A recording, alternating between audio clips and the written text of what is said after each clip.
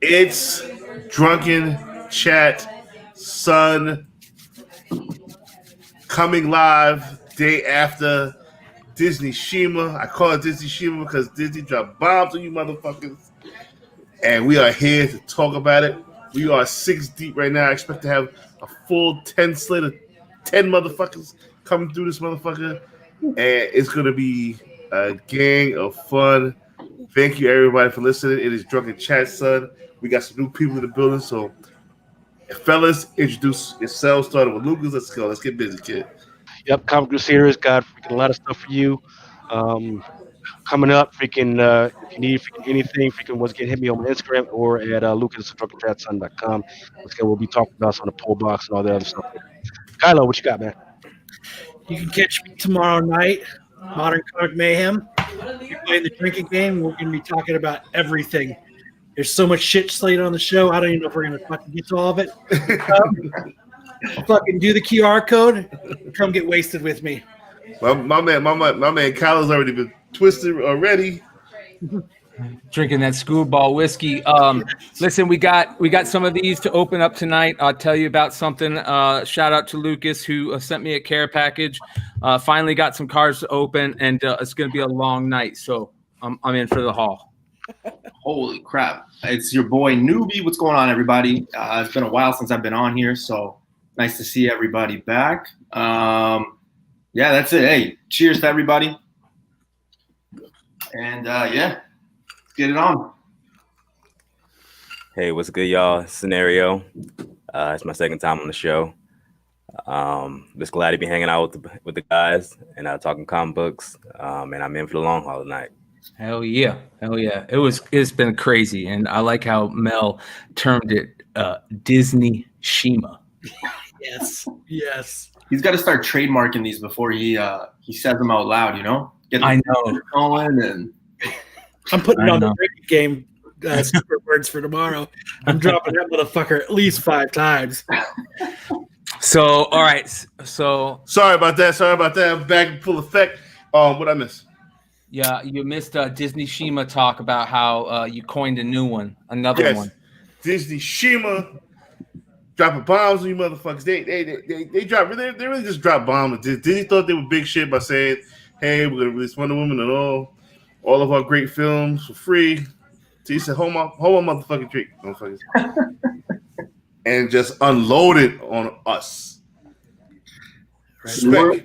There were a few things missing though. No, there was no X-Men talk, no Eternals, no Shang-Chi, none of that. So no, they talked about Eternals and Shang-Chi. Oh yeah, did they? Okay, I missed it. Yeah, I was working all day, man. When I was messaging you, that was the only time I actually had to myself. There was no Moon Girl. Yeah, Moon Girl. Now Boba Fett. No Boba Fett. But that doesn't mean those things aren't coming. They're definitely coming. No, absolutely. No Knights of the Old Republic. I think they just put the tip in for us. Yeah, exactly what he did. Yeah, exactly what he did. They're just teasing us with the tip, and then got us pregnant at the same time. Disney stock shares. Beautiful that you brought this up. I have bought Disney when it was 75. I sold it was at 115. I should have held it. Yeah, so you didn't know. It's up $21 today. I got it at $98. Nice. This fucking shit happened. Wow. So I'm fucking popping bottles. How many shares you got? 100. Wow. Fuck. It was crazy. Your money. I like that. The way it's kind of Marlon threw out the small joker. Hey, if white people, if you don't understand spades, that's all right. That's all right. We got you. We got you covered. But that is a spades reference right there. They didn't throw out the big joker yet. Big joker just fucking. That's just Armageddon. That's just Armageddon right there. But where do we start? Where the fuck do we start? Do we start Star Wars? Do we start Marvel? I mean, Lucas broke down some shit. That's what took us all to get on air. He broke down some shit. I'm still mind blown. I'm still trying to put my fucking mind back together after that. Yeah, this is gonna be a fun, probably our most spec-filled show. We're trying to get Blue Green Artifacts come on show. Retro Comics Nerd is going to come back in the building. Let me hear. Dollar Bit is supposed to be coming through. Immortal Idiots is supposed to be coming through. Trying to get Eric's Herd. Eric's Herd was the first one. He's like, yo, what do you think about Christian Bale as Gore? So what the fuck you talking about Christian Bale as Gore? Now he's going to play Gore. Get the fuck out of here. Sure enough. Yeah, that's part of the whole thing for me. That, and you know, it was the best part though for me, and I teased this a little bit. The best news that I was so stoked for was seeing the animation stuff for What If. The Watcher was super dope. I was super stoked. I was really worried they were gonna fuck that up. I'm a huge Watcher fan, and they did it. It seems like they're doing it right. I love seeing Marvel Zombies. I love the animation when they showed T'Challa hit the Star-Lord mask. I was like, holy shit, that shit's dope. And I think that's like next level stuff, right? That's where they tell the crazy cool stories. So I'm looking forward to it. I knew when they showed the Watcher that Brian filled the fucking cup. Yep. Yeah. Is it specking What If though? No. Well, they're specking stories that they're gonna tell. They're specking Marvel Zombies.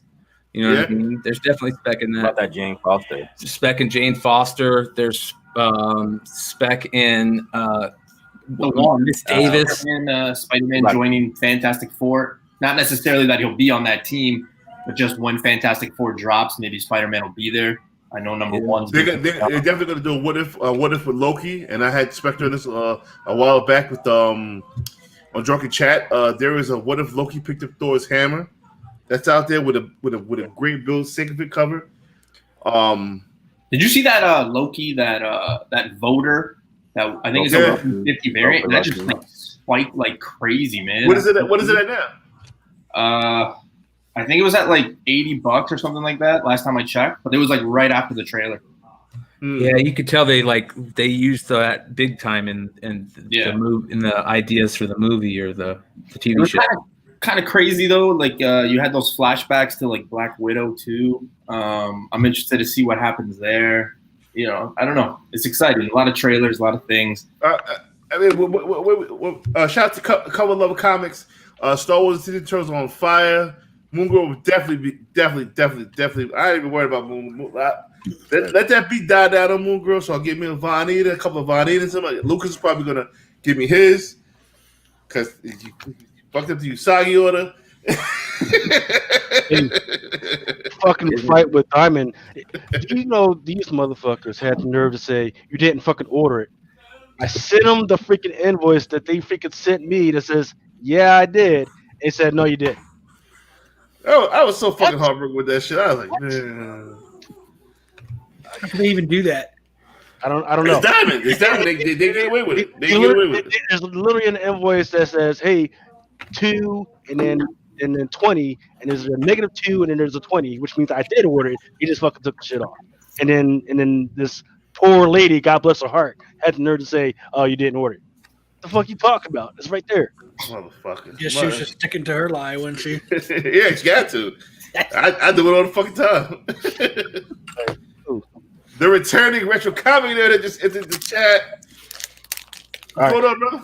So this is a topic that's near dear to my heart. Freaking Alien series, right? There's aliens and predators, right? That was really just a tip. Like aliens a series, jeez.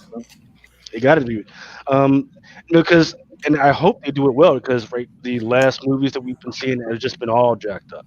Right? Yeah, not a lot of production when they do it. And once again, I think was it number 3? No, it was Alien versus Predator. And I sat down and watched it with my son because my son really wanted to watch it because I just got him into Aliens. He was like, "All right, this is great," and then the whole motherfucking movie was dark as fuck. Motherfucking dark. We were sitting there. I'm up there trying to adjust the TV and shit. Nope, shit was just fucking dark. Like Game of Thrones dark.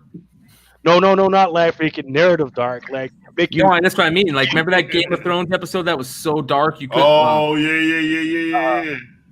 I'm not sure, but I got to that Game of Thrones freaking joint late.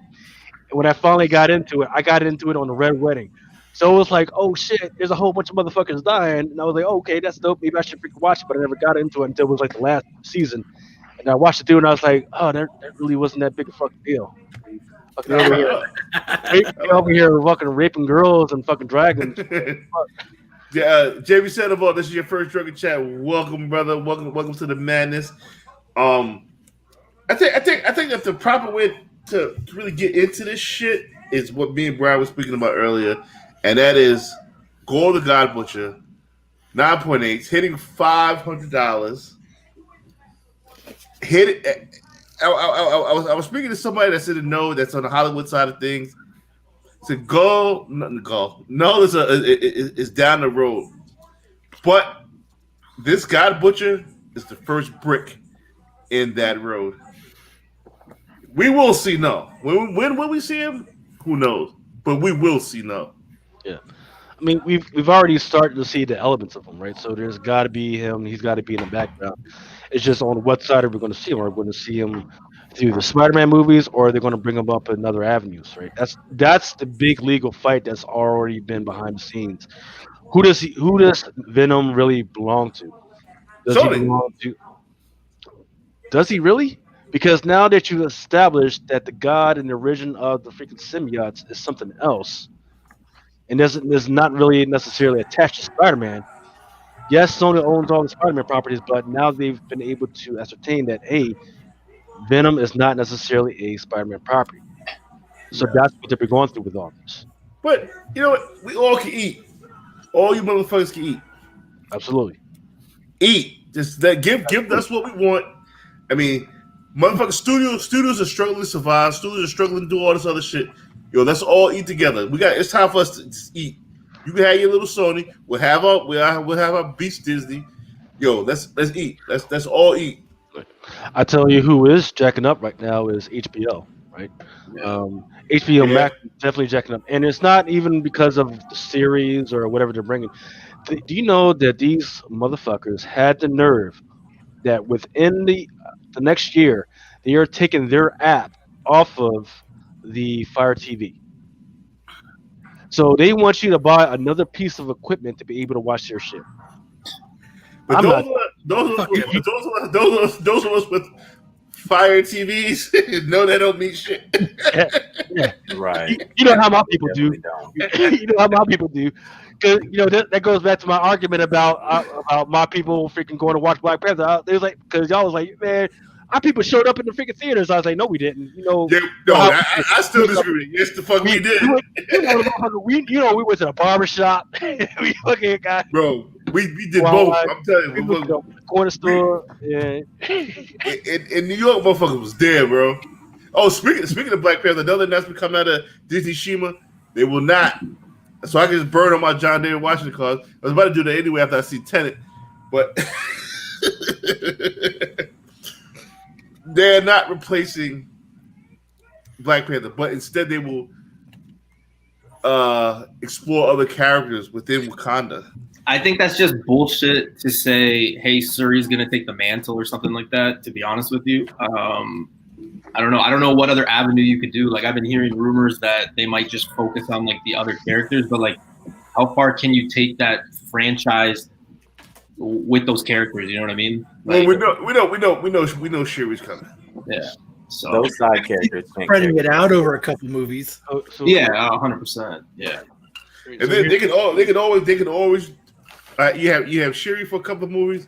You can always introduce Black Panther's son, Killmonger. Well, See, that's what I thought it was going to do. I thought it was going to be Killmonger. Right, and then to Mel's point about Black Panther's son, right? So you could have his mother, right? Which you could. I'm not sure how it's rolled in the comics right now, but it would probably be Storm, right? So we say, well, where's he been all this freaking time? Well, he's been freaking hiding out with Storm, and they were disappeared by Wanda. And then that's it. Wanda freaking brings all the mutants back, brings Storm into the freaking picture, and guess what? She also has a son. So then, is this going to be taking part like way after kind of thing? Like, years later.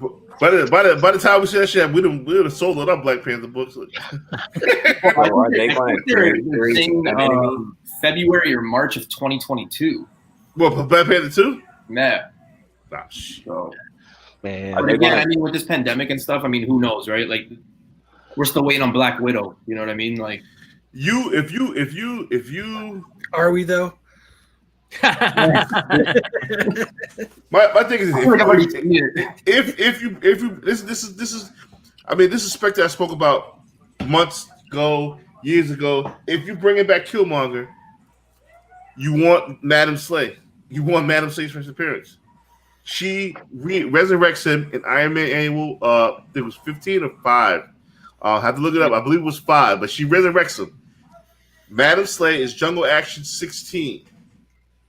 First appearance. And then the name Slay. We all brothers here. You know what Slay?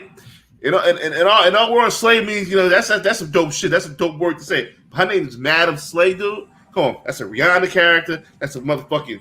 If you get a Beyonce, but I was just gonna say Beyonce was already rumored to be cast in Black Panther too, right? Yeah. So Madam Slay, come on, and she brings back Killmonger as she did in the comics, bro. That's your avenue right there. But Killmonger, his ideology wasn't right to be the Black Panthers. That's why I don't think it'll work. Are they going to create Shuri some enemies, or are they just going to use Black Panther's enemies and somehow change the storyline to make it fit her? Like, I can't see her fighting Namor. You know what I mean? Like, I can't see her fighting him. That's true. Battle or anything. So I don't know. It's gonna be interesting. Well, you know, that's where it becomes interesting with this whole Agents of Atlas thing. He's got this whole deal going on where he's got this inner conflict amongst his own people, and then he's fighting against the Agents of Atlas and the Magic Pure, which could be interesting and X-Men into the whole thing. But you don't have to have her fighting just him, right? Because the other rumor was that they were looking at M'Baku, right, the big gorilla dude from the mountains, having him kind of take on the Black Panther thing for a minute. So there's all types of avenues they can get to. I just can't wait till they do it. But again, I don't even remember for the movie the whole purple juice freaking flower. Did they bring that back? I thought they destroyed them all. Yeah. Killmonger. They got seeds. Didn't they manage to save one? They got more than one. I mean, come on. Well, even if you got one, you got to have another flower in order to fertilize that flower, right? Well, it might be a self-fertilizing one. You know, they got flowers that self-fertilize. Somebody failed science class. You pretty much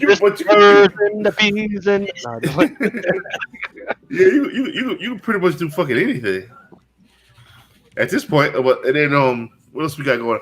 Ironheart. Yeah, I was excited about that when I heard about that. News. Newbie hit me up, was like, yo, that was crazy because I did not see that coming.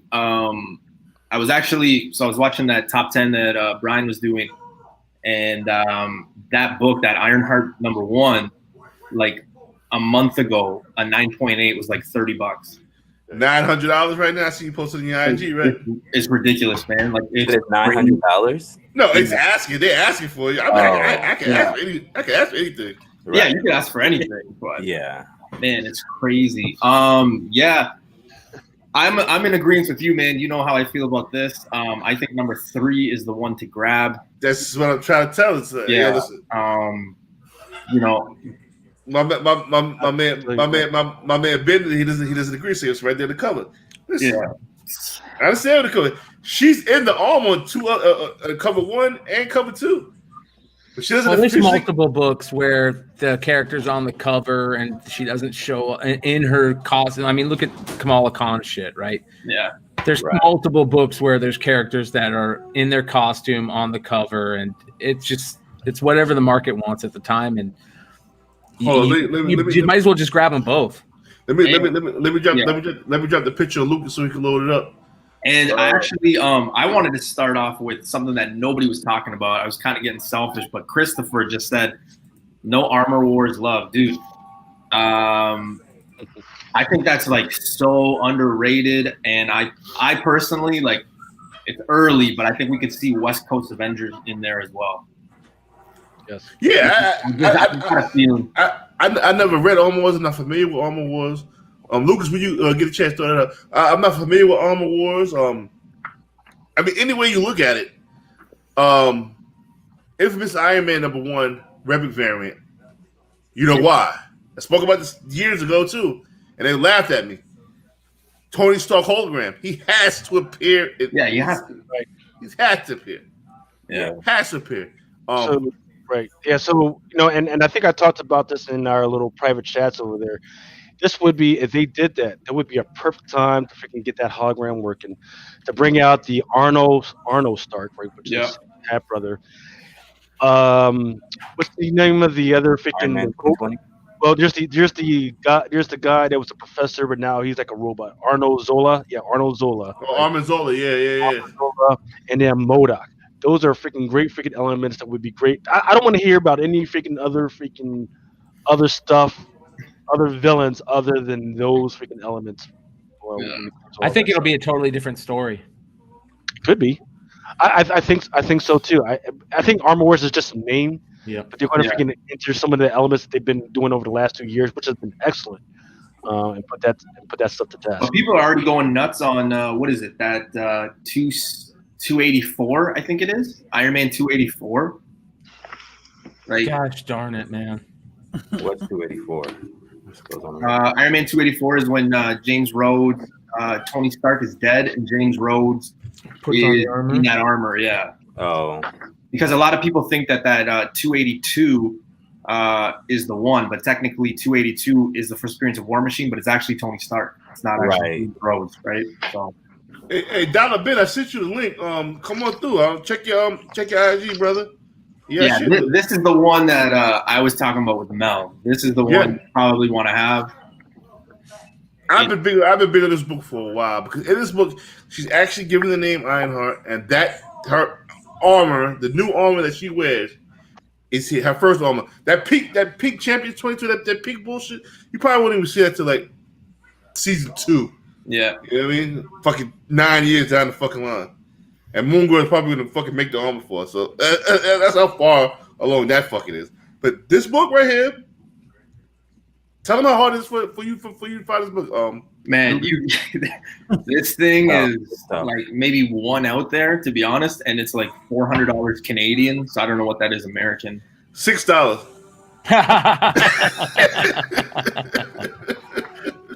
Yeah, man, it's one raw copy, $394 for this copy. It's crazy. Jeez. I mean, that's the asking price. What is this? What was it? One online, maybe two online, maybe. Yeah, well, the one that we were talking about yesterday was it was going for $140 after taxes and everything Canadian. It's sold. Oh, the one that what you made offers on? Yeah, I made like 7 offers and he just didn't take it. Yeah, it's sold already this morning. Jackass. He was a dick about it because like you got all right. He was asking $75 American. Yeah, and then the newbie bid it up to like fucking $70 American. He declined the offers. Well, motherfucker, just leave it at 75, you dumb motherfucker. So yeah, whatever. It is what it is. I'm hoping I get luck and I find this in a collection somewhere or a back issue bin. But yeah, this is a hard book to find. I have to find one to trade it. You know? What else we got? And then do we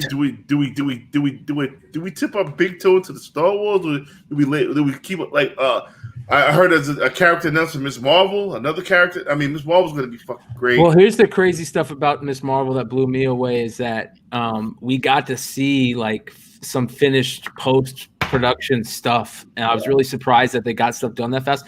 And another big surprise was how much I really liked the actress that's playing the character now after I saw her in some stuff. She's cool. Oh, dude, she is perfect, and they were 100% right. She is, from what they showed, she looks amazing, and it looks like a really good story. And then the craziest thing was when he said, and then in Captain Marvel 2, now she's going to appear with Monica Rambeau, and this is on the heels of us hearing those rumors about Brie Larson.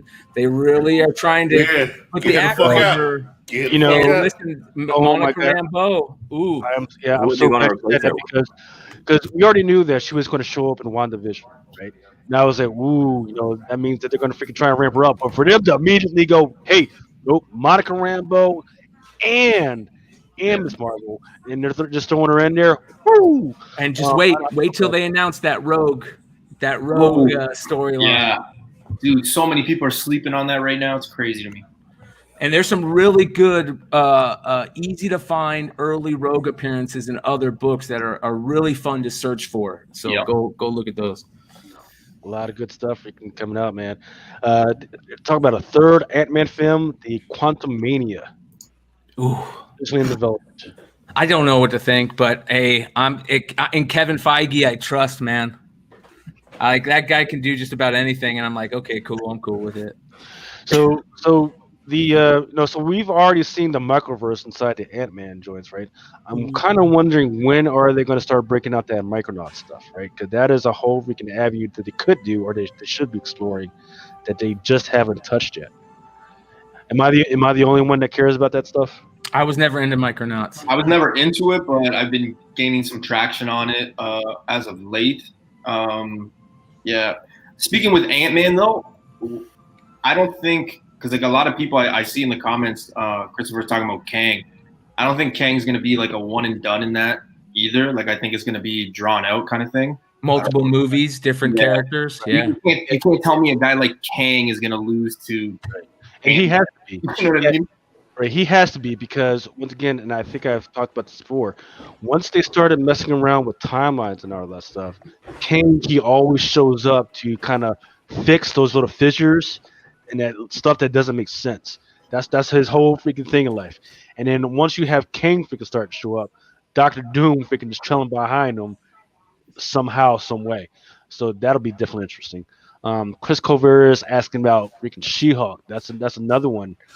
I don't know. Was there any new news on She-Hulk? I know that was going to be. Oh yeah, when they said that other characters are going to appear and it's going to be like a courtroom type drama, and he specifically stated, "Be on the lookout because this could be a place where other characters could appear." So he said Hulk was going to be in there. He confirmed that. I think he confirmed another character. I can't remember though.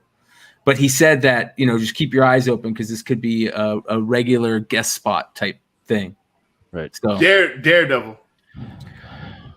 Daredevil's a lawyer. She's a lawyer. Daredevil. Yeah. I think with I think a lot of people are forgetting just because of the excitement from yesterday. But earlier in the week, right? What was the big news? Tobey Maguire, Andrew Garfield, Kristen Dunst, I think it was, right? Like I think we're going to see a lot of these multiverses, and me personally, I think we're going to see a lot of these team ups. So I'm telling people, maybe start looking at these team ups like Spider-Man, Moon Knight, Daredevil, Spider-Man, like those first meetings and stuff, because they could get some traction. I'm not fucking hyped to see Andrew Garfield. I'm not hyped to see Tobey. No, me neither. Emma Stone, no. That was under old freaking management, right? But that Doc Ock was bad. This also opens up Miles, man. This is like all those people on the Miles thing. Like this opens up Miles. Y'all think they're going to sneak in Miles? I don't want a live action Miles right now. I didn't want one, but we need a strong black male lead, and Miles could be it. Being that you picked the right person for the job. Denzel Washington. No, I don't know. I don't know if we need a strong black lead for. Like, look at Tom Holland. Look what they did with him. Yeah, I think what you need to do is just find a goofy kid who can actually act, and then let him kind of personally develop into a strong lead. Okay. What about the kid from Stranger Things? They already have a kid, don't they? Don't they already have somebody that they were doing test shit with?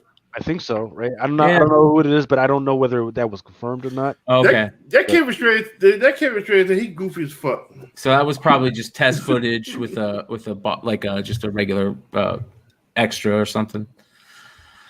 I don't know. It's interesting. I think the Doctor Strange stuff was very interesting because America Chavez. Yeah, and listen, I was not big on America Chavez until somebody pointed something out to me, and that's another. I think Mel, you might have seen this. Some of us might have seen this. That America Chavez is a perfect character for this in Marvel, even though her power might seem kind of goofy. It's perfect for movies. It's perfect for movies and Doctor Strange and that type of stuff. And if it takes her into different dimensions and stuff like that, like. game over. That could be a bigger character than we think. Doctor Strange is going to be the linchpin to all the multiverse stuff. You know, it's going to be crazy. I mean, let's see. What has I mean, after Disney Shima happened, I didn't really get a chance to look at like prices. Like, I know Ben Rice's hot 10 list like a day before, right? Yeah, like a couple days before. So let's see. Let's go to eBay right quick. Let me do some research while you guys talk amongst yourselves. And so here's what I'm gonna do, guys. Here's the box that one of the boxes that I got from Lucas. So what I'm gonna do is I'm gonna open this while we're talking, but I'm not gonna look at the cards. I'm just gonna take everything out of their packages, just that way it's easier to go through. So I'm gonna do that while we're talking. So we got God of Thunder #2 has definitely cracked 500. That's a $1,000 box, ain't it? No, unfortunately. So it's still a good box, but I thought it was hobby. It's retail. It's the retail 3-packs, but they're still good. You still have a chance to pull autos out of it, and the important thing is the parallels. So we'll go over that as later in the show. So. Mel, you can take me down from the big one, Mel, until I'll let you know when you put me back up. What happened, comics? You said the 9.8s are 500? 9.8s have cracked 500. Okay. Which book? Thor God of Thunder #2. Oh, yeah. Let's see if there's any movement on Null. First Null. Was it Venom 3? Yeah. Venom 3. What was going for before? Like 600-700, somewhere around there? Well, it dipped down to well, let's see. Which one are we looking at? I'm looking for third print because that's the one I got. So there's one that sold for 500 today. I dipped down to 400 earlier in the month. But 500, 9.8, not bad. On the regular cover, it's hitting about, last sale was about 305. Let's see what the 125 is knocking for. I keep forgetting it's you're talking American too, so that's like 50-ish. Yeah. Wow. Okay, so let's see. Wow. The 125 hit 610. And that was on November 28th. That's huge. But the 125 hasn't sold since November 28th. Let's see what the third print has last time third print. So third print 120 December 6th. No, excuse me. That's not it. Well, Venom 3 third print was yesterday. Well, today, Friday, and that's $500. Buy it now. Ones that are listed right now, and you could get a third print. There's a bid going on right now. It's at $400. It ends in 4 days. There are currently no 9.8 buy it nows on eBay. I think they were all taken down. All taken down or bought up? No, correction. There's one at $650 best offer. So nobody's willing to pay the $650. Nobody's willing to pay the $600. So I would say Venom 3 third printing is a good $550 book.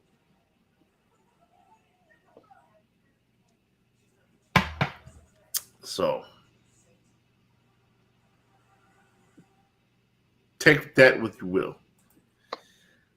Let us now go to what's old girl name? America. Oh, America Chavez. And before this, that was going for like 9.8s are going for like what, $1,100 Canadian? I don't know what that is American. Let's see, Vengeance, America Chavez. Remember, there's like a variant. You know how to pronounce the actor's name? I said, you guys know how to pronounce the actor's name that's playing America? No, I didn't even see a picture of the bro. Yeah, what is it? It's like, I know that Kevin Feige said like Sochi. Like that's how you said the first name, Sochi or Sochi, something like that. It's spelled like the name is spelled in a way I'm not even going to attempt to try to pronounce it. Yeah, I have no idea. This is weird. Avengers #1, a 9.8 hasn't. 9-8 sold yesterday. 749 best offer accepted. Let Sierra, us go. yeah, Sierra Ramirez. It's just Sierra. No, Ramirez. what book? What? No, what book? What book was that? Avengers 1? No, Vengeance. Vengeance. Vengeance. Let's see what it actually sold for. Well, it didn't sell. He relisted the item at $8.99 for a 9-8. It has not sold yet. It will sell. Be vigilant. It will sell. Oh yeah, for sure. But a 9-8 has not sold in quite a while, which is surprising. That means motherfuckers got their shit tied up and they're not letting it go. Last 9-8 sold on November 26th for $5.10. Interesting. Yeah, that's actually pretty good. That's fucking great. Yeah, that's really good. The only thing is, like, can they build something around her, or is this just going to be something that, okay, she's going to be in that movie? And Well, she's in a cartoon, so kids know her. Kids know who the fuck she is. American number 2, the Art Adams variant, a 9-8 sold for $480. I remember that book was allegedly $1,000 book, but a lot of these $1,000 books have came back down to. Well, I dropped by half. Let's see. There's a 9-8 for $1,500. There's 9-6 signed for $900. I have a 9-6 I bought for $50. Let's see what a 9-6 will sell for. I hate having 9-6s in my collection. Trying to get rid of that shit. There are currently no 9-6s. Bougie ass fucking snob. Bougie motherfucker.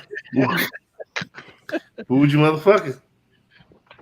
Hey, but 9-6s are good to have if you're gonna put them up for sale, because when 9-8s are untouchable, Yeah. people start buying the 9-6s. So it's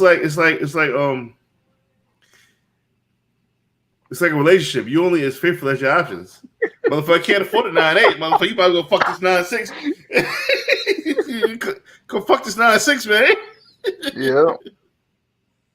I'm happy. You're happy. Before I forget, niggas a little behind on key collector ads, but there's a new Walmart pack. I don't got a Walmart. I've seen that Venom 25 Walmart pack one. They're going on eBay for like $25, I think. I don't give a fuck about fucking Walmart. For the whole pack? Yeah. Contest of Champions, Mel. Ultimate Variants coming with America. Yeah, yo. I don't know what Contest of Champions you're talking about. If Contest of Champions 5, I spoke about that.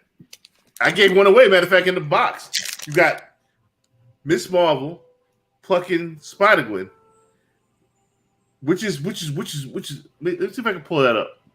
Lucas, give me a second. Contest Champions. How do they do with Walmart variants anyway? Like, do they do them weekly, every few days? Like, how do you guys know when they're coming out? You just got to go to Walmart and check, or? Yep. Mm-hmm. Yeah. Yeah. And what's really interesting is I didn't, because I always saw them there, right? But I didn't understand that there was actually Walmart variants, right? So, for instance, that Strange Academy, when that freaking first came out, I didn't realize that was a $30 freaking book. I don't know how much it is now, but it was a $30 book for a little while, which is pretty great for a pack that costs you $8.99. That's pretty good profit. Luke, you pull it up real quick. We're gonna do a lot of crazy shit. Sure. Wow. I gotta learn how to do this shit. I think. Oh, we just hit 101 live listen, but now we're back down to 98. I'm sorry. Once we hit a blind girl, you're not a 9-8, but I fucks with 9-6. I'm telling you, Cole. I'm telling you, it works. You're not 9-8, but I fucks with a 9-6. Try to tell you. Have y'all seen the Contest of Champions with I think it's number 8 that has America and the Ultimates on the cover? I think that's what the brother was talking about. But look at this one. This right here symbolizes what happened yesterday. Miss Marvel, get the fuck out of here, Gwen. You're no longer a thing right now. Let move, bitch. So what was that Contest of Champions? What, 7? Number 8. I think that's what Card Price was talking about. Contest of Champions 7. Is it a variant? It's a Raza variant. Oh.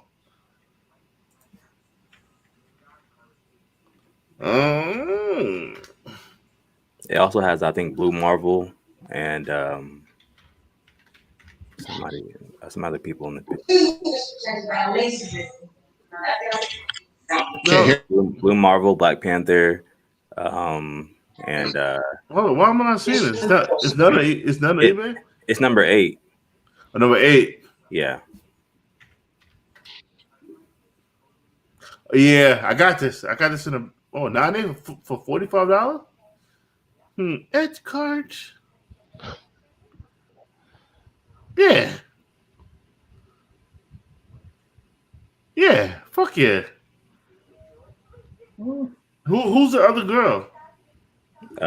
Isn't that Captain Marvel? Captain Marvel is America, and it's Black Panther and some other brother in the middle. Who's that? It's Black Panther, Blue Marvel, Oh, America, Captain Marvel. but there's one more female there. And Monica Rambeau. She does magic? That's Photon right there. Oh, okay. Let's buy it now. Free shipping? Fuck yeah. Shit. I'm looking at the same one you're looking at. Yeah, you better not look at it no longer because that shit gone, bro. Or is it? This shit keep spinning. No, it's mine. It's mine. No, it's not. It's mine. That's why it's loading. No, it's not. Did the Secret Invasion stuff get anybody like pumped or anything? I mean, well, I'll tell you this. While everybody's chasing Secret Invasion shit, you got to think. Hold on, let me. the Super Scroll. Hey, up or anything? Hey, so hold on. Hey, Brian's got some stuff. Oh shit. Okay. So, can you read out who it is? Yeah, you guys can keep talking, and we'll freak out if we see something cool, though. So here we go. We got something cool coming up. It's a prism. Is that Roger? Okay. So these are what are the prisms. These are what the you guys can see the difference in Right. the colors. Like they call these the prisms, and these are the parallels. So there's different colors, and you like the silver ones. People like the silver ones the best. Beautiful. It's fucking It beautiful. is, and it's DK Metcalf. It's like a I don't know if you call these inserts, but they're like these weird cards they do, and the Got Game's one of them. But it's still DK Metcalf. That's cool. That might be a couple bucks. This is weird because Pro Bowl. oh yeah, it's Pro Bowl. I didn't even know they're doing that shit. All right, so they got legends in here. They do like legends. You'll see legends also, and there you go. Oh, there's our autograph. All right, so this is an autograph, and it's kind of a bummer. It looks like it's an Atlanta Falcons linebacker, Keith Brooking. That's shitty. Anybody hear me? Yeah, we can hear you, bro. Ultra? Yeah, man. Oh shit. There's a rookie. Is that a rookie? Maybe What's not. his name? No, Keenan Allen. No. Keenan Allen. No, it's not a rookie. Yeah. All right. There's Juju Schuster-Smith. So the base cards are nice looking cards, but again, you want the here we go. Here's a prism. Let's see what we got. It's another one of those stupid Got Game cards. Game Josh shits? Jacob. Yeah. It's beautiful though. I mean, they're cool looking cards. They just should have kept that Got Game off that shit. There's a rookie. That's J.K. Dobbins. Oh yeah, from Baltimore. Yep. So Iowa State product. that's like a extra card. There's LT. There we go. There's a legend, right? Von Miller, and there is a prism of DJ Clark Jr., a green prism. So no rookie. So, hey, guys, I just landed a little bit ago, and I got a couple of things I'm going to square away, but I'm going to try to jump back on with y'all a little bit later, okay? Come on back. All right, yeah. A CJ Henderson rookie. It looks like he's in his college gear. Florida. Florida, yeah. So That's weird. All right, go ahead. We'll talk comics. We'll get to some more later. Chris Robinson and Conor McGregor back in the building. Yeah. That was hilarious. I mean, what did we leave? Oh, yeah, I checked out. Yeah, I got that Contest of Champions. And then you said you were talking about a book that no one's talking about. Oh, yeah. Let me find one first. Hold on. Nah, that's too expensive. I'm surprised like the Super Scroll hasn't gone up in too much. I mean, in years' time, this book, people have already talked about it already, but Meet the Skrulls, the Henderson variant is going to be a beast. What about is Secret Invasion set selling decently at all? Man. I would think that those sets might be selling for a little clip, but maybe not. Wow. $39.99. Buy it now? It's not bad. It's not great. Somebody has it up for $99, but this is $34.99. I mean, this is $34.99. Buy it now. Yeah, it was dead spec for a little bit, right? I wouldn't call this great right now, but $34.99 is not a bad buy. They're making a TV series out of it, right? Mm-hmm. Maybe people just don't like Skrulls. But after Secret Invasion, you gotta have Meet the Skrulls. Yeah. That's the book that really nobody's talking about. 100 Live. Let's go. Lucas, I was watching the show last week. Why wasn't there a lot of people on the wheel? On which wheel? Oh, so there's the one wheel, right, which I did for the Comic Crusaders joint, right? And then I didn't do one for your channel, right? If you want to do one for this channel, absolutely let's do it. I forget what I forgot what we gave away. I know what we gave away for the Comic Crusaders. Diamond Select says that they're going to send me some stuff to give away to TX. I think that's what his name was. As soon as I get that stuff, I'll send it right out to him. I know. Our guest last week won this. There was like 7 people on the wheel, but he won that. I got to send it out. But I got too drunk and I got too sleepy to give out the beautiful Greg Horn Punchline set, so I want to give that out tonight. Wow, that C cover is gorgeous. Beast, monster. This is a $50 set. I want to get back in the group and giving shit away. Motor Alias, I Am a Skrull. Let's see. Blue Green Artifacts has joined us in the chat. 103 live. Blue Green, aka me, Mark Calloway, aka Undertaker, in the motherfucking building. I love it. Yo, when I was out, I love the stuff you was talking about, brother. You always got a great ear, great knowledge, and you gave away one of the major books for the pre Drunken Box joint. Loved it. Nothing compared to what you gave away though, man. Speaking of which, I do have the video files. I will be sending it to Brian, so he can what are you doing it? Matter of fact, Brian, shoot me an email so I can send it to you right now. All right. Hey, Brian, hey, Lucas, what's up, guys? What's up? Hey, what's going on, brother? What's up? No, Blue Green. Hey. Hey, Brian, we surely do need to have a cut of last week's freaking show when Sean came on. Yes. Oh. Yes. Sean's gonna be a star in some really good clips coming out soon. Then we had one of our special guests, one of our freaking platinum members, freaking Basement Issues, freaking VK on, and he basically got sexual harassed the whole time. Fucking bitches up there telling him fucking play your titties out. Let me see what Sean is doing right now. Hold on, let's see where you at. I see John's box of comics in the chat. John, I found your book. Long story, but I got a package I'll be sending your way, brother. All right, so Blue Green, you are a spec connoisseur. After Disney Shima yesterday, what do you like to see? What's some of the spec? You got that Star Wars show. We didn't even dip a big toe in Star Wars yet. there was so much that came out yesterday. It's almost like, what do you spec on? Like what? Everything, nothing. I mean, you kind of gotta pick a lane, like whatever your specialty is. You know what I mean?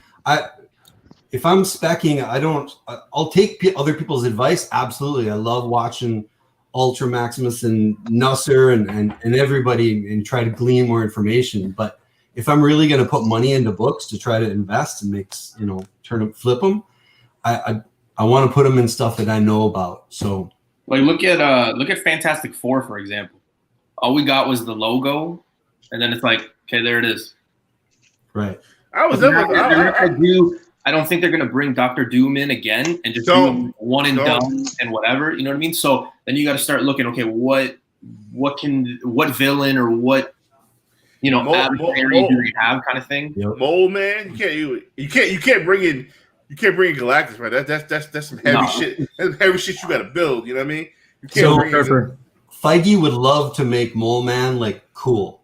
Yeah, he would love to pull that off. I don't know if he could. But. Well, I thought they were going to go Secret Wars anyway, so I personally assumed that they were going to bring, not Mole Man, Molecule Man in, so then they could tie it all up with Secret Wars, and then bring in X-Men and all that. But I don't know now. Dude, the thing about Fantastic Four, they didn't have really great villains except for Doctor Doom, Galactus, and Silver Surfer. Yeah, comes starting early tonight. Yeah, bro. I had lamb chops earlier and shit. I had some onions that fucked me up. You talked about Star Wars, cannabis cough. You talked about Star Wars, and the thing about Star Wars that's crazy is what are you going to spec on? It's crazy. People are saying buy everything. And like villains. Villains in Star Wars universe is one of the few things that I really like. I talked about on the Hot 10. Right. I think it's one of the few places where you can spec on villains, especially new Sith, new Jedi that could turn dark. Yeah. Find those hero's journey characters, and usually they involve somebody turning dark side or coming back and forth, or everybody talks about Revan, but there's a lot of other characters that could be that next Revan. Hey, are there? A lot. Oh man, with Star Wars. So here's the way to think about it. And shout out to Marco, Dark Side Crew. Marco said, he goes, it's like when Iron Man came out and when the Avengers movies were coming out and all the comic movies were first coming out. You remember when C and D characters books were shooting up to like $100 books, like C and D characters. Yeah. That's what's happening in Star Wars right now. Right.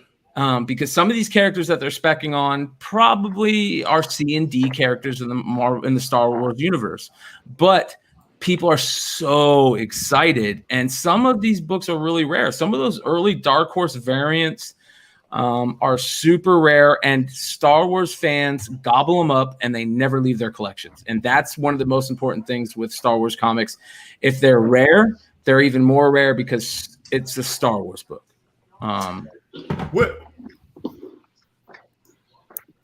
So you would expect villains instead of heroes? I do in Star Wars. I think it's a good play. I think it's a really good play. Hood Red Comic. I hate this motherfucker knows his Star Wars shit. High Republic's about to be the next Young Avengers book, and everybody's gonna be on it. High Republic so crazy. Check out. Keep an eye on that IDW High Republic run. That's more Marco spec, and he killed it on that, man. I didn't even fucking know there was a fucking IDW High Republic run. And print run of that main High Republic book's gonna be. What's the print run? Oh, it's gonna be ungodly. 700,000. Ungodly. Yeah. I mean, Star Wars 1 Marvel was over 1 million. Man, it's gonna be ungodly. But listen, if you're I'm not a fan of the exclusive game, but there's gonna be some probably exclusives that are gonna be limited to like 200-300 maybe. If there are, those might be the ones to jump on for that. I still think that those they're kind of like character design variants where they have some of the new characters are gold. The character design variants for the IDW run, I think, are gold. I really love the IDW Marvel stuff, whether it's Star Wars or Marvel. I think they've been doing a good job, putting good stuff over there that interests both collectors and adult and younger readers alike. So, they're hitting home runs over IDW with the Marvel stuff, whether it's Star Wars or Marvel. Right. Yeah. I was discussing with I think it was last week we were discussing with Marco that whole freaking deal about it, and he pointed some good stuff out to me, and some of our pull box customers, they were able to take advantage of it gratefully. For instance, like that Suede, that 1 in 25 that's freaking coming out. There are some. Hey, if you didn't freaking take advantage of it, and I gave people a pretty good deal on it, there's going to be some later characters like these 1 to 20. There's going to be more 1 to 25s. There's going to be more 1 to 50s. They're going to be out there. I dare to say, I would think that if IDW is smart, they're going to put out a 1 in 100. They've got Stephanie Hans freaking working on some stuff. They got a really nice cover that's coming up for the High Republic #1. And Tony Moore's art was like. It was so good I couldn't believe. And I'm a Tony Moore fan, and it was so good I didn't believe it was Tony Moore's art. Yeah, so that's going to be the one to pay attention to. Like I see all that ancient stuff, that old stuff that people are freaking picking up, freaking great on it. But I think going forward, some of the future freaking issues are going to be the stuff to pick up. You just got to hit your honey holes, freaking hit up those LCSs. Let them know, hey, I want these, and not just the smaller runs. Not just the 1-on-1s. Get those 1 to 25s, 1 to 50s if you can, and those villains. I forget the name of the villain that Marco was pointing out to me. I forget his name, but there is a villain that's on one of those high incentive ratios. Yeah, the leader of the nil.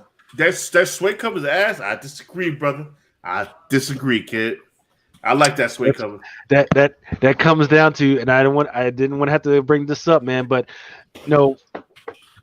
as we're freaking jumping around, jumping through all the hoops of freaking trying to pick up all this Marvel stuff because of all the freaking news and everything, the most interesting thing was, and I've some of those people that have been hit me up on Instagram before this all happened. I said, hey, there's going to be something happening within the next 2 to 3 weeks that's going to affect the economy, right? Once again, it's all about people trying to pay their bills, so they're going to be freaking dropping stuff off, selling a lot of stuff, right? Yep. And the first thing to go is always the African American women. African American freaking women. Well, the surprise is that a lot of the shows that came out in some of the news, there's a lot of African American women in the forefront. So if I don't see, I'm going to be freaking highly disappointed if I don't see a lot of those freaking prices going up. I'm not going to be disappointed. I'm not going to be shocked, surprised, or whatever, right? It's going to be the same old. But once again, we've got Moon Girl already hit freaking ridiculous freaking prices. Some of it was going for $600 to $800 prices, $600 to $800. We should see the Riri stuff freaking hit freaking new heights, right? We should see this American Chavez Ventures #1 and that #2 that Adam freaking joined. We should Adams. Yeah, we should see the what's the name, the Asha Khan, whatever the freaking name is, man, that freaking beautiful whatever her name is. I forget what her name is, the one from Star Wars. We should see her first appearance. Asajj Ventress. Yeah, every freaking. That's why I can never remember that motherfucker's name. That motherfucker gonna be huge. That bitch bad, dude. That goes all back to Son of Dathomir and Darth Maul and the Night Sisters. And listen, that train's already ran the station, man. I want Lucas to finish his thought because I want you to break down this broad. Cause I don't know nothing about this broad. Lucas, finish your thought. I want Brian to break down this. What's her name? Asajj Ventress. Yeah. Yep. And then the last one is going to be this Miss Marvel and Monica Rambeau, right? We already know that they're trying to replace Brie Larson or whatever her name is with these two, right? She's Monica Rambeau is going to be WandaVision, and then she's going to break off with some other stuff, right? Miss Marvel, she's already in the Avengers game, which is ass, right? It didn't do well. It's not that it's a bad game. It's that I have a hard time playing it. That's just the way it is. They're saying, "Oh, it's because of this." No, it's because I can't freaking play it. I'm always having technical difficulties trying to freaking play in the game, and that's why it's freaking ass. And now you got these freaking PS5s, and they were like, "Oh yeah, it's gonna be better with PS5." Well, guess what? Nobody can get a PS5 right now. I got one, motherfucker. I paid $1 million for what I got one. Goddamn it! I can't even get a freaking Xbox right now. You know. Yo, Bolo. Answer your message. I gotta ask you a question. I seen some shit. Well, no, Brian. I want you to finish. A-size, what's it? A-size venture. Well, here, let me do this. It'll be a little easier. So, this is that's that ballhead bad bitch. Yeah, this is. I shared my screen real quick. This is like I love going to the Wikipedia and stuff. So this is A-size Ventress. She was always bald headed. Yeah, well, not really. Like this is a kind of some weird art of her right here, but this is like some kind of weird art of her before she was bald headed. But so basically, what she is she's like Darth Maul. She's that same type of species. She was born on. She's part of the Dathomir storyline. She was a Night Sister, which is a really good storyline. But the crazy thing about her is that she's been so many roles, and it says right here where she was a slave, a Jedi Padawan, an assassin of the Sith, a Night Sister. She becomes a bounty hunter in the end. Like she has this really crazy storyline, and people love this character, dude. Absolutely love her. I'm gonna see if I can find some other art for her, but her comic art.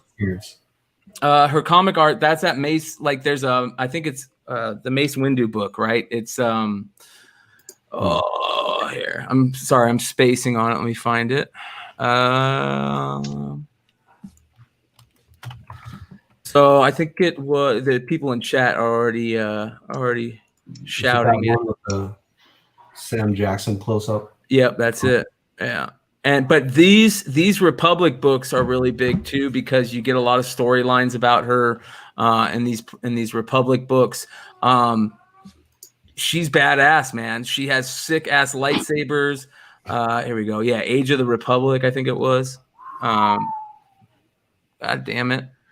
Star Wars Republic 52. There you go. Oh yeah, that's a sick cover, right? That's a sick cover. Yo, her homie Dirge. Yep. Man, I'm trying to take Dirge. Dirge is that dude, kid. This is her on that cover. Yeah. This is it right here. So Dirge is another bounty hunter. Dirge mimics. Dirge is like Taskmaster. Yeah, he's a bad motherfucker. And they did a cool run in Obsession too. A lot of her Obsession books are really dope.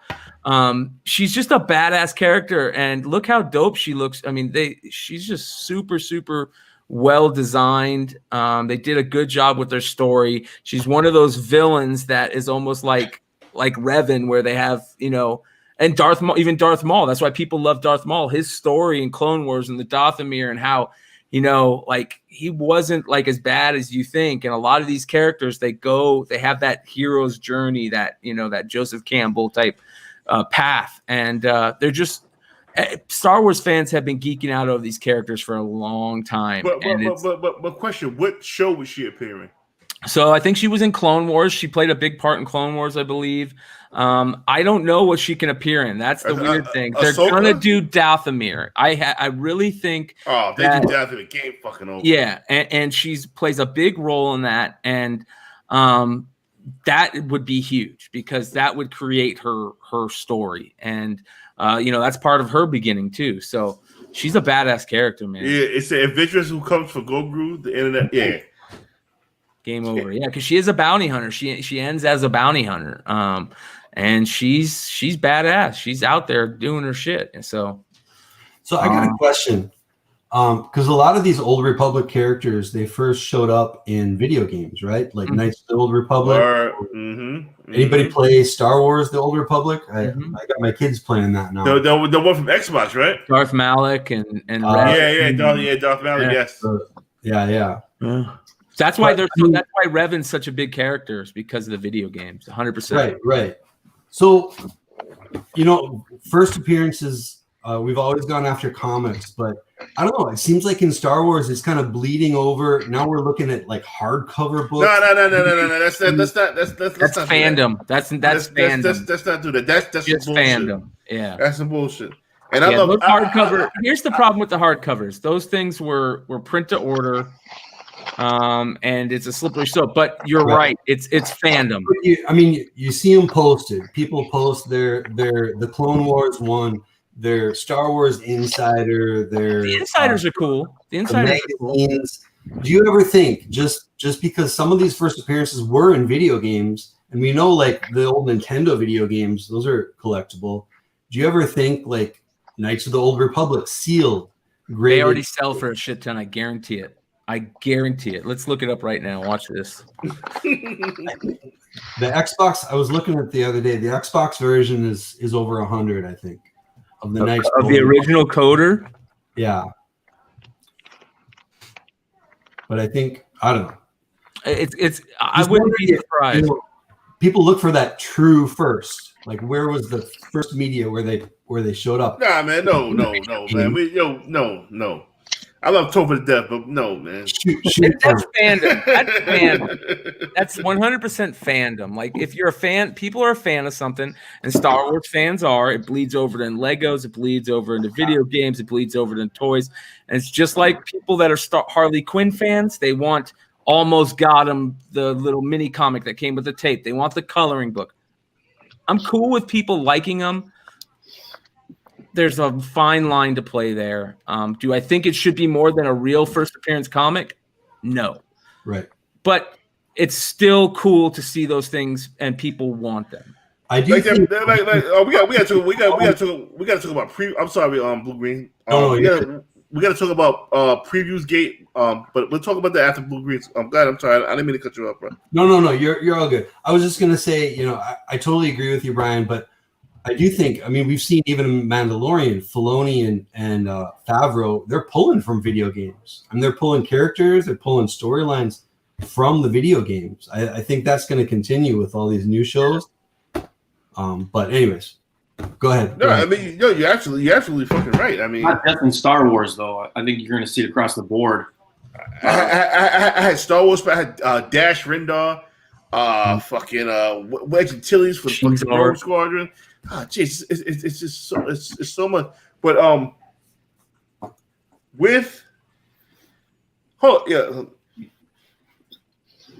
Topher's my man. Don't talk shit about my man Topher, man. Don't Topher's the king, man. Yeah, because it's some shit you bought off a wall that's spurned from Topher's womb. You know what I mean? So we're gonna discredit Topher. Not here, not a Drunken Chat. Topher's the man. But first Darth Saber is fucking Sons of Dathomir. That's it. Period.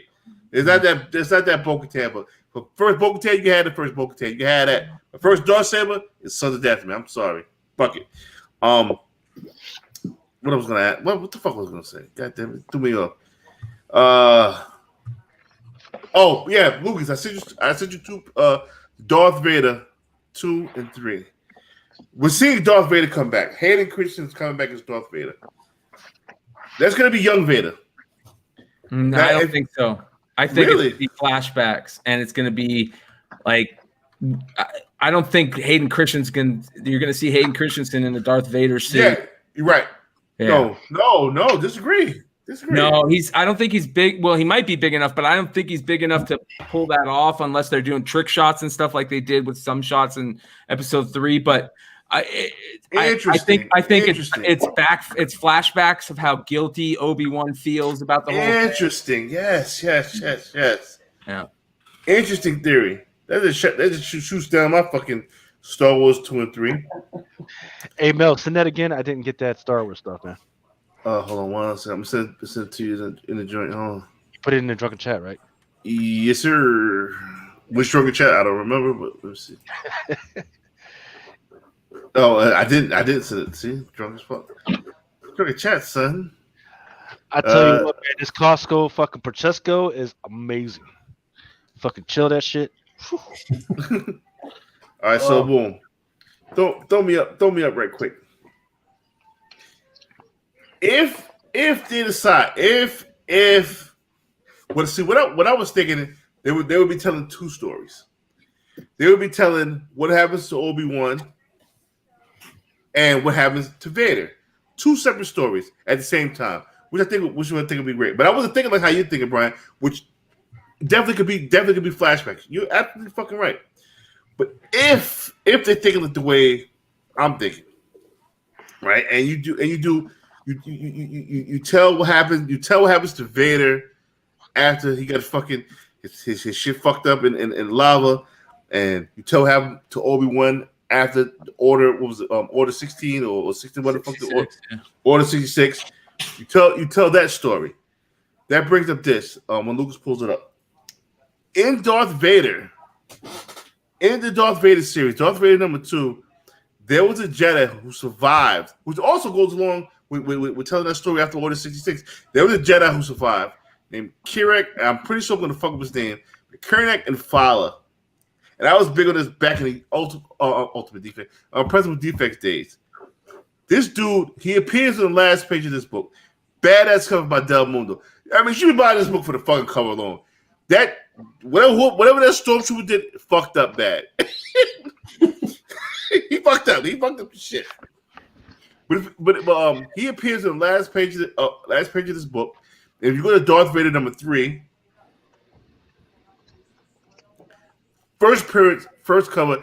This was one of the last Jedi. He also could appear in the Ahsoka series. Vader, he fucked Vader up. Dude, Vader for fucking magic. He was just fucking him up effortlessly. Yeah, but Vader, that was the young Vader. That was young Vader. That's what I'm trying to. You see my vision, right? Uh-huh. You see my vision, right? Yeah. Dude, Vader used the Force, crushes dude's neck, but dude was handling Vader, kicking his ass. This dude, I would like to see a series with their father dude. You know what I'm saying? Can I want to geek out real quick on Vader real fast, man. Vader is the baddest villain next to the devil, dude. There is no better villain in the history of stories than Jason. Boys, get the fuck out of here, dude. What? Vader is it goes the devil, Vader, and Joker. So the interesting thing about both characters is there's twisted ideologies when it comes to both, right? So Jason in the first movie, it was actually his mom that was doing all that. Yeah. When it comes to Vader, the reason why he did all that stuff is because he was trying to save Padme, right? Even though she died, he believed that the Emperor could teach us some shit that would bring her back to life. You lied to the motherfucker. Right. That's why he did. He killed everybody because he believed that if he learned the secrets of life and all that else, he could resurrect them. So all that stuff was just a secondary mission. But this is the type of shit that I love in this storyline. When he gets thrown, when that Jedi fucks him up and throws him off that cliff, and Vader steals that robot and uses the Force to put his shit back together. I was like, dude, that shit is dope. That shit was really dope. I thought yesterday, like during all the Marvel announcements, I could sneak by this motherfucker. Nobody paid attention to this motherfucker. But there's only one $800 to ask for $800. Like, you know what? Everything Star Wars is a fucking go. Like, you can spec on any goddamn thing in Star Wars there. What's it going for now? I wonder. You have a couple copies of this? Mm-hmm. Motherfucker, you got you owe. What's in this? It's in another world somewhere around this motherfucker, but I got a couple. You owe for my Usagi shit, man. I did that Moon Girl.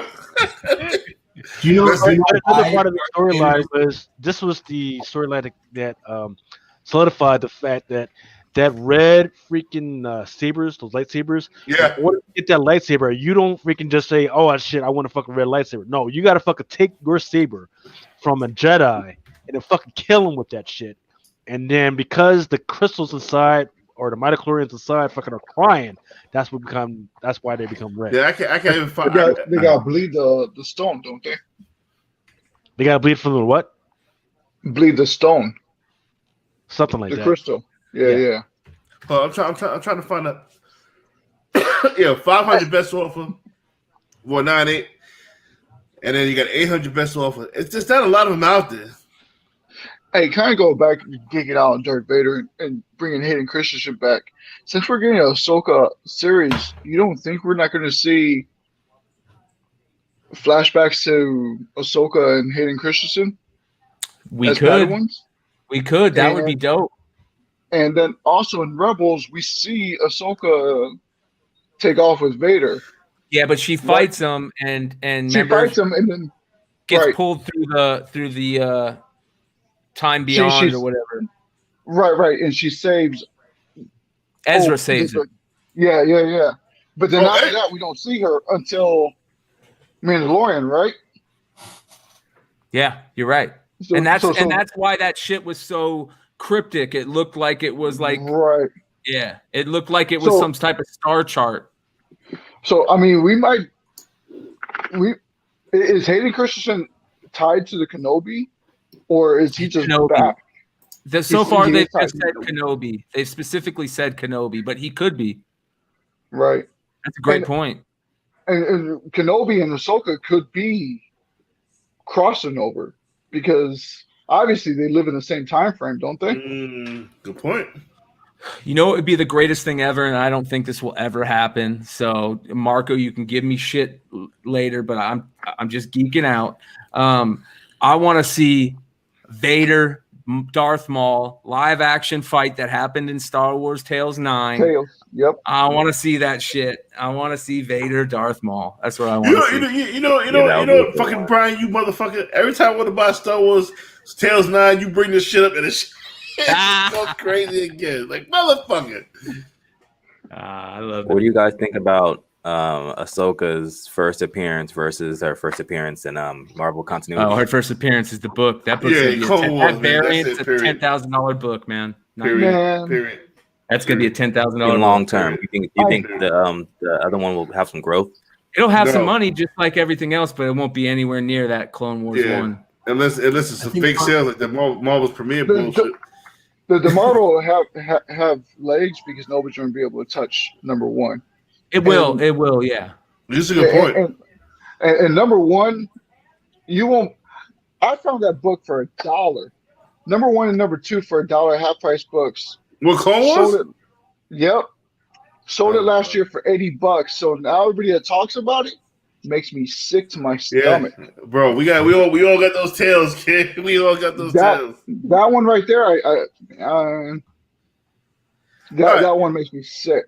Cover level comics brought this shit about 4 times, and we haven't highlighted it. So he's 100% right. So this What is that? all I don't even know what this. What right, this so is. let me show you what this is. This is Forces I of know Destiny. Okay, so this is the next The cartoon.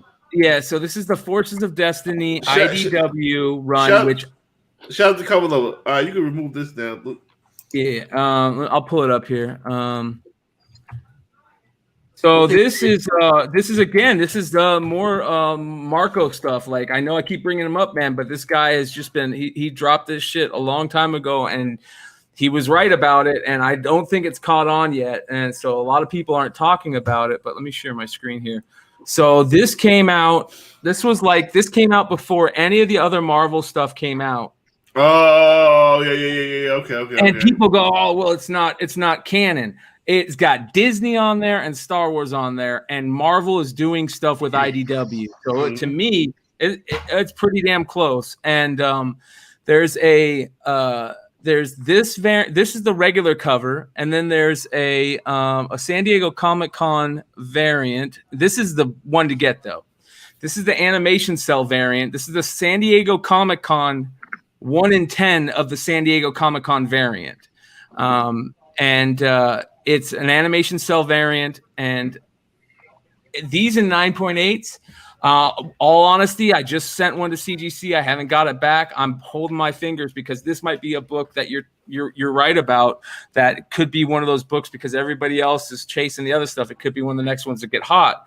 But so is the other Marvel. Here's the regular San Diego Comic-Con. It's a Virgin variant. I apologize. Let me get rid of this. Let's see here. It's listed as a 1 in 10 online. I mean, yes, on air. Yeah, the animation is the 1 in 10. Here is the regular San Diego. There's a Virgin. No, sorry, the Virgin San Diego is this, but a Virgin cover. Doesn't have the trade, and then the animation is the 1 in 10 from San Diego. I don't think canon and continuity matter anymore for Star Wars. Yeah, and Star Wars is just it's a motherfucking wild motherfucking Red Dead Redemption Wild West type shit. It's just buy the Yeah. man. Well, the other two books are that Darth Vader 2 with that. I think it's 2 with that sick cover where he's like in the water, I think, and it's just the top half. Is it 4 or was it like? I thought it was like 14 or 4 was it? Maybe it was 14. It's 14. 14, yeah. Man, I don't think that was Ahsoka. I still don't think that was Ahsoka. It is. It's 100% Ahsoka in her diving helmet. That's a big part of Ahsoka lore. Yeah, but she wasn't mentioned any nowhere else in the book. It's just the bitch got the fucking helmet on. That was it. Hey man, unfortunately that's comics, dude. Artists put people in there, just like that Revan, that KOTOR 0, where the guy who wrote KOTOR and wrote the whole Revan run said, "No, that is Revan in 0." I just specifically put him there and told the artist to make it look like Revan, even though nobody knew about Revan. So, like, it's weird. The market eventually decides whether we like it or not. But I turned that one for $10 just based on the fact that. Obviously, I don't know what the fuck I'm talking about. I was like, that ain't fucking Ahsoka. And then you've got the other book, which is from the Hot 10 earlier tonight. This Mace Windu book, right? This Mace Windu 5. And so, what Stein was saying tonight, like, what doesn't matter what you believe. Like, if you're smart and you can find these books for cheap, pick them up. Just don't even play games with this character anymore. The character has proven us wrong time and time again, where we all said there's no way that book could be a $1,000 book. It's a $1,000 book. There's no way book's gonna be a $2,000 book. You know what's crazy? And I remember did Stein bring up the old top 10 from a couple of months ago? It was like 9/8 are hitting $200. That was a year ago to the day. Shout out to Lucas. Lucas is like, let's go look a year ago. Yeah. Yo, you need to do that more often, bro. Yeah, that shit was dope, dude. And that's exactly it. That book was on the list. It was number 2 on the list a year to that day. And just like you were talking about, Retro, he said this book is an $80 raw book and a $120 CGC 9.8. God, man, that we should all be sick about that. Well, can't freaking do nothing about it now. All we can do be happy about it and tell everybody that's making money off it, hey, peace be with you and God bless. Yeah. But I think people are gonna treat a lot of this Marvel spec this the same way. I mean, do you think Star Wars spec is? I mean, obviously Star Wars spec is. How can I say this? I'm drunk as fuck. What we look for in every indie book. Hold on to that one. I'll put them all to the side. Yeah. Well, what we look for in every indie book, we found it in Star Wars Mandalorian. Everybody wanted to know what the next Walking Dead was. Hey, it's fucking Mandalorian. Star Wars. It's absolutely. Well, so I don't know about Mandalorian, but what I will say is this: Mandalorian, after that Rogue One shit, and I forget the Solo shit, right? They did okay in the theaters, but they didn't freaking put that fire in the people, right? People were losing. They were losing freaking respect for the Star Wars freaking brand, right? In fact, there were several projects that Star Wars wanted to do that they freaking said, you know what, we're not putting any more money into this for right now until we can freaking figure something out. Then all of a sudden they said, then some light bulb went off and they freaking put out freaking Mandalorian. And guess what? Sometimes that's all you need is that cute little freaking character in that complex freaking storyline that gets everybody freaking going. Guess what? You freaking brought females that are loving this thing right now. And guess what? Now you're bringing this other great female character in here. Smart. Boom. Smart. Boom. That's how you freaking do it. That's Smart. how you freaking do it. Smart. Love it. Now they can recover from the Rogue One shit. And now they can start doing stuff like Rogue Squadron. Son. Rogue One, first appearance of Andor, and that fucking that robot is gonna steal the fucking show, man. Hey. For the announcements yesterday for Star Wars, am I right? There were so many of them. Maybe I told so many of them, right? Exactly. There was one feature film, right? Did they talk about any feature films besides the Taika Waititi? They didn't even get a name for it, but I don't need any movies, right? In fact, that Rogue One, it's not that it was a bad movie. That definitely should have been on a Disney Plus. That was a great movie. I like that. I don't know. I don't think. Yeah. I think in our world, right? People liked it, right? But they're not trying to get just our money anymore, right? once you start going into Star Wars brand, you got to freaking grab out, freaking start getting rest. Because who's really going to freaking start buying gifts? It's moms, right? Moms and dads who don't really care about that stuff. And if they can give them that one really nice character that they can freaking hold on to, that freaking Grogu, which is a terrible name, by the way. Grogu. A terrible fucking name. Lucas. They should It's funny that you say that. they should just freaking roll with the child for another freaking. He was never known as a child. He's a baby Yoda or Grogu. Or the asset. He was also called the asset, right? Nobody fucking called him motherfucking the asset. Nobody fucking called him motherfucking the child. Is baby Yoda or fucking Grogu? They called him the child. And they called him the asset. Now the Who problem the fuck you don't call him the fucking asset? in the show they called him the asset. The hood calls him baby Yoda. Well, I mean, the problem with calling him the child is he's like 150 years old or some crazy thing like that. Right, I think he's 50. He's like 50. Like my age. Lucas, I agree that like the shows are the best for fans. I think the shows are the best because you're not just getting an hour and a half where they cram a bunch of storyline into 90 minutes. You're getting months of content for all these stories, but I don't think Disney can't give up the feature films. It's $1 billion a piece they make for those. So correct. Any name they care with, they could have called him Yo Door, and motherfucker hated that shit. Motherfucker, he's Baby Yoda. Motherfucker, he's Baby Yoda. .com. .xl spreadsheet. Motherfucker name Baby Yoda. Grogu. Hey, fuck it. Nobody's calling the motherfucker the child. Nobody calling the motherfucker the asset. That's Baby Yoda or Grogu. That's it. You get two sides of the spectrum here. I still call the motherfucker Baby Yoda, but I respect the Grogu. Let's vote in the chat. What's the name? The donor. Fuck call him. The pack. It's just blowing my mind. I'm just wondering because who's the baby's daddy, who's the baby's mama. I'm hood like that. That's the shit I'm wondering. That's what I really want to know. Speaking of the baby muffin, where is Lucy? Lucas, it's funny you said that the people that are going to be buying those books are like moms and parents. I was at the comic book store earlier today, and a mom came in, and I overheard her at the register. She was like, "I'm looking for Yoda and Ahsoka." Actually, I have a list. My son wrote down these characters. Do you have these books?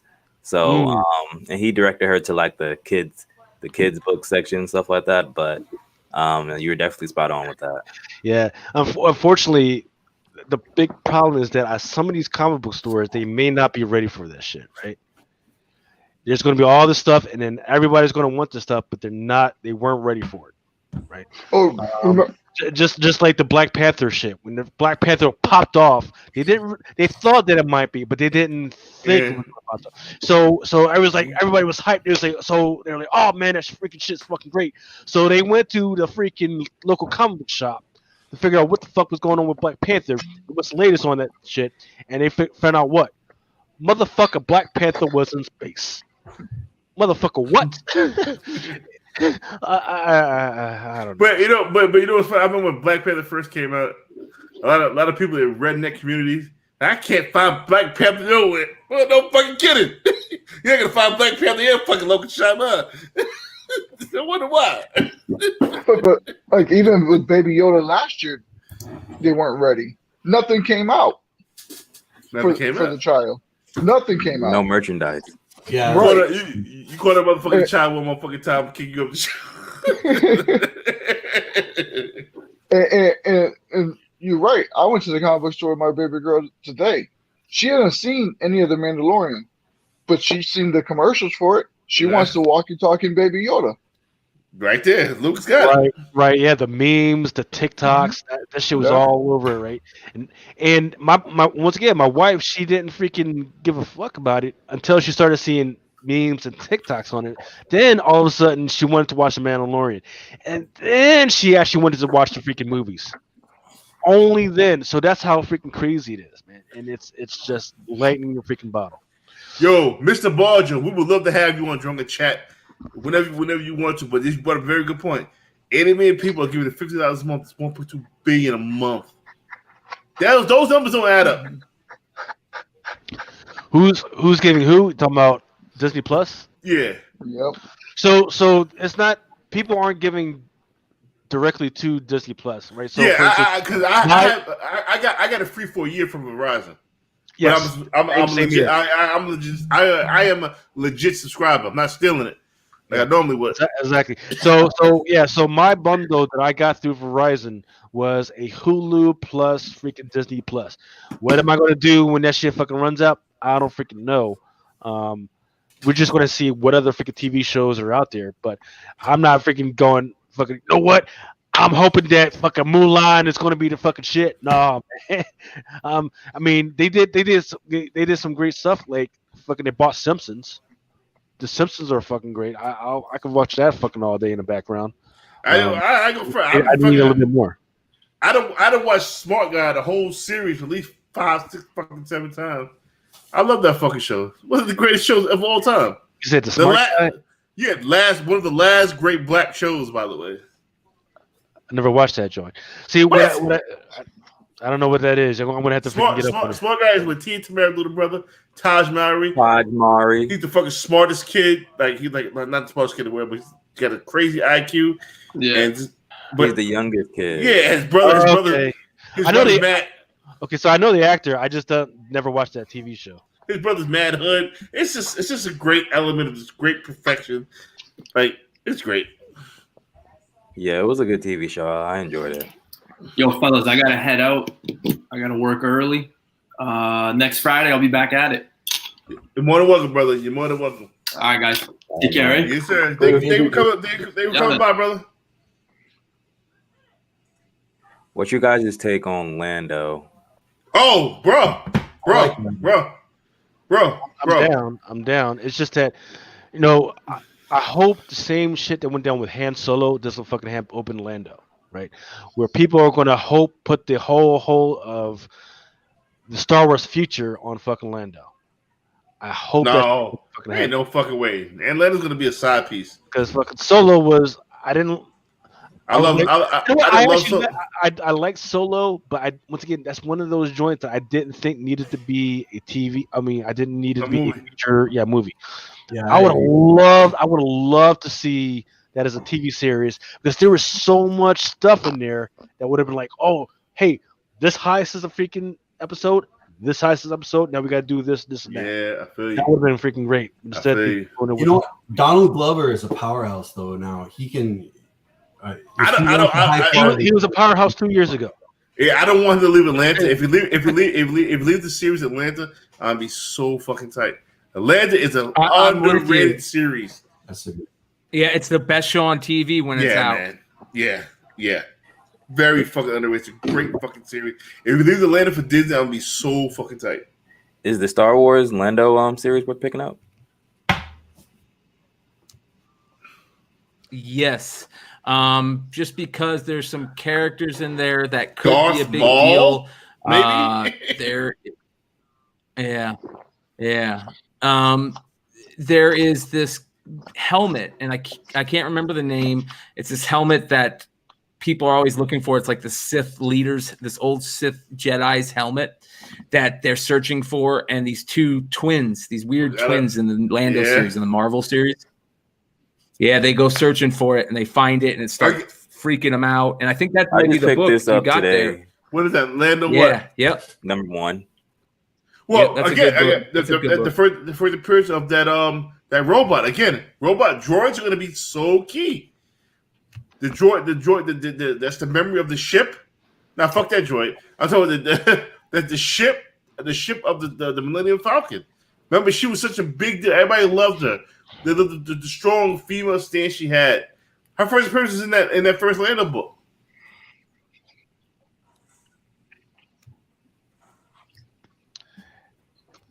See, I think it's like you said. I think it's a lot of these side characters that are going to come out of left field. We know who the stars are going to be on a lot of these shows, but who else is going to show up? When is Dr. Afra going to show up? Oh, same question. When she does, because none of the announcements that I saw. I mean, correct me I mean, once again, I'm not that deep into it, but none of the announcements that I saw mentioned her or has any connection to her right now. Bottom When books is down. Dr. Africa going to show up? Well, it'll probably go back to the whole Hayden Christensen thing, right? With the whole Ahsoka, Obi-Wan Kenobi. See how that plays out. Then you get your Dr. Aphra. Yeah. I mean, you got to think this was the end off. Disney got to have more shit to announce. That's why I don't think we got. I was bummed that we didn't get Moon Girl, but somebody in our chat was like, "Hey, we didn't get X-Men either, but we know they're coming." Well, you know what? You're right. You're right. Same with Dr. Aphra. Kind of go back and going back to the whole hold Papa on. thing. Hey, Patrick, how dare you? How dare you? I am drunk as fuck right now. You're going to give me all of this between the A and O? What the fuck, man? It's called Drunken Chat, son. What the Motherfucker, fuck? that motherfucker was hand solo AJ for about fucking 36 years of my life. If I'm drinking enough, that motherfucker will be hand solo. I'll make sure I pronounce it correctly with my pinky in the air as I'm drinking my fucking champagne. What the fuck? All right, you guys ready? I'm going to go through these real quick. Nothing really good. Okay. But here's what I pulled. So I pulled these are the silver prisms. I forget what they call them. They're like a different silver. Yeah, this is a Polomalu. It's a Hall of Fame version. So I mean, these are probably a couple bucks. Like this is Mark Andrews. I'll put these in a lot and just sell them as a lot. You know what I mean? Nick Bosa. These are the green prisms, and I didn't really get anybody good in there. Here's a Dak Prescott. That's one of those. The original, the OG, Randall Cunningham. Best, for real. My favorite NFL player of them. Yeah. Calvin Ridley. I wish this was a year sooner. Yep. Drew Brees. Cards always sell. This is kind of cool. This is a Kyler Murray, Kenyon Drake, Larry Fitzgerald like prism. I'm a big Kyler Murray fan, obviously. Oh, Arizona. Josh Allen, will to win prism. All right, so here are the rookies. These are like they call these NFL debuts, and they're not worth as much as the regular rookies. I got J.K. Dobbins, A.J. Dillon, Justin Jefferson, and Jalen Hurts in those. Justin Jefferson. So here are the regular rookies. These sell for more. This is Jerry Jeudy. That's a decent one. Yep. Chase Young. He's a beast. Yep. Jonathan Taylor. I don't know much about him. Zach Moss, Buffalo. A.J. Dillon, Green Bay. This is Jordan Love, Green Bay. Yep. Cam Akers. Oh, he's a beast. Tyler Johnson. And these are the weird ones. They're the rookies, but they're in their college uniforms. I don't know if these are parallels. This is C.J. Henderson from Florida. Probably because they haven't played yet. And Kenneth Murray from Oklahoma. Cam Akers, put that Cam Akers to the side, so the rest. Here are the two decent rookies out of the regular stuff. There's a Joe Burrow. Woo! Yeah, so that's not bad. It's just a regular rookie. And then a Zach Moss green parallel rookie. Okay. Here are probably the bigger cards. This is the crazy thing, right? Here is 4 packs in a row. This was the hit out of 4 packs in a row. First, it was a Justin Eason NFL debut rookie. Okay, all right.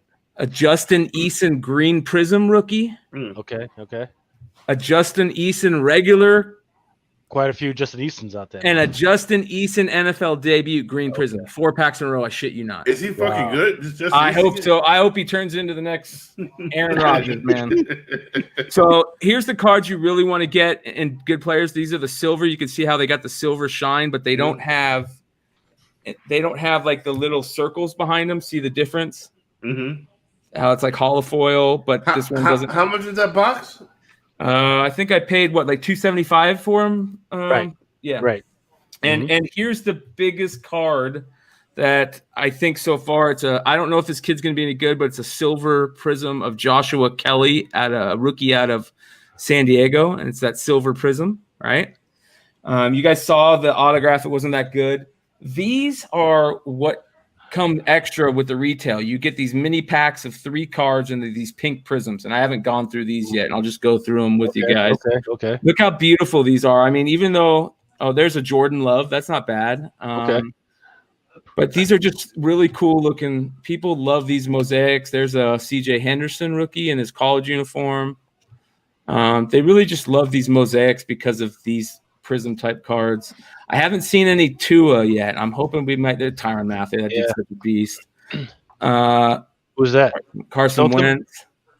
Okay. So if he can fix his fucking swing, he'll be all right. Yeah, right. Barry Sanders. All right, let's see if we can get a good. Oh, what do you know? Justin Eason. Sure, of course he's going to show up in this.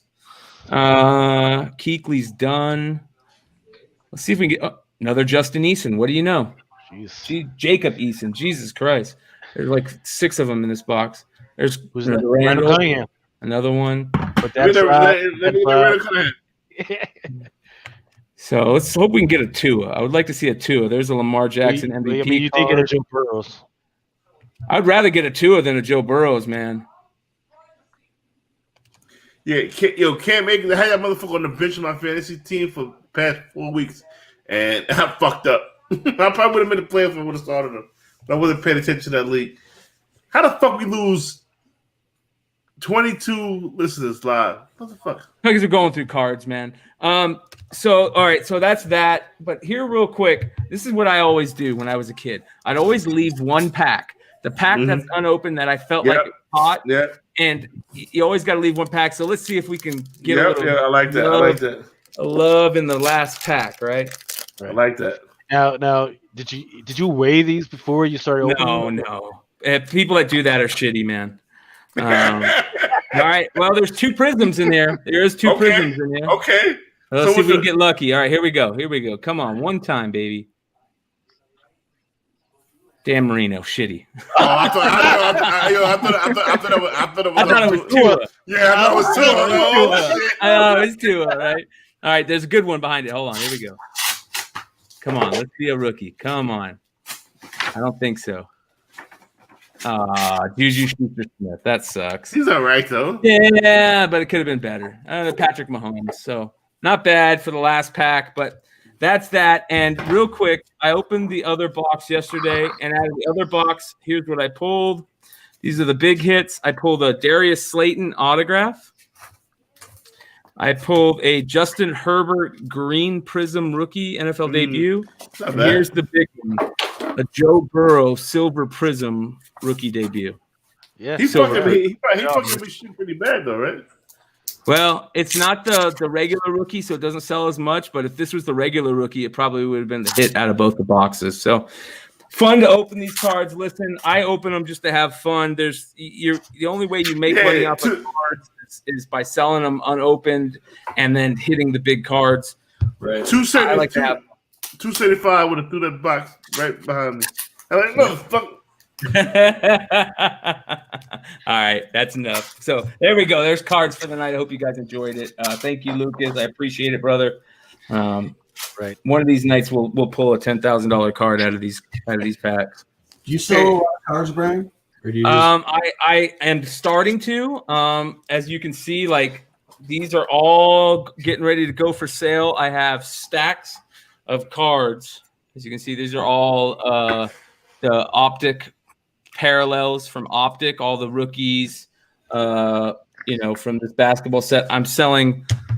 I mean, you can see these are just stacks of cards that are going on my eBay this weekend. So we'll see how it works. I don't know how to sell cards, so I'm gonna. Yeah, I don't either.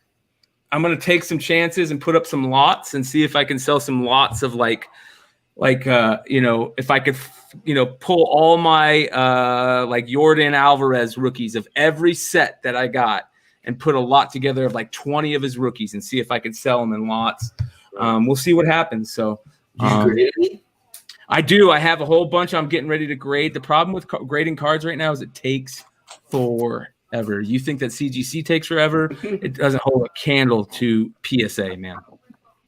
Hey, speaking of CGC cards, I was thinking about you, Brian, the other day.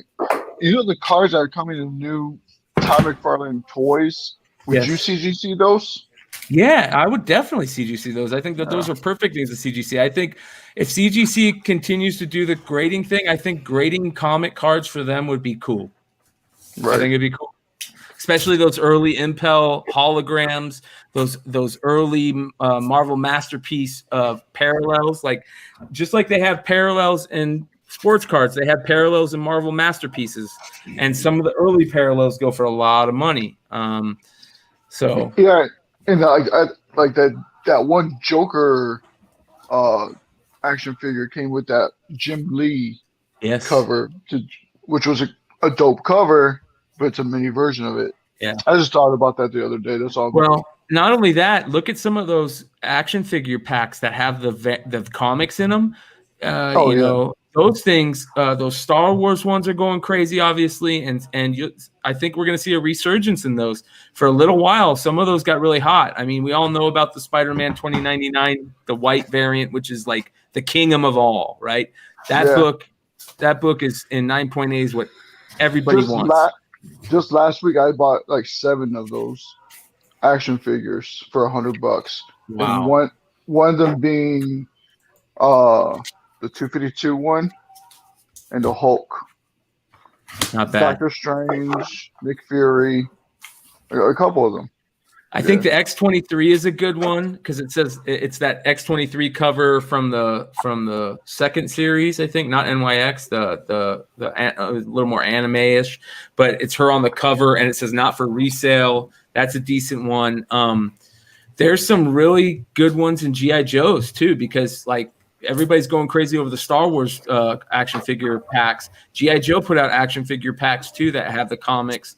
So you can, of course, get G.I. Joe 21 in there, the action figure variant for that.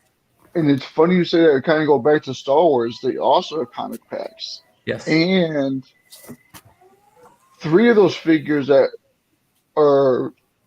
might possibly have a reprint of Emperor to their Thrawn's first appearance. Heir to the Empire. So that's very interesting. In 9.8, that book's I think like an $800 book. Yep. And it's really tough in 9.8 though.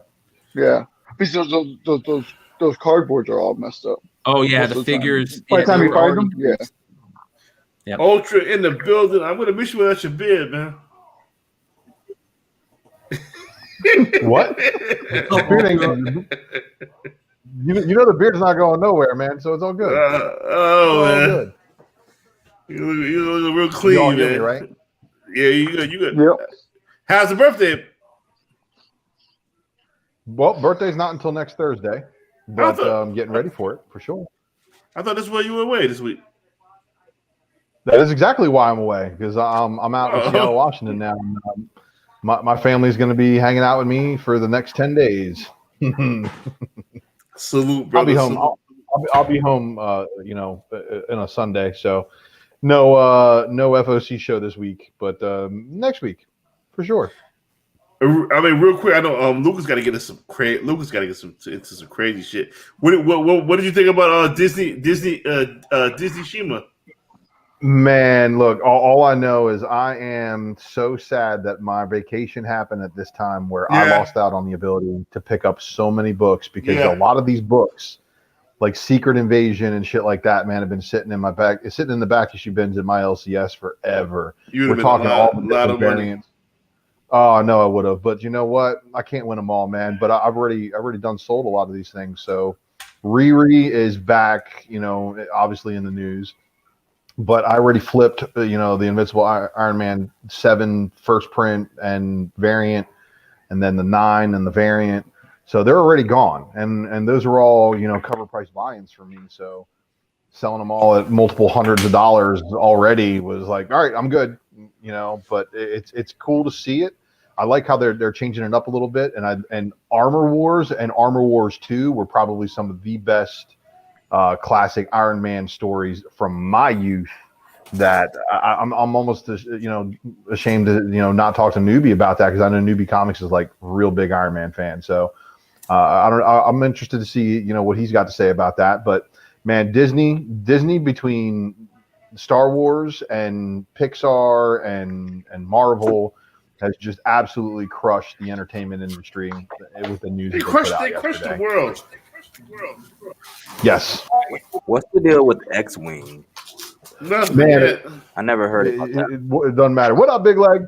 How you guys doing? How are you doing? That's the question. Oh, I'm doing fine. When have I ever been bad? Last week, around this time. Hey, would you guys get mad if something similar happened tonight? No. No. All right. Yeah. Tell Jen Lucas. Good ratings. I'm on your coach now, Sean. I'm over here in Seattle, bro. I wasn't listening, so everybody, sorry for interrupting. Everybody's in the jacuzzi right now. They might come running in this room. All right, you need one of those. You need one of those freaking Jerry Lewis fucking cameras, man. Where you can fucking run out with that shit. Keep me on the side, Lucas. We'll figure it out. But before you go crazy and get wild, what were your thoughts about the Disney announcements yesterday? Wow. Okay. I was super. Well. You went full screen, Lisa. Immediately, you went full screen. Sorry. She's shorter than me. Sorry, I'm 5'5". No, Lisa. What were your thoughts? Literally, no. She's old school. Hold on. No. Come here. What? Thoughts on the Disney and the Marvel announcements yesterday. Like, what are you excited about? What did you like? First of all, I'm so fucking pumped about Winter Soldier. That's my fucking number one. Number one. Mel, I love you. Shut up. No. I love you too, girl. Come on, man. So what are the other shows that you like? Because I know it's like. So, I mean, one. So the Loki. What about Loki? Loki's fine. I'm sexually attracted to him, so that's fine. But number one is fucking Winter Soldier. Yeah, that looks like Winter Soldier number one for sure. Yeah.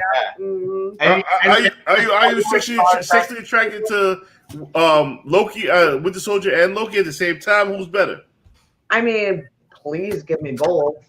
If you had to choose one dick, what would it be? Winter Soldier.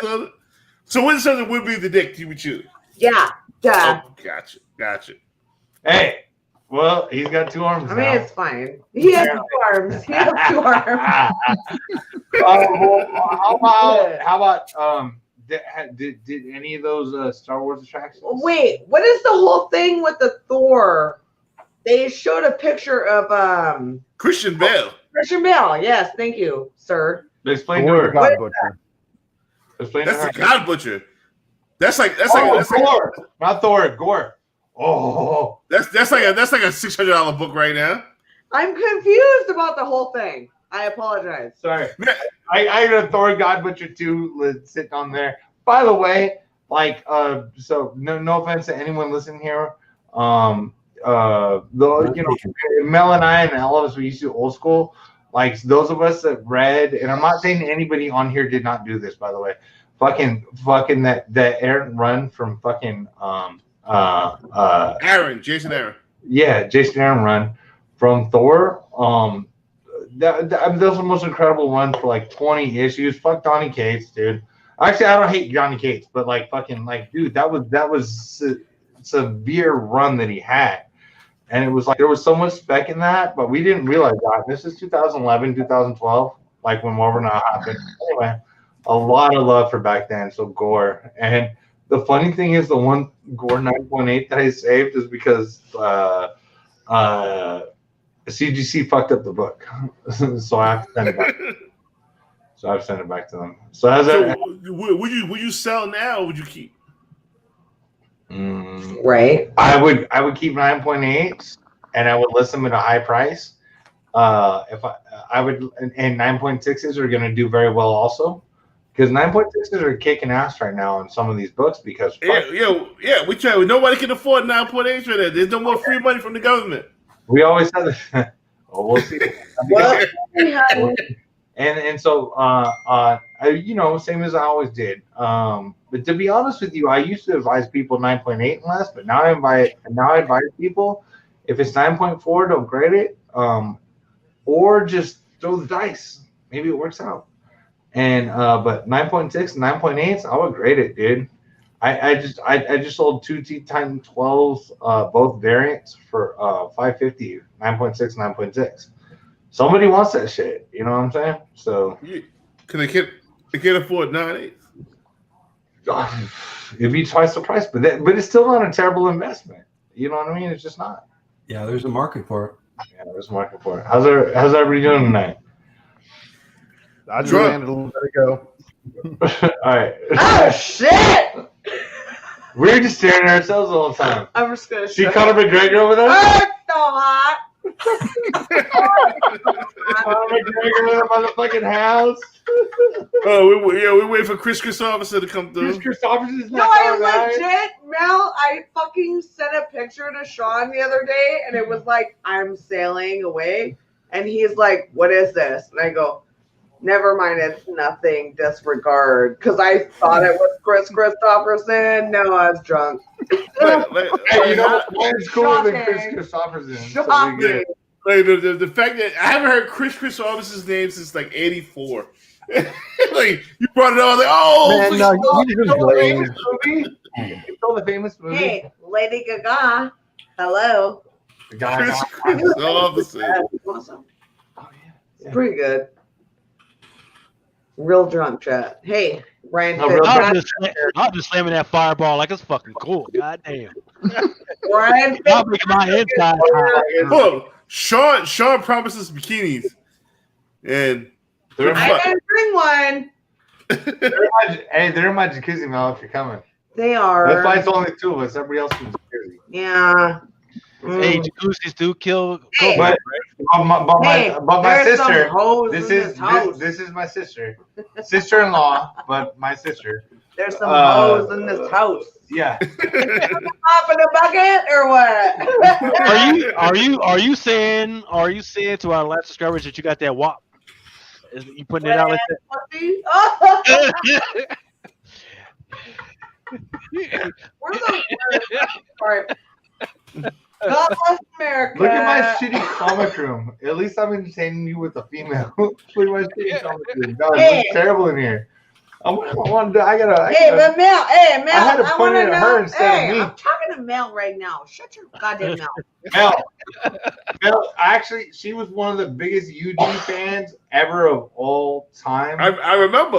She fucked with us heavy. Yeah, of course you remember. So she Loves you. Of course, I love you. She loves Jim. Corey, I just love she you. loves That's Trey. it. That's it. That Canadian guy, that loser. Hey, let's be honest though. Are we talking in what? Talk about whatever you want. Star Wars. Star Wars. Oh, dude, they're down. Dude. We're the comic Boba guys. Fett. Well, yeah, don't see. I'm getting drunk. She saw Boba Fett, so that was an important. I met him in real life. Cool. Which one? What Boba Fett?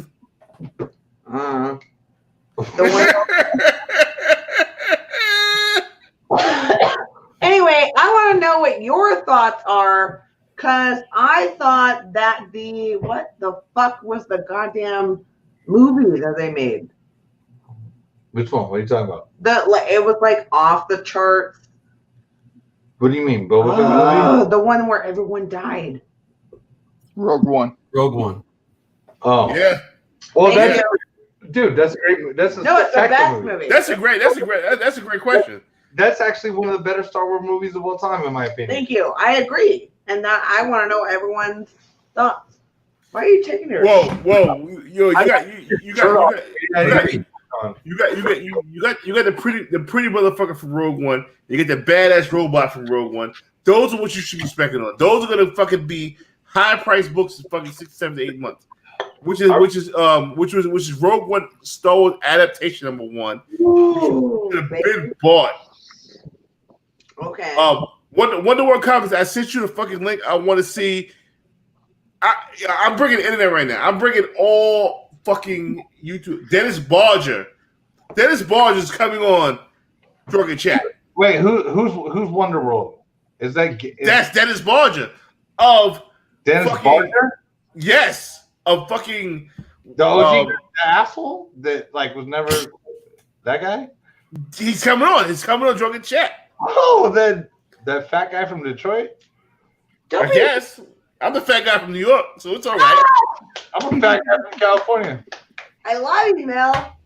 Wait, hey, remember when I changed, Mel? Change from where? I don't know, man. How do I get every? I like that shirt, bro. That's nice shirt, huh? Yeah, that's nice. That's definitely you were definitely with Polo. We got Ralph Lauren chaps. Ew. Polo and a polo vest. I don't know why this thing's not working. Is the Ralph Lauren chaps joke is hilarious. I'm just saying. It's actually not, but like most of my life, that's kind of how I roll. So it's not a big deal. Yo, Wonder World, I sent you the link. Come on through. If you got a giveaway, let's do it. Lucas, how we looking on the wheel of names, bro? Oh, hey, I feel like I don't have a link with all of you. We did. All right, I'm gonna move this to the side. There's some hoes in this house. Can I see you all together? We're right here. You'll see it. Now I do. I think. Now I do. Now I gotta open YouTube so I can talk on the side, right? Sorry. Ryan Fitzpatrick I'm not trying to be here. I brought the girl. Ryan Fitzpatrick. No, that's Conor McGregor. What are you talking about? See, I like what Wonder World said. Thor, Fat Boba, me, no, Conor, dude. I make a big dude great again, bro. He's so hot. Ultra Maximus is my straight up boy. That's one of my fucking best comic friends in the whole world. He's my favorite friend too. Duh. Yeah, I heard what you said last week. It's all good. It's all good. I'm not mad. You were wasted. I'm not gonna take it personal. What happened last week? I was drunk. What? She said Conor McGregor. No, that's not all she said. No, she He's so hot. Look at him. A pretty lady, half-ass hot hitting on you, bro. You have to be happy about that, bro. Whatever. So anyway, I'm very happily married. And this beard is very powerful. Okay, sorry for the interruption. Let's go wherever you guys were going. Big Leg shows up. We know this was gonna happen. Oh yeah, we do that. I love you, Mel. I love you too, Lisa. Hey, it's Drunken Chat. Thank y'all for coming on drunk. Shit, there's more drinks. Oh yeah, there's more drinks, babe. Where's Nick Hart? More drinks. I know, right? Where's Heartless? Dude, Heartless wasn't here even last time. He got a girlfriend know, now. right? Do the peaceful man. Oh, Don't do it. I got a list. That's why. Is he a husband? Is he a husband in like the other room? What is going on? What's He's happening? in a fucking jacuzzi. I don't care. Well, her husband. Who cares? But she's my sister-in-law, so this is not weird, right? Hey, look at my. There's the. No, wait. I didn't know. I never know. I never know how you party, Hey, babe. can you we're talking. We're being serious right now. Can you calm down? I know Loki's opinion. So, I love Loki. Loki's probably my no, favorite. Lucas, not Loki. Oh, I was about to say, I love you too, Lisa. What the fuck? You guys see that content? Just making sure you check the percentage. Look at her, big sexy. Hey, you know how I love big girls. 92% alcoholism. What's happening? Oh, that's Holy. we're drunk. We're moderate stoners, except we're not. We're Oh my god, I'm snorting. Sorry. Woo! So Lisa, you had a Welcome to question. Washington. Wait, hold on, Mel. No, Lisa had a question to ask me. Was it about the other shit, the Star Wars shit, or the other? It was another question. Rogue One was probably my favorite. Oh, okay. No, like as far as What do you think about Separate. coming up? What do you think about coming up? Like what? Any of the things that you saw, whether it's Marvel or whether it's Star Wars, do you have an opinion on any of the fire shit? Because we all have a lot of opinions. Oh, what's his fucking name? The pilot. He's my favorite. Who, Finn or something? No, Poe Dameron? Yes, Poe. That's He's my Poe. favorite. Yeah, You got nothing. Yeah, you ain't gonna hear Paul Dameron for a long time. That guy's terrible. Go fuck yourself. He turned into Batman. Hey, was he sign up for Metal Gear? Yeah, he signed up for Metal Gear. He's gonna be in Metal Gear. Yeah. Snake. All right. Okay, so that's another question. Also, I love what's his name? The fucking Han Solo son. Adam Driver. Adam Driver? Adam Driver. Yes, I am sexually attracted Ren. to him. Oh I'm yeah. pretty sure Ren's. It's Holly's birthday. All right, it's her birthday. Say hi. She's on the show. It's her Happy birthday. She just got out of my jacuzzi, so she's gonna discover. Hey, No, Adam Driver is literally my favorite. I watch Girls. Sorry, I watch Girls. Like, hello. Do you? Hey, what do you think about? Give us any. Do you It's like your Star birthday. Wars? Star Wars. Anything you gotta say. It's your birthday, and you're in a bikini in a towel. She doesn't care. She doesn't care. She doesn't care. That's all I gotta deal with. It's fine. Let's go. Good. She's such an innocent drunk. Just a bunch of comic book watchers. She said Batman, bitch. She's not wrong either. She's not wrong. Wait. Fucking Batfleck, okay? He's number one. Batfleck is my favorite. Adam Driver, you land on Adam Driver. Like, I gotta say, I love Adam Driver. No, he's amazing. I gotta say, you wanted to fuck Winter Soldier. Oh, sorry. But Adam Driver, you want to fuck Adam Driver? I feel like we probably would. What? I feel like Adam Driver. Welcome and to I Leggett would House, bro. I'll fit right in.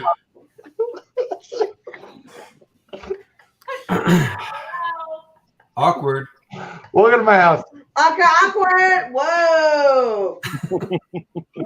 And we'll be in the. Fine. Hey, we'll be there in the jacuzzi in a minute. We'll be there in a minute. We're talking But set. But it's her birthday, so she deserves a lot of credit. Hold on, you got a fucking winter coat on and a winter shirt on, and then in the jacuzzi. What the fuck is going on over there? It's cold. It's cold out here, bro. Want to be in the jacuzzi? Oh shit! Oh shit!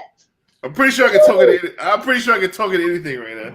Oh, now you can talk me into anything. Drunken OnlyFans, bro. Oh, some hoes in this house. It's her birthday. Look at my dog eating your shit. You happy birthday, Holly. Hey, Holly, look at these hot guys over here. Happy birthday, Holly. Good on your birthday night. Take your pants off. It's already off. No, I'm just playing. Kinda. Let me see these hot guys. Go, put them on. Put them on. Hey, put the boys on. Quit staring at us. Chris Christopher. Oh, yeah, you're right. You're right. Hey, man. Chris Christopher is Hey, right here, one. right here. No, that's Mel. Hey, Chris is also here. Yeah. You're sexy. Who? It's the pretty girls. There's some. It's not me. No one wants to look at my ass. No. We got. I bet you guys didn't know Undertaker was on the show. We got Undertaker. Oh, he's my favorite wrestler. Look, he's right here. This is Undertaker. I'm a big Undertaker fan. I'm a weird fan. That's Undertaker. Undertaker? That's my man. You have more leftover boxes than I do, bro. You have more extra boxes than I do. Look at that. Take your pants More off. extra boxes than I do. They left. They left us. That's rude. Disrespectful. Motherfucker's scared? Of what? I would be scared of me too. Dude, you guys gotta change. Hey, you gotta change the corners. Look how you got my name This over one, fucking right Holly's there. face. That one. Look. There you go. Oh, wait. There's still the same This thing. one right here. This is the hottest. Oh, Who's yeah. Who's the hottest? Chris Christopher. He's gonna wake up in is 3 the hottest. days. Brian McClain coming back tonight. You know what time it is? Brian Chris McClain Robinson. 24 hours. I think it's a little better in the Oh, we just got ditched. She says she's going I'm back to sorry. the jacuzzi. Retro I comic know nerd. I fucked up I'm comics. sorry. I know. I'm drunk, but I actually know what I'm talking about. She kind of does. She knows her shit. I'm sorry. You too, lady. So look, she just get naked for no reason. Birthday girl. Ooh, I No, do get not- naked. Oh, is it me? Not on this show. Yeah, I'm trying to get a monetary gain here. So Mel's running the shop. Everybody else Mel's is my quiet. favorite. Sorry. I know Lucas is on my team 24/7. So this is how we Give us some drunk spec, man. Now, are you so excited for the Snyder cut? He left. He left He me. left. All right, Lucas, you got to answer questions now. Lucas, How big are your biddies? That's no, I'm just. Oh, wait, I can't do it. I can't do it. I'm thinking about getting people. There it is. And I want to go to Vic. I was playing.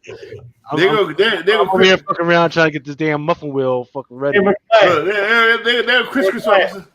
Chris officer, what's up, bro? I'm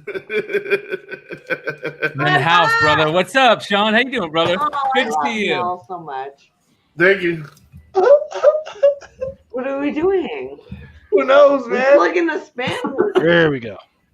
No, we got more. No, we have more names than this. This is just a lazy wheel. I've seen the wheel looking crazier. I'm ready to take a dive in. You know, it's funny.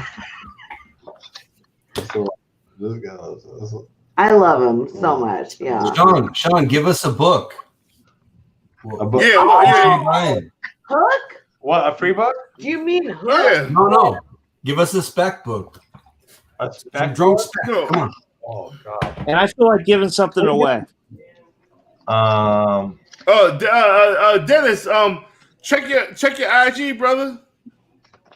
Wait, Dennis Barger's here? He will be. He's on his way. Hell man. yeah. Hell yeah.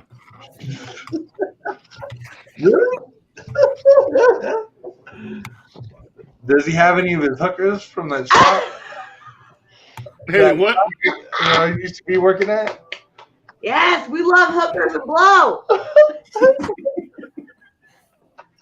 Hookers and blow number 1. Got it. Hookers and blow.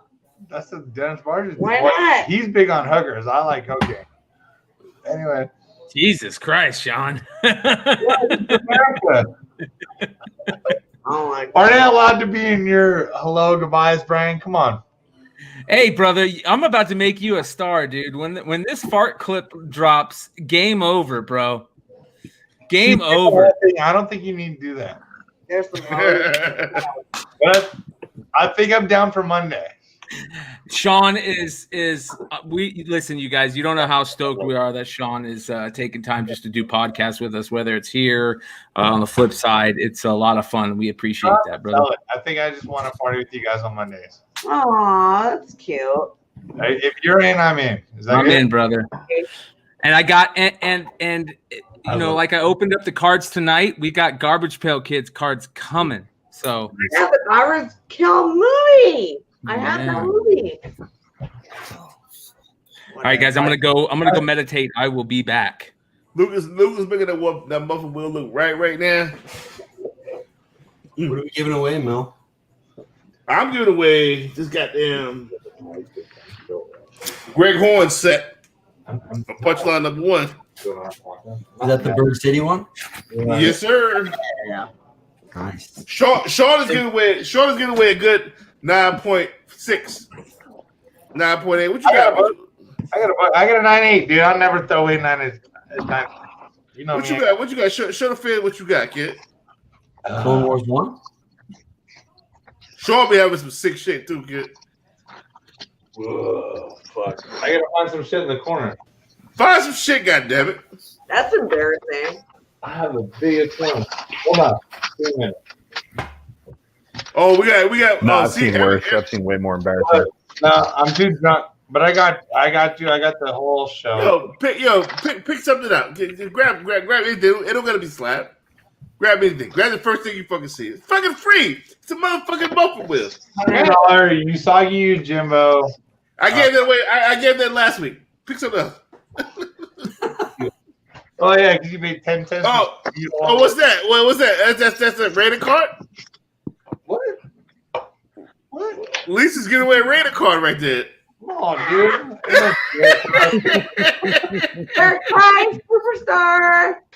Hey, y'all want it? I'm not playing. Babe Ruth SSP. nobody Oh, that's a good one. Photo variation. It's a $150 card. I'll give it away. Hell yeah, dude. Want it or not? I'll call it. I pulled in my first card. It was $150 Babe Ruth SSP. That's a lot. Let's do it. All right. I mean, that's the last sales I saw. I haven't checked in 2 weeks. Could be down to $100, but fucking it's free. It was at 240 like 3 weeks ago. You ain't getting no Derek Carr shit because we're gonna win a Super Bowl. The Raiders are gonna win the Super Bowl this year. No, none of that. Would you like to bet? No, the Rams are gonna win.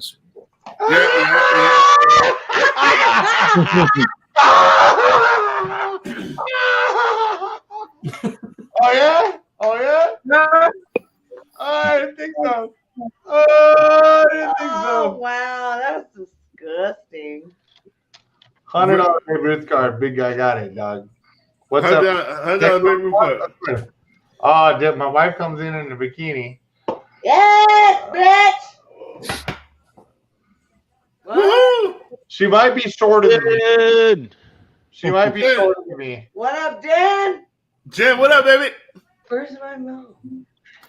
Mel's right here. Here. Take me off the screen. Show everybody. There he is. And Conor McGregor. Hey. Yes. Mike Tyson love. Well, that's awesome.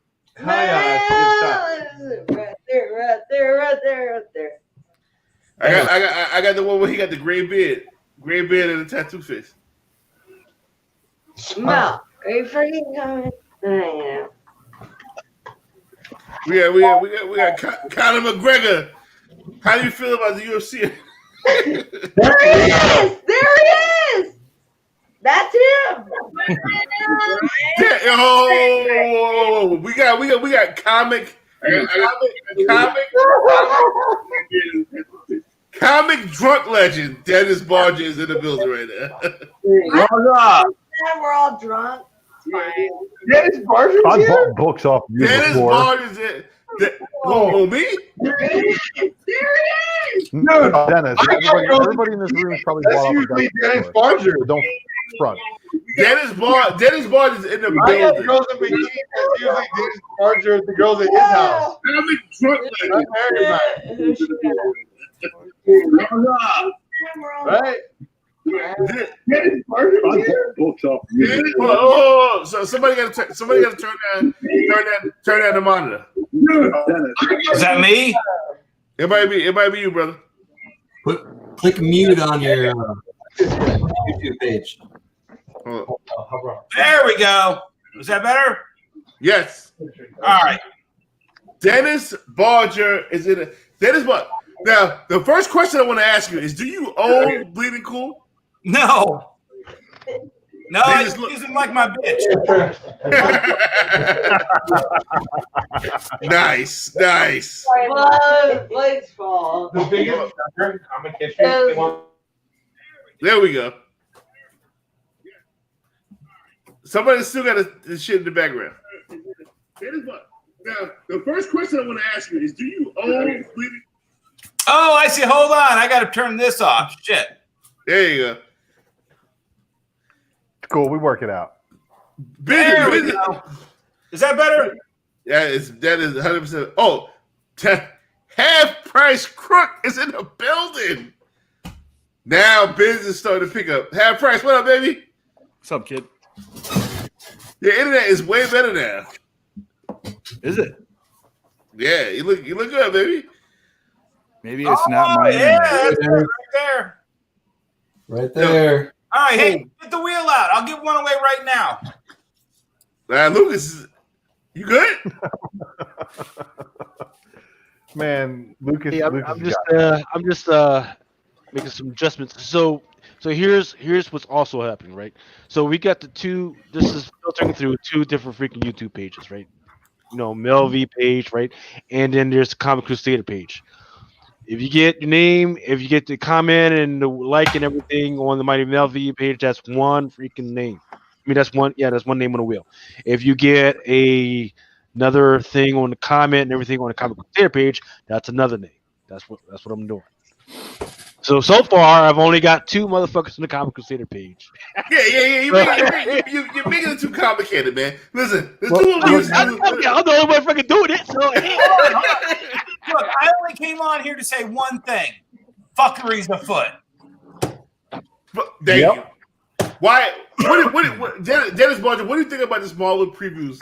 Game? What do you think about that? Okay, well, I was literally in a hot tub, like relaxing, and all of a sudden my phone starts blowing up. My hands are wet. I'm like, dude, I'm just gonna. When I get out of the hot tub, like an hour later, all holy hell is broken loose. Oh my god, the Loki trailer. Dude, you see all the Star Wars? So I didn't even get to see it live. I had an hour delay, and by then people already started hitting my Amazon account for a whole bunch of the hot books. So if you watch my YouTube show that I do every day, What's Moving with D, I gave away an X-Men Rogue Squadron #1 for $10. Vote Loki #1 for $10. Those books are all going to be huge. Yeah, I think the Vote Loki's going to have its moment, but it's going to be a quick one. Yeah. Hey, man, I got to say, Dennis, for real, like, I bought off of your Amazon store recently, a couple of times recently. So I appreciate it. I actually got your Hawkeye #5 manga variant. Okay. And then what was the other one?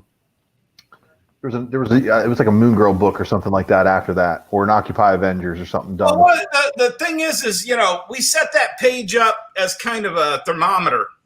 Yeah. So sometimes we only have 1 of the book, 2 of the book, but when we get hit for 1, maybe 2.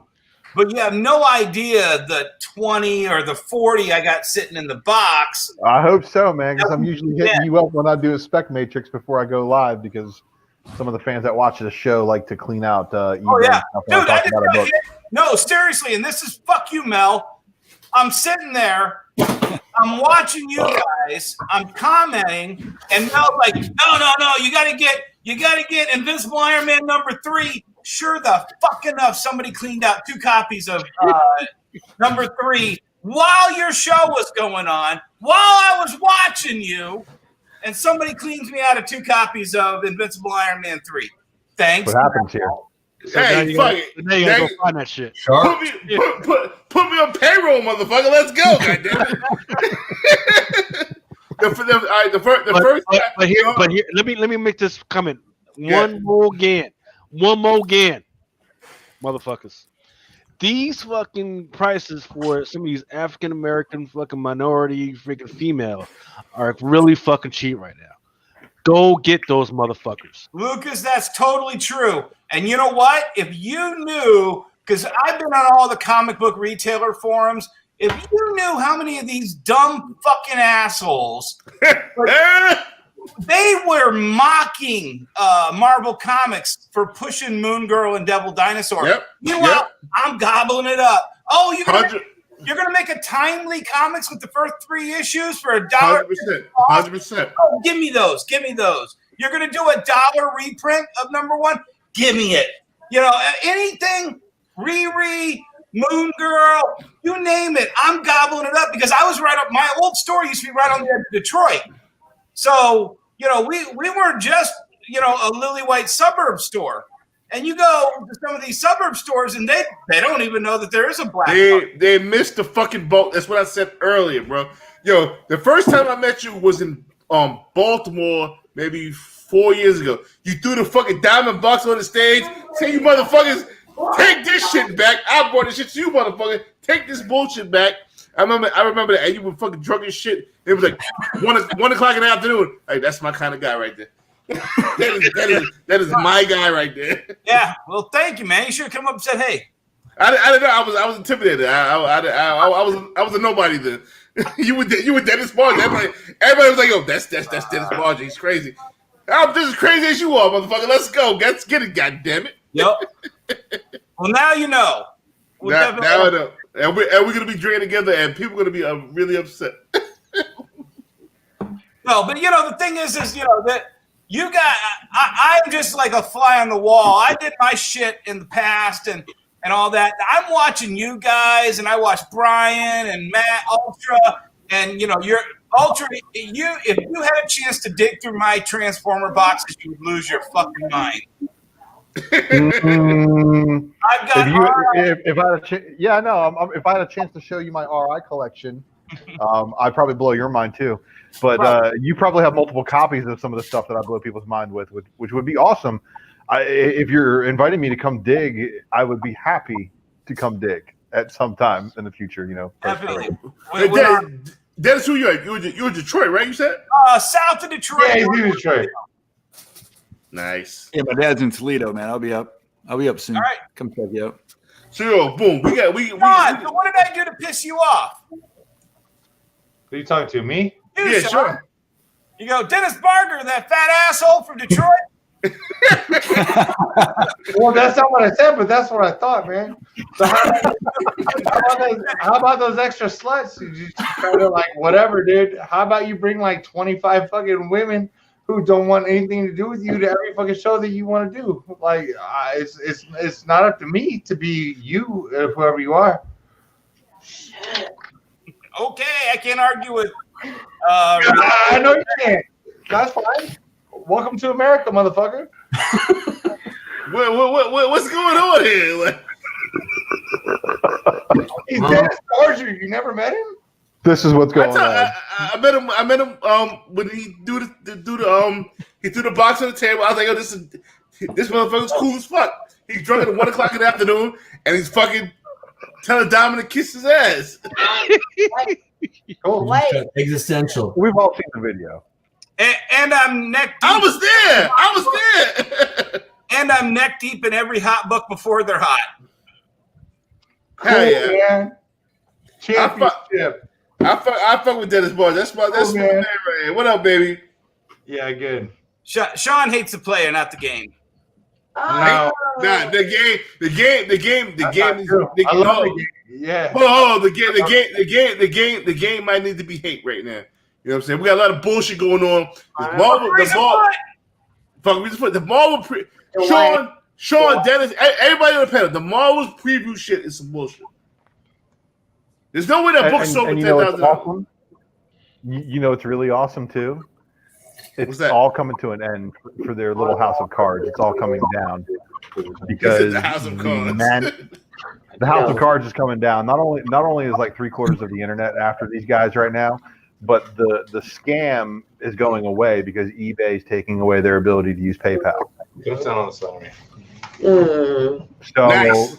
there's a bunch of scammers who are upset about that their eBay's going to manage payments because they can't fudge the system with canceling orders and basically fudging the GPA apps and things like that into showing a sale that never happened.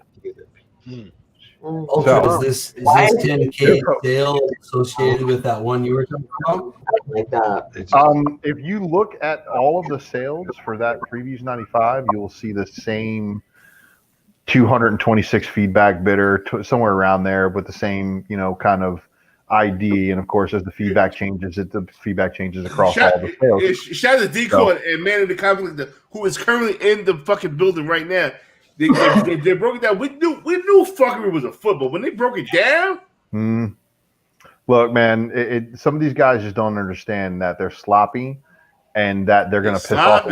They're not only are they sloppy, they're pissing off the good people in the community, and it's when you piss off the good people in the community that we decide that we've had enough, and when we've had enough, we might be a little bit boisterous about coming after you and stuff like that and trying to expose you for being fake, but we'll expose you. Eventually all truth comes to light. I had to blast 2 sellers. There's all kinds of fuckery afoot because after I did get home, I'm like, oh, hey, there's a couple books these guys missed. Whatever the What If that actually has Crusader in it, and I bought one of them. I forget, 115 or something like that. Mm-hmm. I bought one of those, and I bought an Exile 3 because I actually didn't have a lot of the Sharon Carter as Captain Britain stuff. And so I bought a bunch of them, and immediately, first thing this morning, 2 sellers sent me almost identical. Like, oh, I'm so sorry. I looked everywhere. Cancel. And I'm like, look here, man. I just sent out a Rogue Squadron 1 for $10. If I gotta pay up, you gotta pay up. This is bullshit. That's right. No, Sean, you good? Sean, you ready? You ready to give away that book yet? Wait, which book? Oh, I'm in the car. You gonna win that Babe Ruth card? Babe Ruth card? I have a Babe Ruth rookie card at home. No, you don't. At home? Yeah. We've heard that story before. The sports card, that's the candy bar. I have a Nolan Ryan rookie card. Do you know what a white van that says free candy looks like? On him, my friends. Somebody saying they got a Babe Ruth card at home. Ultramax, what's up, Rich? Ultramax Smith. Just saying what's up, bro. All in. How you doing, man? Half price, my brother. Yeah, 100%. Lucas, Jesus Christ. Me and Will on top, dude. Me and Will, we've been boys for years. Hey, there's some and everybody knows we and Mighty Mel V for times 1,000, dude. I'm just saying, I'm just giving love to everybody, dude. You know what I mean? Sean likes it when I call out people for being snowflake. Way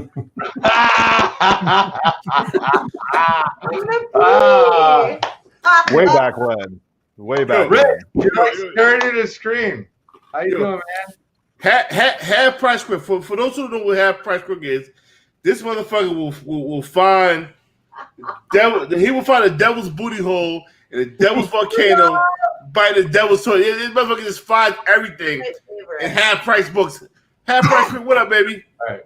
What's going on, man? I don't care about him. Thanks, He's man. hot. He's a pedophile. What the fuck? What's going on here? You know. That's so wrong. Y'all gotta go timeout, man. Y'all wild out. Y'all gotta go timeout right now. I'm all at my sister's house, and it's 12:01 a.m. and I've got to be waking up fucking early too. So I'm probably waking up half the house. I'm pretty sure. How long are you there for? I'm going to the mountain, so I'm like leaving civilization and going to the mountain tomorrow. And yeah, getting away from my birthday, man. Not a big deal. Happy birthday, dude. Happy birthday. It's next Thursday, so I got plenty of time. Okay. Doing a nice long out of town celebration, right? I'm so I haven't even sent you a present, so it's not even. I'm going to be 484,702. Oh shit! Ultra Maximus is the fucking. Hey man, it's all about it's the carrots, the vitamin K. Everybody, I'm telling you, that's what's going to keep you young. Also, meditation, practicing ancient Sumerian studies. That's what keeps you young, and of course, powerful beards. Yeah, that shit. That shit coming off though, bro. You don't know how you be powerless, bro. Hey, wait. Without getting your show canceled, I want to point out to you guys that there's 2 dates you just need to be aware of, and that's January 6th and January 20th.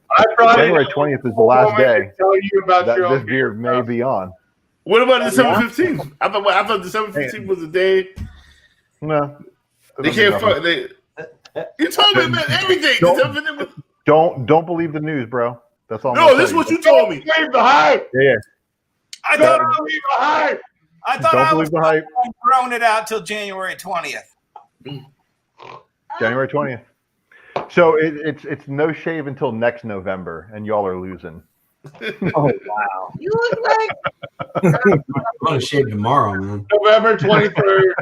We gotta come down, dude. That's how we're rolling. Ultra talking like the guy who can't accept reality. Pretty good. Okay. Good. I got until January 20th to prove my case. You said you said December 15th. I'm telling all my Trump friends, it ain't over yet. Fucking December 15th. It ain't over, homie. It's over, bro. Show's over. I don't want Joe Biden. Period. But it's over, bro.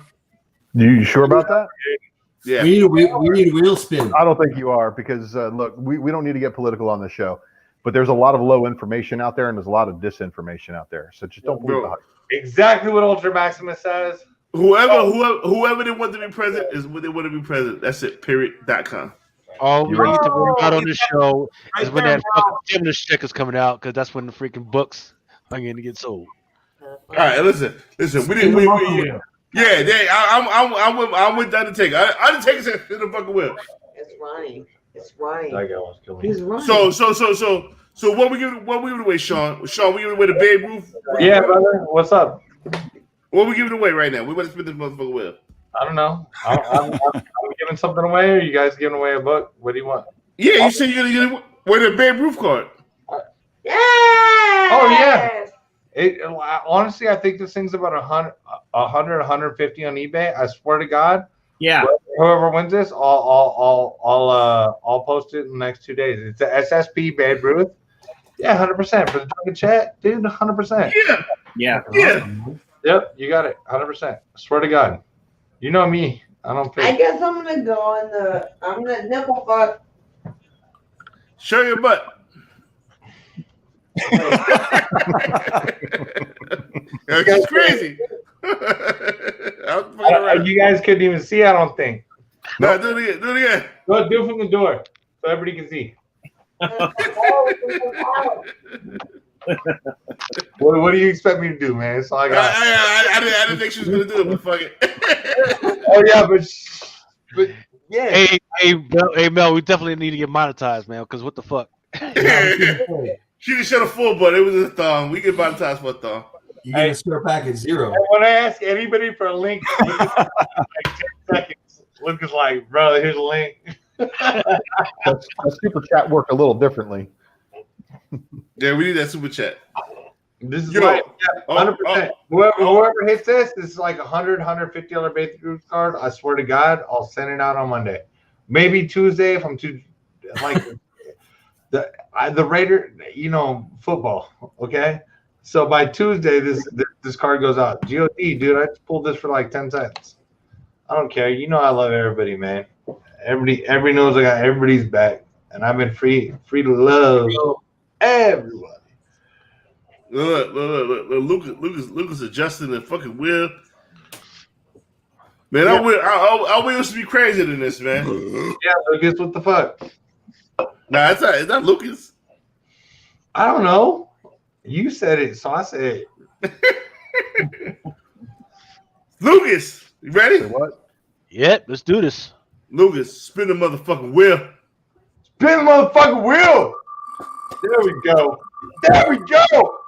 $100 Babe Ruth card, man. 100%. I'm so glad I got to hear that.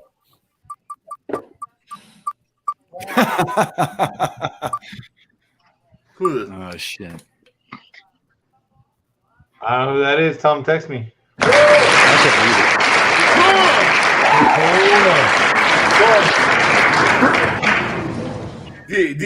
Decor good people. Decor good people.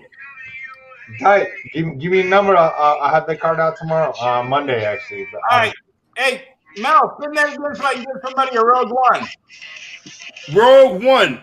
Dennis Gordon's giving it a Rogue One. Blue Green, can you hold it up? Can you hold it up, Blue Green? You got one? Where we at? There we go. Oh, wow. Lucas. Spin the motherfucking wheel. Yeah, we got kind of.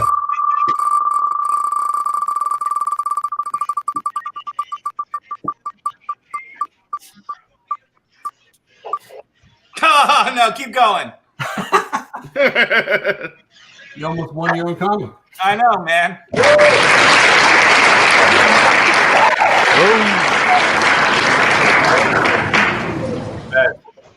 Send me that information through Instagram tomorrow.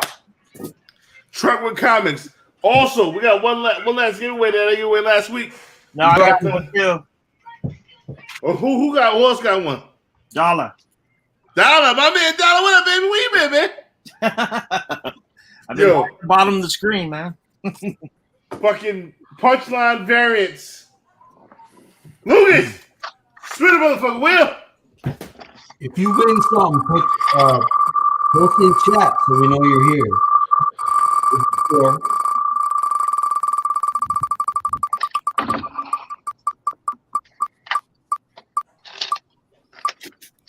Patrick, you motherfucker. Phone? Wait. Nope. Oh,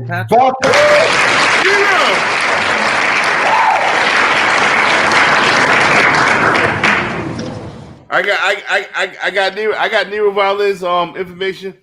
Make sure that Nero Violin gets this. Patrick, so close. Nero Violin. Your message says that they won the drunken box. Yeah, all right. There's only one winner for that. Well, sorry.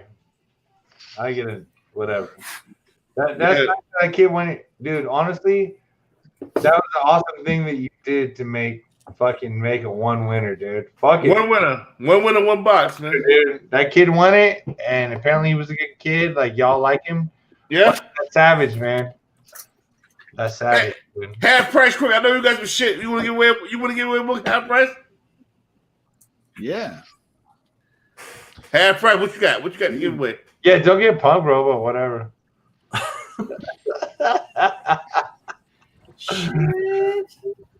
Oh, one of these. The whole pack. Ooh. One more drink? Oh, damn, son. I went to Walmart and I spent $7 today. What? I got one of those too. Let's do it. Got a couple late printings back there. Lucas. All right. Half price. You got to remember the name because I'm too drunk to remember. Spit it, motherfucker, Will. Man, I think they own my jacuzzi. I'll be back. I gotta see what's going on. All right.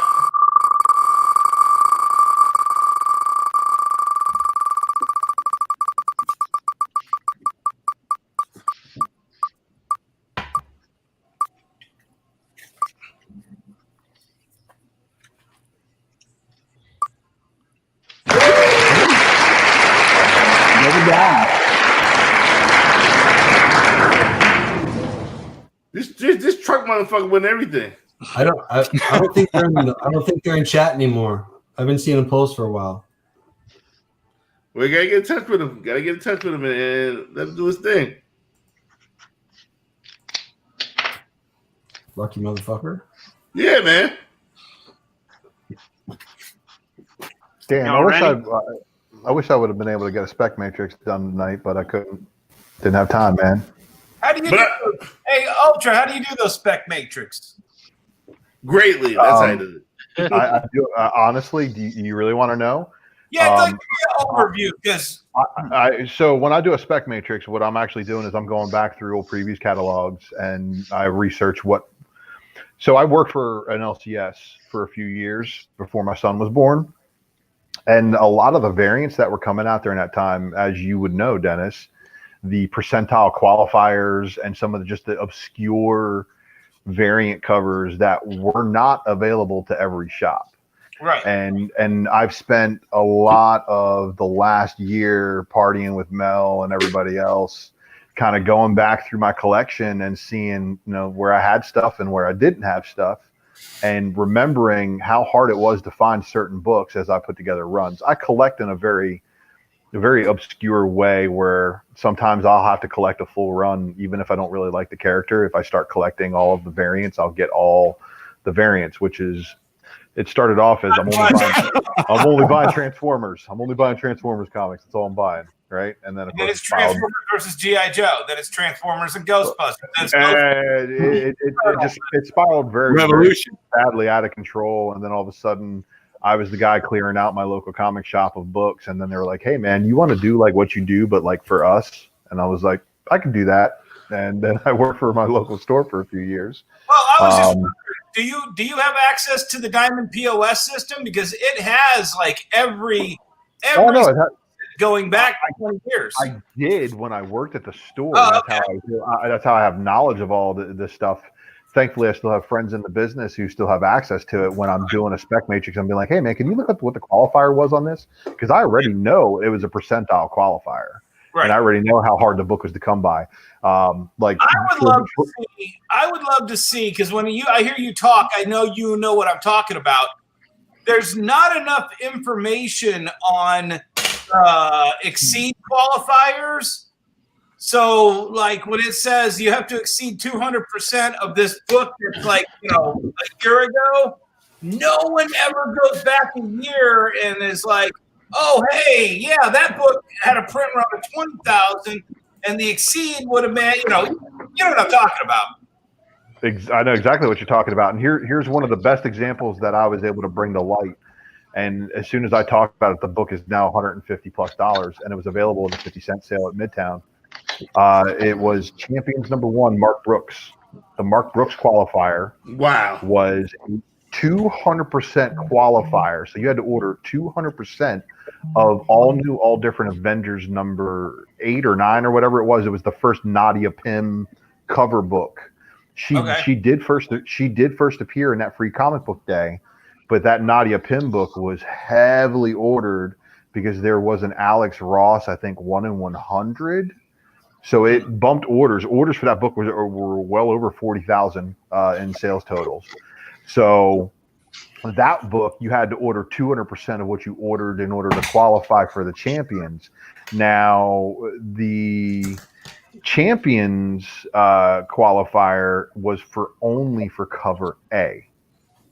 So when those 17 stores did their store variants, they got the 1 in 100 Alex Rosses, but they couldn't qualify for that Mark Brooks cover unless they ordered cover A in the 200% quantity of all new, all different Avengers number 8 or 9 or whichever issue it was. I'm talking on my ass right now.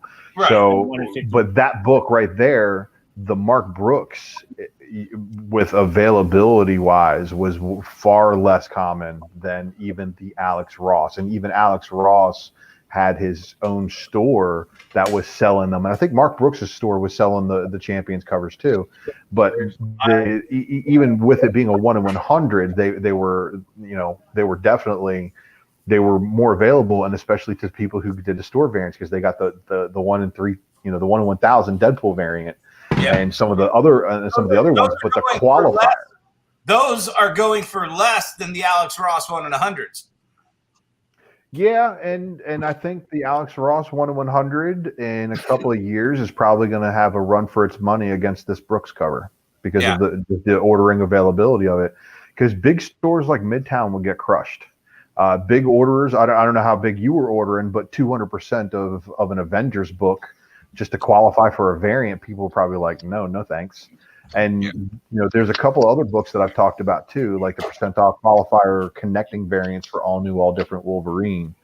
That was when they did the Vision Champions variant, which is the same month that they did the Mark Brooks Champions variant, and that was also a percentile qualifier, which caused the books 2 months later to have a little bit of a shortage because the orders were bumped so much. Because you had to order your totals for that book, Well, here's the dirty little secret, and I have a stack of those Vision. So do I. Because they put them on like a dollar sale one time.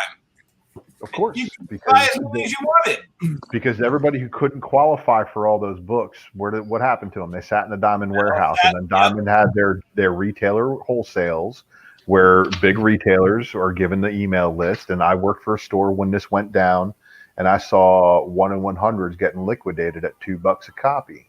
Yeah. So, I mean, we know the stuff happens, but it's funny to see it evaporate quickly into a couple of good retailers.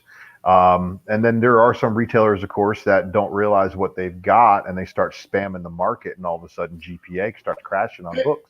And we've seen that happen before. Hey, Dennis, what are your thoughts on this Outlaw #1 variant? Well, which one is that? The locker room variant? Yeah. I'll tell you what. Right now we're in such a weird fucking time. Right. Diamond is beating the fuck out of shit worse than they ever have before. UPS is beating the fuck out of shit worse than they ever have before. Diamonds, people aren't putting the shit in the boxes. I got totally fucked on my copy of it. And of course, by the time I got a hold of a diamond rep to get a damage replacement, they're all gone. So I had a beater. There's no way it's going to be worth. I think it's going to. I mean, when you start seeing the stuff that's selling right now, I'm getting $25 for Spawn 300s. What?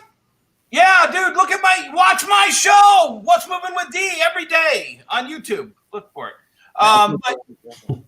But I catch your show, Dennis. I love your show, man. You gotta, especially for like the toys and shit like that too, man. Like it's not always comic.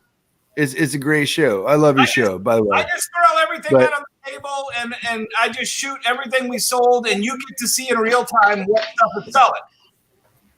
But with the amount of stores that are getting fucked, I mean, look at Last Ronin, dude. I just ordered 50 of them. I didn't even go crazy on it because I knew so many people were going crazy on it. And the prices have definitely started to fluctuate. And I knew everybody was going to chase all those store exclusives.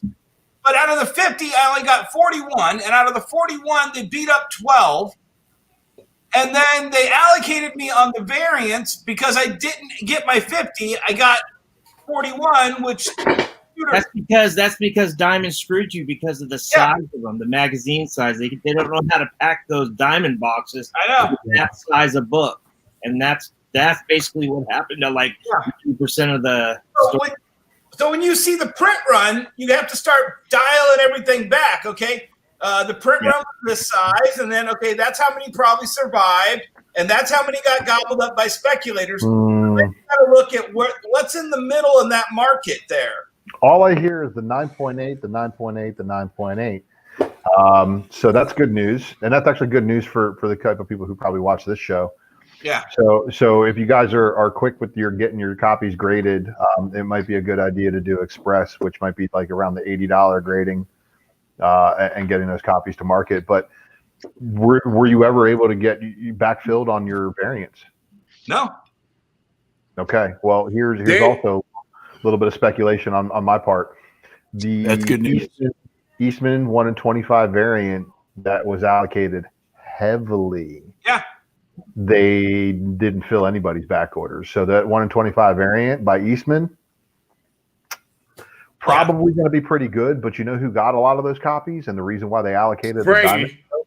Well, no, it's everybody who did a store variant probably got their copies, but not everybody did the regular stuff and did the regular diamond order. So, I mean, it sucks because now those variants are in the hands of the people who are trying to maximize their dollar by selling the variants before they sell their own store variants. So good luck. And that market may have already sailed on that, but that's, grading them is where it's at. Right. Dennis, let me ask you, what are your thoughts on store variants? I mean, I do them, dude. I've got wonderworldcomics.com. If you go there, you can see all the variants I've done. And I mean, some of my variants have never taken off. I did a Champions 1 variant by, I can't pronounce her name, but it's everybody loves her now, but nobody loved her when I made the variant. Simon, I don't know if somebody knows what it is. Champions variant Wonderworld. But that book got me the Champions Alex Ross's, which I've made so much money on. So it's kind of a give and take. You know what I'm saying? No. How many of the Brooks did you get? That's a good question. I got 0. Wow. Because they only, you could only apply for certain ones. Wow. Not that I know of. I mean, if you saw my disastrous warehouse, I have boxes full of shit that I just uncover shit every day. What are your thoughts on the current market right now? It's the greatest thing ever. And here's the thing. I don't think knock on wood somewhere. There we go. I don't think we have a huge crash coming anytime soon. No. I think that little video announcement we heard last night. Little Disney Shima? Yeah, Disney Shima. That's 3 solid years of everything going fucking ape shit. Yeah.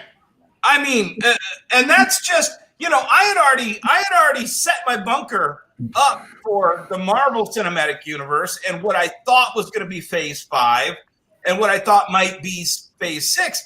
But shit, all of that, I need to like get a whole nother section done because it just opened up to double what I thought I was going to be selling.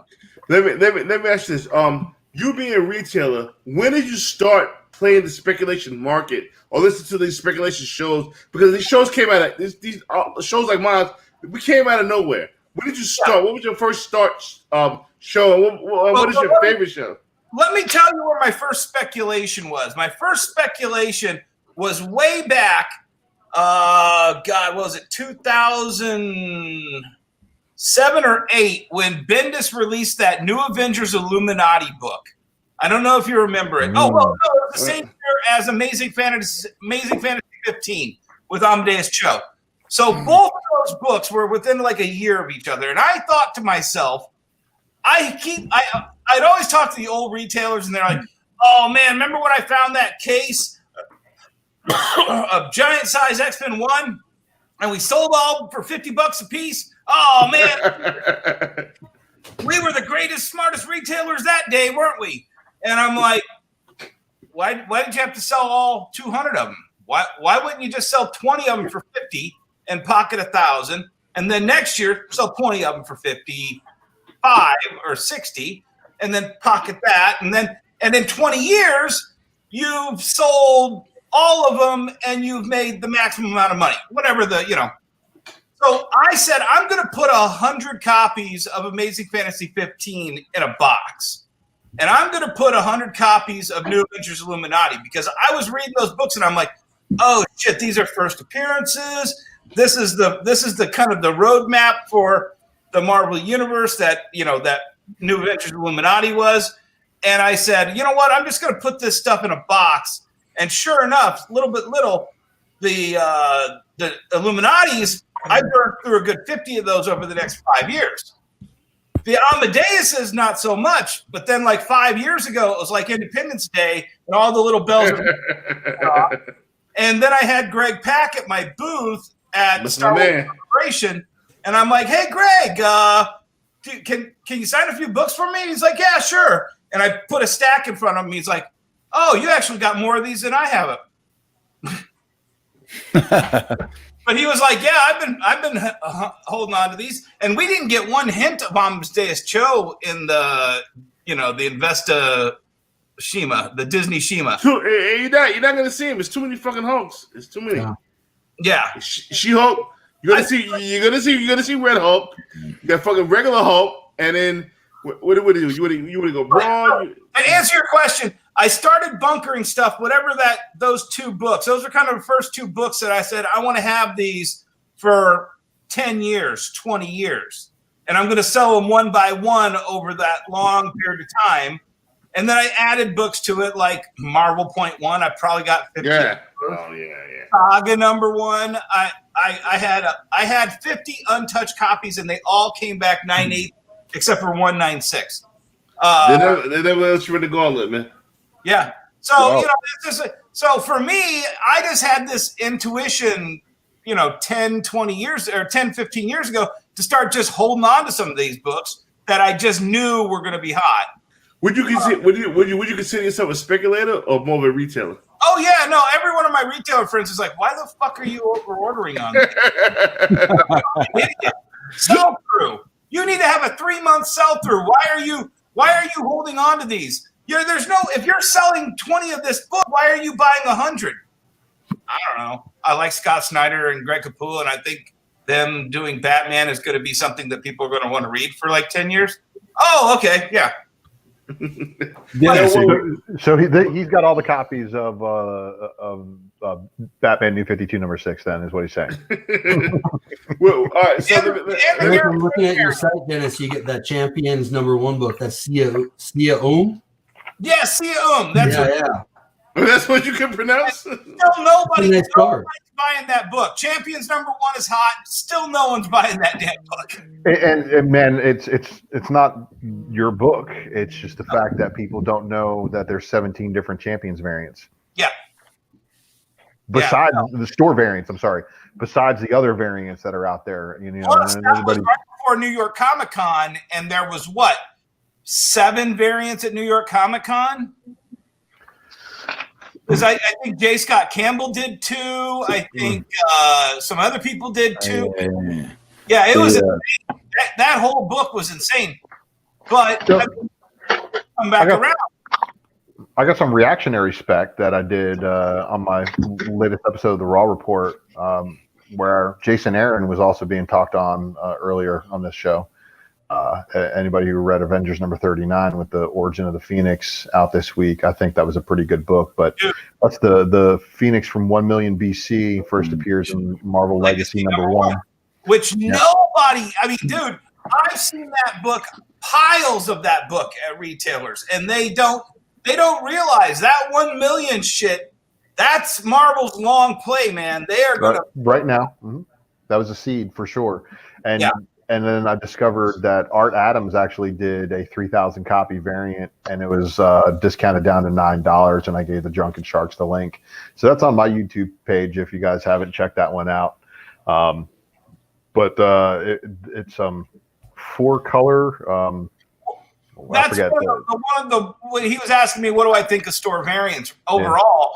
Yeah. If it's in the right hands, it's going to be a good item. They weren't sold out after 3 years, so I assume that it's a pretty dead spec play, if at all spec play, and it might be one that the newer, very reactionary spec market might have missed. Well, look at my Vader Down that I did, the first JTC I did. Mm-hmm. Vader Down. I want to say there was you probably did the metric on this. What is it? 25, 30 artist and store variants for that thing? But there's also a 1 in 4,999 variant. What? I still have one. I have the only one signed by Chip Zdarsky. Who did the Jackson cover, didn't he? Yep. Yeah. They call it the Spotlight variant. Well, so what you thought about Ironheart? I'm reading the chat. You said something about Ironheart? No, Dennis is making stuff up. Dennis is talking about Vader Down right now, man, and I mentioned the big dog. Vader Down number 1, bro. Sleeping on that. Yeah. Well, Mel, we were talking about the 1 in 4,999 variant. The old Trey K special, remember? Was that shit with the rabbit on it? Mm-hmm. But I actually, at the time, I sold one for the record high price for a modern variant, and that got me on Bleeding Cool. And you own Bleeding? I always thought you owned Bleeding Cool. That's where I just want. I swear, I ain't gonna hold you. No, I'm American. That's I don't think it was good. But so what I was saying is about store variants. All of these artists came out of the woodwork and did them, and all of these stores came out of the woodwork. Oh my God, it's our first chance to do a Star Wars variant. And Marvel was real tight with that. They weren't letting anybody do a Star Wars variant at that time. And all these guys came out and did Star Wars variants. They did them on 1 and they did them on Vader Down.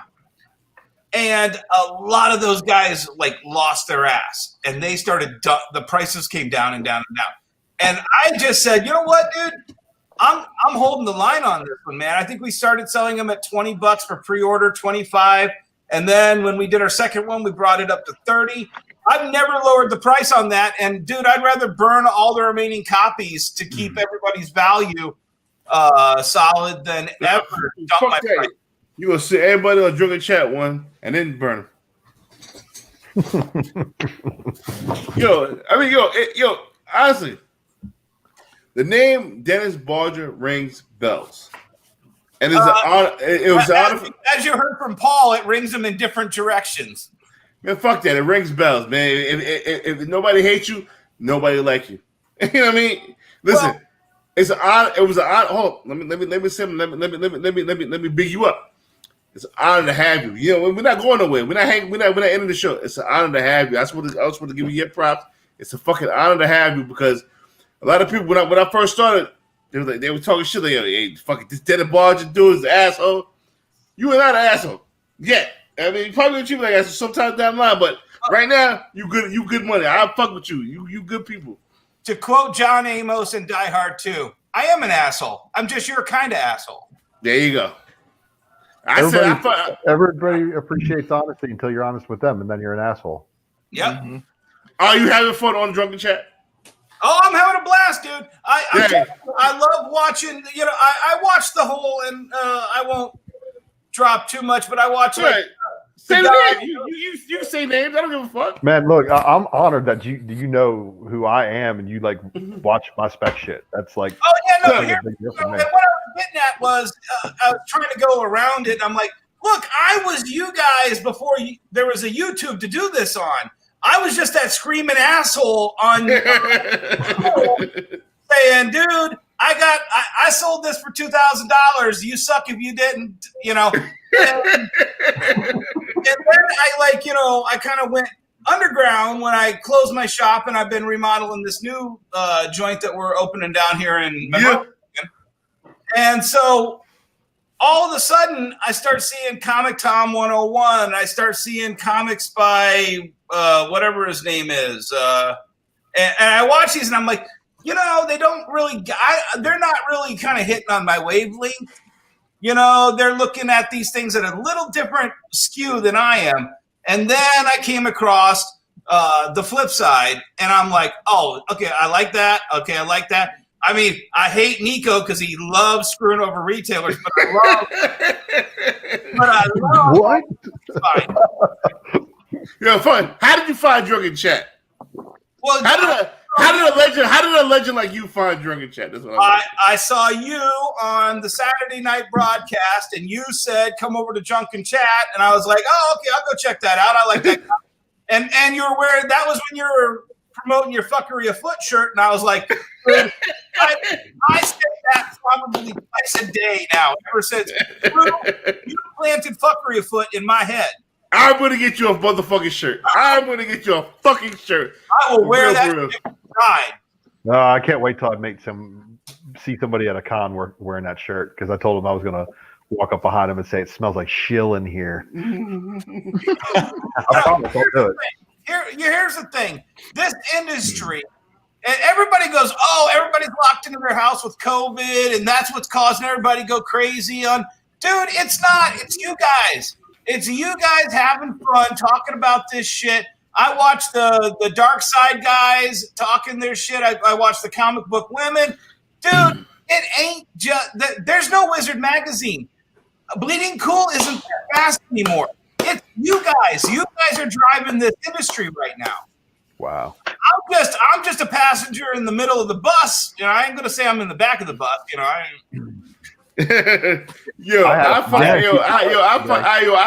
fucking love you for saying that, and I love trucking with comics. Fucking I found this shit. Yo, listen, we have fucking fun. I don't give a fuck if I had fucking 5 fucking listeners.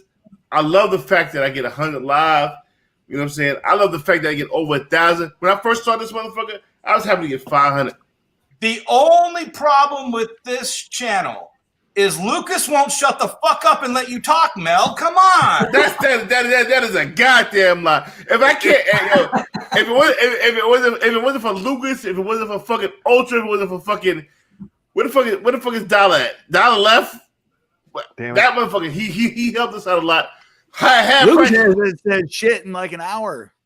Half price crew is a fucking on. Oh, because I'm about to fucking talk for an hour. That's why. Yeah, half price. Lucas sits there, he gathers all the names from the chat too, and puts them all on the wheel like a good man. Well, and what the other thing that I like is, and even when I'm just lurking, watching you guys while I'm doing something else, or and every once in a while, you guys see what I'm doing. I'll hear you guys talk about my JTC variants. I'll hear you guys talk about my Power Ranger variants. And, so I'm like, okay, you guys get what I'm doing because I totally get what you're doing. So, it's a really great kind of show to be able to be a part of, So thank you. But what we wish you guys would do when you guys had those variances, give us a heads up, maybe 3 to 4 days ahead of time. That way we can fucking prepare something like, hey, this is fucking coming up. Look at this. Because once again, we love freaking Big City, Bird City, and fucking they are freaking doing freaking great. But I want to promote everybody. Let everybody get the information about all this freaking shit. I'll be the first to tell you fucking store rent. But if this shit fire, I'm gonna grow it. Yo, look. Frankie, he got some shit I ain't never fucked with. But that last run of Peach, boy, I'm on it. He got this Daredevil shit coming out, and it sounds like I'm not promoting him. But motherfucker, that shit look who's super the guy duper fire. I will tell you where the fuckery is really afoot, though. Is who's the guy who did the Homelander variant that he went super Scorpion. All right, fuck those guys. Okay, tell us how you really feel. Yeah, they're gorgeous, but if he had just done it one time, that's it. You would have made all the money in the world. You know what? Move on. Do Lamplighter. Do what's her face? Do Billy the Butcher. But the fact that he's retreaded the Homelander 3, maybe 4 times now. Yeah, well, Homelander is kind of a big deal right now. So nah. Leave that shit one time and that's it, man. Don't milk nothing. You are right. I would do a different variant of Homelander. No, I wouldn't. No. I wouldn't do the same. I wouldn't keep doing the same book over and over again, man. Just changing the background. It's cheap, and it does cheapen the original. It's the same reason why everybody gets mad at like Delato repeat. Let me tell you something. Frankie is probably the only one who did. You and I have totally got to talk to Delato sometime because I have been buying all of Delato's prints and books from Italy for the last, I think, 5 or 6 years from my buddy who goes over to the whatever it's called in October. So I heard you talking about Delato one night. And I'm like, oh, we got to talk Delato. Sorry, Mel. Sorry I interrupted you. No, that's good. Yeah, Delato and Milo Manera. Those are the guys to look out for when you go over to Italy, man. Freaking a lot of people. For instance, that Wonder Woman museum variant, people missed out on it. It was just right out front. People just freaking missed it because they're too busy freaking waiting for whatever. I don't know what the fuck fall out the freaking sky. And it just freaking copped up. I think it came out for like $50, and at one point it did hit for like $250. So. I told Frankie, bro, if you get Delato to do a motherfucking Moon Girl variant, change the motherfucking game. I told this motherfucking shit 4 years ago. Frankie, he did right by me. I ain't got nothing bad to say about Frank. Frankie's an OG. Yeah. Everybody after him, y'all follow his motherfucking lead. You know what I'm saying? I gotta give credit what credit due. Bro put his ass out there and killed it. You know what I'm saying? He did his motherfucking thing. And Frankie, if you're listening, bro, get down out of do that motherfucking Moon Girl. I am on it. Tell that motherfucker. I'm tired. I mean, go ahead, Dennis. Guy, I forget it. Bulletproof Studios. I think Delato. Good people. Good people. Good guy, but Delato only works. I've thrown huge amounts of money at Marvel to get me Delato. Because I used to call myself the Delato King. I mean, I bought out all the remaining inventory of Delato's original Sin variants, you know. So, I mean, I love Delato, but he won't work for anybody but Bulletproof. So it's like, okay. Well, the big problem that I have with Delato, and once again, I love Delato. I got a bunch of his shit on my freaking wall right now, is that he keeps doing the same freaking characters. How many times can you do Venom or Spider-Man? But Delato's doing the Disney shit. Yeah, but freaking give me some Moon Girl shit. Give me some Moon Girl shit. Well, see, that's give me some Riri. Give me some Riri. It's the same thing with a record artist. When you get corporate at a certain level, you do what sells. And if they only come and ask you to do bubblegum pop, you do bubblegum pop for 20 years. But, so if they come and ask you to do Venom, Greg Land does Venom. Greg Horn does Venom.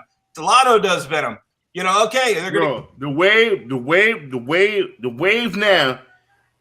I'm talking to everybody who do a store variant, and still, motherfucker out there, just give me motherfucking credit. Get these new artists to do a fucking Moon Girl, Riri.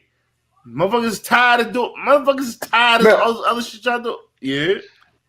Right now, do the, it, the, girl. right now the That's the trend. problem. Yeah, right now the Retro's a beast. Matter of fact, Dennis Barger, meet Retro. Retro, meet Dennis Barger. He's a monster. He's a fucking monster, kid. While you guys are chatting, what you got? I just drew this up right now. Just now. Where the moon girl at? Don't be a moon girl. You know, I'll throw you a moon girl. Well, yeah, because once again, I'm saturated with Pete Moko. I'm tired. I'm up to here with Pete Moko. I'm up to here with fucking Punchline. I'm up to here with fucking Batman. Right? Give me the new shit. Right? I mean, they just showed us all the characters. Yeah, they just showed us a whole bunch girl of. and bring it on next week. Yeah. Because what's even crazier is what's that name of that freaking series that's out, the outlaw shit, right? There is another fucking girl in there that looks exactly like fucking Moon Girl. It turns out it's like some other fucking girl named Kamala. Right now, there's another fucking girl in fucking DC with Young Justice. Sometimes they draw her exactly looking like fucking Moon Girl. You know, there's something wrong that some of these artists cannot draw little black girls. That's freaking kind of disturbing to me. It's kind of funny you said that because one of my black customers was arguing with me a couple months ago about Iron Man 7 having Riri on the cover. And I'm like, oh, no, it was the second or third print that had her on the cover. He goes, no, it's that main cover. And I'm like, dude, that's Mary Jane. She's got red hair. And he's like, that's Riri Williams. I'm telling you, that's my girl Riri. And I'm like, that's Mary Jane. She got red hair. Oh no, that's brown hair. That's her wearing her hair down. And I'm like, are you kidding me? Come on, man. Why would they put a Anne Riri circle on the second print or third print? Exactly. Yeah. Wow. I mean, but that just showed you how ugly that art was. That's the worst Mary Jane ever. Yeah, it is. But yeah, I don't know, man. There was some there was a Mary Jane month, man, where there was some crazy ass shit that was just like not feeling it, man. Yeah. That's where Rachel Paul was Okay, maybe to read it. Kamala Khan or Ironheart. It's a shame. Kamala Khan, Delano. Come on, let me get that. Let me get that. Baby Yoda, Delano. Let me get that. He has a name. Mandalorian. Let me get that. That would destroy everything. Mandalorian done by Delato. Fuck. Everything I just mentioned would destroy fucking everything right now. Yeah. So I'm just waiting for the Mandalorian comic book series because John Tyler Christopher in an already deleted Instagram post already was asked if he was going to do a JTC action figure variant for Mando. And what did he say before it got deleted? He said, So that means he's probably already doing it. Probably did it already. He probably can't. His number in my phone, but I don't call him that often. Well, if you could call him and let him know that Ultra Maximus needs like 10-ish of his store variants exclusive to fill my complete set of action figure variants. And I also need that stupid Kylo Ren #1. I think I have some of those. Yeah, everybody wants a lot of money for those right now, and I just my store. Son. Dollar Bill, when you just here? Why you comment? Come back in here, man. Come on, stop playing. Dollar Bill, Usagi Delano still up? Yeah, he's still up. He fucking commented. You know who I think is underrated from the Italians too is, and I'll say it, and then I'll say it after I met him. Mercado. Cicchetto. But he goes, no, it's not Cicchetto. It's Chechetto. So I met him. He was awesome. He is probably my #2 guy from Italy. And he was a really great guy. I bought a couple of original pieces of art off of him. It was really sick. Yeah. I know two Transformers artists from over there, Guido Guidi and Marcello Mattier. Okay. Are both over there. And I think a couple others actually from Italy too. Here's somebody I think is way underrated. Simone Bianchi. The stuff he did. Simone Bianchi. Yeah, come on, man. Come on. That's my dude. Simone Bianchi. Bianchi is amazing, dude. Ben Oliver fucking crushes shit. Bianchi's a problem. Yeah. What's the other dude that me and Brian love? Ricardo. Moncada. Son, he's the next wave. John Gallagher too. He's also up there with some good ones. Who's that Garon guy? Garron. Yeah, no, he's a beast. He's a beast. Seasoning. He needs a little more seasoning, and he'll be up there, I think. I'll become this was Dollar That's what we need to do. That's what. This is totally perfect for you, Mel. This is my idea, and I'm giving it to you for free. We need to do the comic book. See, the comic book what? The comic book draft.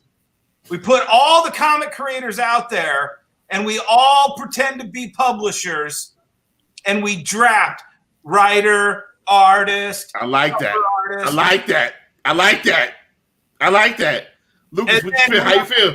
You let the people in the chat say who's going to make the best comic book when you piece it together. I like that, Dennis. I like that. You know how I'm all about rookies, man. Freaking people that nobody's even heard of yet, right? So, for instance, I've got some young female rookies that y'all motherfuckers ain't even heard of yet. Y'all motherfuckers ain't even heard of yet. I got them. I got them. Hinge Girl. Who's the girl that did Hinge Girl? Kristen Gunn. This is my homegirl.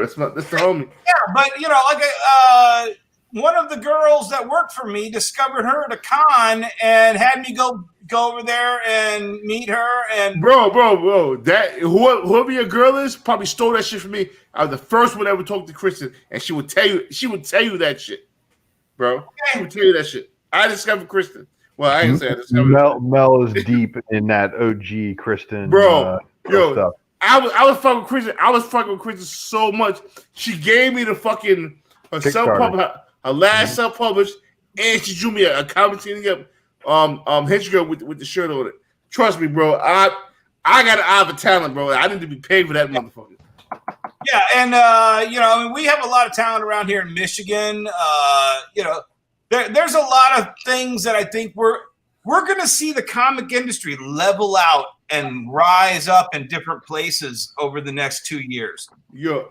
Right now, you got people like Perez who said, I'm not going to go traveling around anymore. Well, he's off the market now. So who's taking Perez's spot? Greg Horn, Rob Liefeld. Greg, Dennis, I fucking love that. A fantasy sports draft of created. Greg Horn is like a fucking. I'm not gonna say LeBron James. Greg Horn is a good Rajon. Greg Horn is a Rajon Rondo. Well, yeah. A solid veteran to get you a chip. It will get you a championship, son. Blue Green got a spec trivia game that I want. 3 years. I want all of us to play. Lucas, get your game ready. Yeah. Right. So get your game ready. And Lucas, what you gonna say? Well, so what I suggest is next week. I mean, we're gonna definitely do that freaking draft, right? But next week, what we gotta put away is the best covers. Yeah. We got a lot to do. So all the listeners, I want y'all to freaking start getting that together. Put those on slides Department of Truth number 2. And then send that to me at lucas@drunkenchatson.com, and I'll put that together, right? Because I mean, I freaking tried to start it, and it was too much of a freaking beast. But yeah, get that together, and then after that, we'll start looking into the future draft. What's going to freaking be going on? Greg Horn is the Nate Robinson of comics. He gets no respect. The problem is that he's kind of relying a little bit too much on digital, right? Yeah. And we're just a little too tired of digital. It just looks a little too easy, right? Because I will brag that I own, and he told me this. He did a commission for me. Greg Horn did. I own the only pencil, ink, and hand painted Greg Horn piece of original art he's ever done. Nice.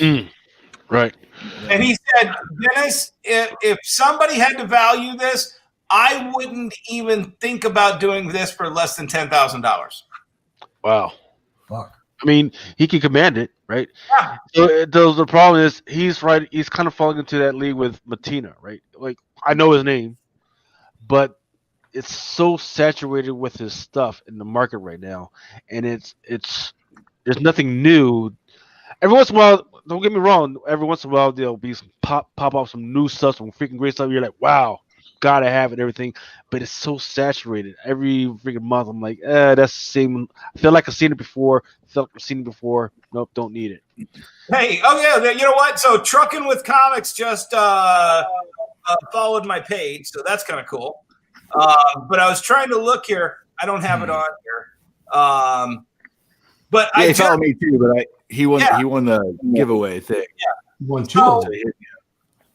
But I just did a video either today or yesterday. I sold out of nowhere 4 Greg Land covers, and the entire industry has pretty much been trashing on Greg Land, especially the birth of the YouTube movement.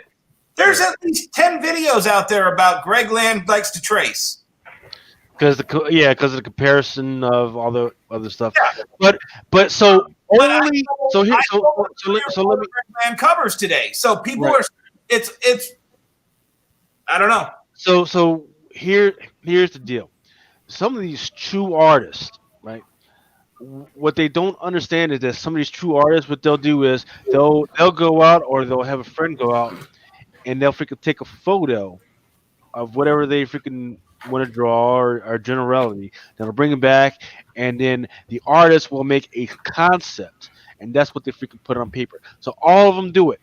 I literally maybe a couple weeks ago saw Stephanie Hahn freaking do it. She had a freaking picture up there, and she would every once in a while look at that as a reference. And then she would go ahead and freaking do that. And once again, Stephanie Hahn, she's amazing. She's one of my favorites. She's just using it as a reference. Freaking bang, bang, bang, bang, bang, bang. Right. I think the issue is Craig Land. He uses other freaking art as a reference to do that. What was that book? What was that book that blew up like 3 weeks ago? The Mark, Red. The which one? Beautiful cover. Gorgeous cover, but you know what? It was just as gorgeous of a picture. Which book? Which book? There's a model of a redhead. Mark. And, Yeah. And then did he draw a tattoo on her back and freckles and then he's like, oh, hey, that's me. What is that worth now? $10? Yeah. I don't know who did it, but the point is you would have been just like, oh, hey, sweetie, I love your art. Can I just put your photo cover and I'll pay you? But he didn't. He thought he was going to sneak away and pull a Greg Land. Yep. So Mel, what do we want to do? Do we want to do the trivia game or do we want to do the Al Ewing playbook thing? I want to do the trivia game. I think that's that'll get the listeners involved. Then we close out with the spec. We close out with spec. Hey guys, but I tell you what, I've been up for damn near almost 24 hours. I've traveled across the country. I'm jacking my nephew's laptop right now that he uses for Zoom at school. So I'm gonna have to surrender this back to him and get some sleep. Playing Among Us at? What's that? If you're using his laptop, where's he playing Among Us? That's why I got to give it back to him. I mean, the kid needs to get his free time in. You know what I'm saying? But I'm going to be out, and I probably will. I mean, I could probably check in from my phone maybe next Friday, but I look forward to being back in 2 weeks, full effect, just in time for the new year. Also, 2 weeks. That's too long, man. I'm gonna miss you. I can't help it, but I'll be back. I'll be back doing Spec Matrix. I did a Spec Matrix, but nobody cares really because it's on a book that nobody cares about. But I thought it was fire. Yeah, I'm sure it was dope. All right. Love you, Will. Yo, Ultra. I want you to have a fucking a great birthday. Have a good holiday if I don't see you. Have a good birthday, Ultra. Happy New Year, Ultra. Merry Christmas and Happy New Year. Well, I'll be back in Florida for a nice Floridian warm Christmas. Like maybe 40, 50 degrees. I'm lucky, but I appreciate the shit out of you guys and everybody in the chat too. Dennis, Thanks for stopping in, man. I'm sorry, it was choppy. What was that? Pleasure to finally meet you. Oh yeah, you too, man. Love you guys. Check you later. Later, Ultra. Yep. Yes, sir. Brother. Have a good night, man. All right. Half price, man. Say something, man. Yo, how you doing, half price? What up, baby? I'm good, dude. I do. Listen, I'm gonna grab a drink and a smoke real quick. But after all this shit in the chat, this is what I bought today. Oh my god! Holy shit! We not going through all that shit tonight. Just that? No, it's not. Yeah, I don't have that kind of time. But I pull out some highlights. But I gotta piss. Do you think? Yo, we gonna go through some spec trivia. All right. That sounds I fun. like spec trivia. Well, I'm gonna rock through this for you. Then I gotta go. Oh, you know, Dennis, you playing spec trivia, motherfucker. I'm not hip to spec trivia, but I'm game. But give me maybe 5 minutes if that happens. You come with a question too. Sure. But if not yet, I'll jump in. My wife just came home, man. I need to go to bed soon. Dollar bid spec trivia. You ready? Oh yeah. You look like a Sith right now, motherfucker. Looking at a lightsaber. Darth Taylor. All right, so. All right, I'm gonna jump in. I'm gonna jump in before everybody passes out here. I'm gonna put the show on you, Undertaker. Let's do it. All right. So this is like an experiment. So please, everybody, be as patient and as if it falls apart, it falls apart. But it's on a chat, son. That's right. It's Drunken Trivia, son. So I got 12 questions. It's using an app. Anybody who's watching can play along. You just got to load it up on your phone. There'll be a screen that shows you what website to go to. You just type in the number that we give you, and you're going to be one of the players. All right. I think it maxes out at 20 players. So the first 20 people to sign in, you're going to be the contestants. 12 questions. There'll be 4 choices for each question. And the faster you log in on your phone, you'll be able to choose the 4 choices on your phone. You'll see how you did on the screen. The faster you need a phone. Yeah, you gotta get to the website on your phone and just type in a code that we'll put up there. I'll pull it up in just a moment. But can we do it on the laptop? Yeah, you can do it on another screen on your laptop or your phone, whatever works. All right. What's the web address? We'll put that up in just a moment here. Cool. Just to flash it while we got the camera up. It's not a giant book, but for first place tonight, we got Star Wars: The Old Republic. This is number 1. This is the first appearance of Theron Shan, Satil Shan's son. This is the newsstand.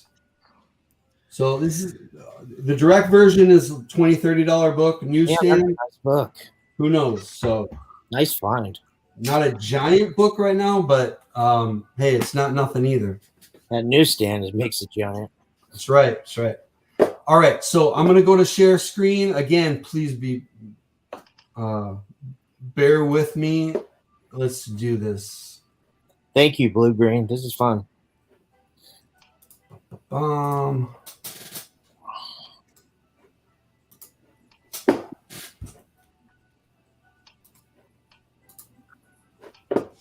All right. This is what you was. All right. I'm not Brian McClay, so I want to make sure. What are you guys seeing? Hey, real quick, Lucas. There's somebody in the chat asking about doing FOC. No. If you want to do that tomorrow, I'll do it. I mean, I can do it tonight. Freaking Mighty Mel, since I got control of the thing. I can help you. Yeah, Mel, you can go to sleep. We can. No, I don't want to miss nothing. Motherfuckers.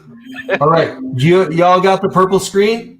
Yeah, 83175. That's right. All right, at the top of the screen it says go to the website www.kahoot.it. Just go to the website. You don't have to register or any of that shit. Just go to that website. It'll ask you for the game pin. The game pin's right there. 831-7050. You know what? I'm too drunk. I can't do this. Oh, but hey. I want to watch you guys. After you hit in the pin, just throwing it out there, it's going to ask you for a username. Please use your YouTube name. So whoever the winner is, we can figure out exactly who that person is instead of making up a brand new name. All right, we got 3 players so far. Rob Comics, TWQ, Dollar, CG. I do think it maxes out at 20. Last I looked, we had like 60 viewers, so we should be able to fill this up. I like this. I like this. I like this. Yeah, this is fun. I don't know how to. I can't get to the page. Where the hell? Just www.kahoot.it. Well, I got the app on my phone, and it's not. It's making me sign in before. You don't have to do the app. You can just go to the website. Just go to the webpage www.kahoot.it. Forget the app. Where's my name? Where's my name? Where's my name? Where's my name? You got Pack Thunder, Gringo Brandino Immortal, Shining Dolphin 11, Silver Wolf 20. I did it on my phone. It should be Put the pin in. Put the pin in. I put the pin in. Look at this shit. I put the pin in. But the name that you put in might not be the name that you were assigned. I put Drunken. Yeah, I put that too, but it's assigned me Silver Wolf. Okay. Oh, maybe it might have some sort of Shining Dolphin 1. That's me. Yeah. What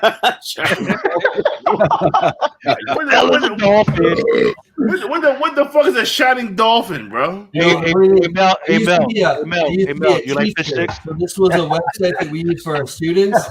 Probably got some sort of editing software where it changes nasty words like drunk. So what do we got? 1, 2, 3, 4, 5, 6, 7, 8, 9, 10, 11, 12, 13, 14, 15. I think there's room for 5 more.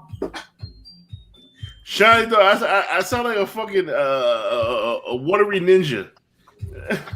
Dude, this is fun. We can make this a segment. This is Trucker awesome. wants to win his 3rd book tonight. I like the music in the background makes it more anticipation. We got room for 4 more. I'm back in. What did I do? I missed the tutorial. Girls love Shining Dolphins.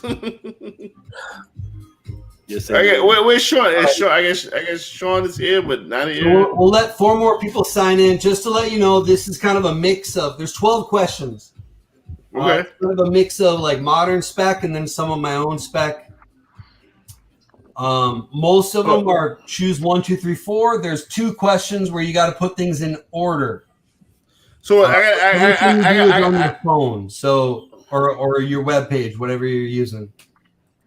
1, 2, 3, 4, 5, 6, 7, 8, 9, 10, 11, 12, 13, 14, 15, 16, 17. 3 more spots if anybody wants. KHOOT. How'd you come up with this? Is this your shit? 2 more spots. Spider 78's in. 831-7050. 831. Again, first place gets that Star Wars: The Old Republic #1, the newsstand variant. I wouldn't say it's a 9.8, but it's definitely above like a 9.2, 9.2, 9.4, 9.6, something like that. Man, someone's gonna beat me to it. I'm trying. 8, 9, 10, 11, 12, 13, 14, 15, 16, 17, 18, 19. I think we're maxed out. I think we got 20. That's cool. It says your shit's not secure. 12, 13, 14, 15, 16, 17, 18. All right. Okay, so here we go. Again, the faster you log in, the more points you get, but you can't change your answer. Once you commit, you're committed. So here we go. Between questions, we'll look at the book and feel free. Anybody who's on, pipe in. If you got something to talk about the book, go right ahead. Let's start. He'll put them on screen. I'll read them as we go, though. Here we go. 20 seconds to answer. Okay. What was Lucky the Pizza Dog's original name? Was it Deuce? Was it Arrow? Was it Rambo? Or Hawk Guy? Lock in your answers. Got 4 in, 5 in. Hey, I got symbols here. Yeah, I got symbols too. Triangle. Yeah, you circle, square. On your phone or your website, you should see either just the colors or the shape. There's a triangle, there's a diamond, circle, and square. Symbol there. Okay, I know. Yeah.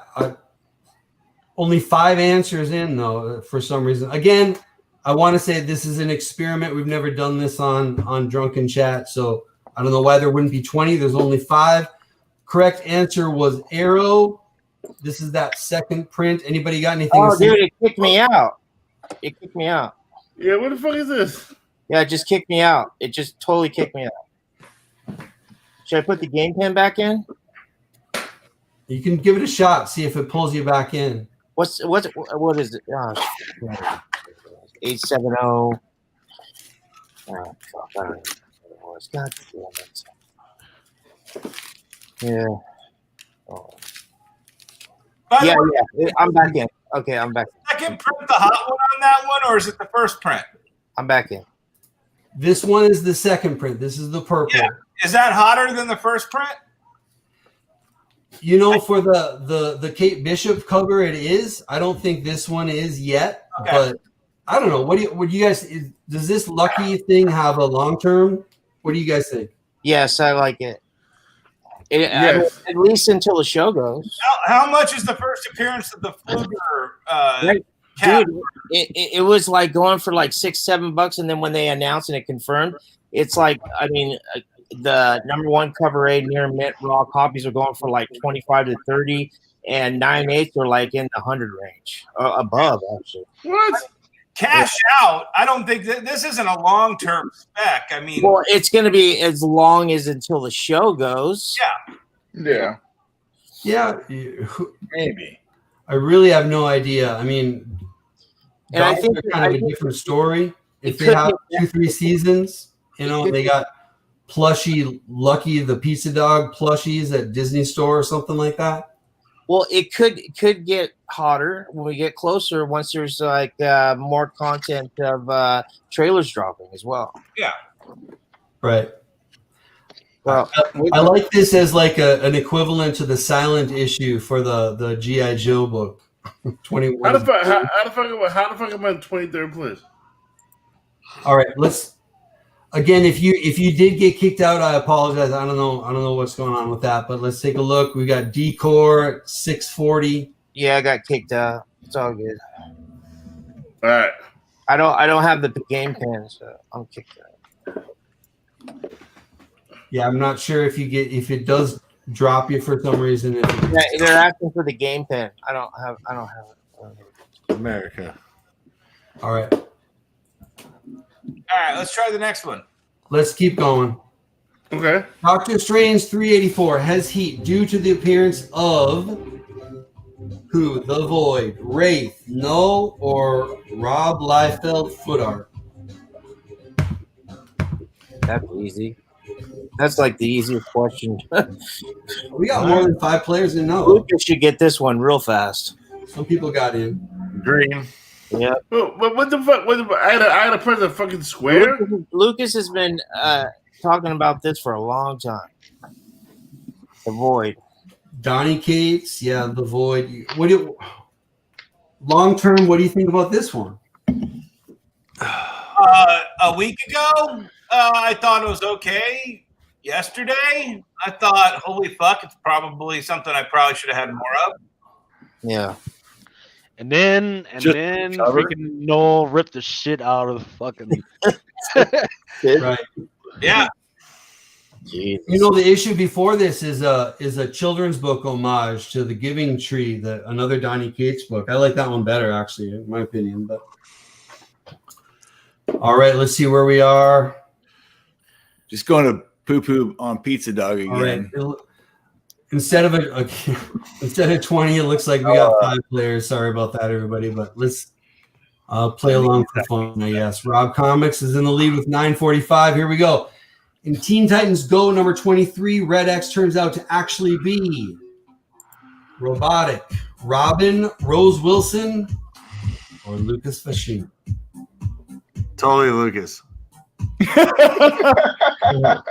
Hey, you guys have a good night. I'll see you guys tomorrow. Peace out, man. Peace out. Robotic was the answer. In the comic, actually, it turns out that Red X is a bunch of different robots. It's not actually a character. I believe in the cartoon, in the beginning it's Robin, and then it turns out to be somebody else. I've never seen that book. It's going for about 100 raw right now. I got a couple of them. I just saw them about a month ago, so I'll have to go dig them back out again. Yeah, obviously he's going to be in the Future State, the Teen Titans book coming up. That B cover has his kind of whatever feature art. But who knows who that character will be? I don't know. But his only appearance in comics is as this robotic form. But still, people are spending money on it. I mean, when you think about it, Iron Man 55 is still a robot Thanos. It's not even the real Thanos in Iron Man 55. Yeah, but it is. It is. Like you're not wrong, but it is. Like that is respected as the first appearance of Thanos. It's Iron Man 55, same as Star Fox, same as everybody, dude. It is what it is. Yeah, I know what you're saying. I know it's a robot. It's not the thing, but we're not going to go 40 years fucking forward to Silver Surfer 44, whatever the fuck that is, dude. Right. That's the first Thanos. That's how it goes. That's my opinion. You can argue with me, and that's my complete opinion. Yeah. So like you can tell me I'm wrong, and I'm not even gonna argue. We gotta just say the whole thing. Well, right now, there's nothing to compete with that Red X appearance. So, listen, you guys are making fun of Red X, man. I'm telling you. Listen, I might have had to go commune with God for a little bit, but I jumped in right at the good time when you're talking about my boy Red X. I think that's a big deal. Commune with God. I'm down to go lick toads at your house, bro. Let's do it. Yeah, you come into town, bro. You got it. I've been asking for years, bro. I was like, when is McClay gonna let me in? And like, when can we just quit talking about comics and get this done, bro? All right, here we go. Question 4. The character featured on this Star Wars: The Old Republic Lost Sons #2 is. There's a story behind this one. Darth Nihilus, Revan, Darth Mar, or Jar Jar? Lock in your answer. All 6 players. See, this shit works better. This shit works better on the computer. Look how good that shit looks, man. Darth Mar is the answer. You know, I put this one on there because I made the mistake. I ran across this at a con a few years ago, and I swore to God it was Revan on the cover, just because of the helm, the faceplate. One of the other guys in the Simple Man's Comic Patreon, Adam from Strange Tales to Collect, he named his son Revan. Like, he's a huge Revan fan. We started hoarding these, and then a few months ago, we're like, well, why does he have spikes on his shoulder? So we dug into it more, and it's not even Revan. It's Darth Mar. And Darth Mar is one of those characters that I was talking about earlier that is a nice, cheap pickup if you can get him cheap, like people are showing. I see Retro showing his version of it. Like, if you can find these cheap, these are the type of characters that you can hitch a ride to for future stuff. Still at cheap. Yeah. And that's a nice cover. And it is tied to Darth Revan because is Darth he Revan? Well, you got to look at, for me, Brian, you got to look at the upside. If this hits in a Star Wars show, it explodes to huge numbers. Yeah. But no offense to your Red X spec, the most. Yeah, he's right. He's right. Yep. CW, you know. Yeah. I don't think so. Here's why. And here's a big if. All right, you ready? What if Red X is Damien? So what? What are you talking about? We need Damien back, bro. When are we going to see Damien? Never. What if it's Red X? What if he's like, I'm done being the Bat Cow. I'm done being Robin. I'm gonna be who I am. And he puts on that Red X uniform and he just wrecks house. So Red X is gonna be in this Batman movie? No, it's gonna be in the Future State. It's a new Future State character. Its first appearance with that first Teen Titans. Okay, well, what about movie wise? Nobody gives a fuck about the books anymore. Mel, did you see that Red X cover, bro? Yeah. You saw the Red X cover. Don't joke. That Red X cover is pure gold. If that shit was the 1 in 25, game over. But listen, yeah, there's still the 1 in 25. Marvel just dropped Disney again. Disney Shima. Yeah. It was double getting. You're right. It was double getting, dude. Fuck. They dropped it like it was hot. Everybody. The only way DC has a scratching chance. They don't. Yeah, they don't. But it's bringing Damien and bringing Punchline. That's it. Anyways, Damien. Hey, dude, there's only one person we know that's loved Damien forever, dog. And his specs hella good, but other than that, man, like fucking, we're gonna bet on Damien? Bet on Punchline? You kidding me? First off, re-bet on Harley Quinn. She's one of the most spectacular characters of all time in DC. You can't re-bet on Harley Quinn. They fucked up already. No. There was one good movie and one that sucked. Yeah, one that sucks with one of the hottest women in the whole planet played her twice. She still bangs Harley. Yeah, she's fucking. The next time we see her on the screen is 4 years from now. She's gonna be that. So what? Yeah. So what? Okay, then throw away your Then throw away your Batman Adventure clothes. I dare you. People already did it. Look, man. I'm just saying. I don't understand why. What would it's you a rather proven character. You're right. It's a proven character. What would you rather have? A Batman Avengers 12 or Avengers #1? A what #1? I'm sorry. Vengeance #198. Vengeance 198? Yeah. Vengeance. Would not the variant? No, the regular.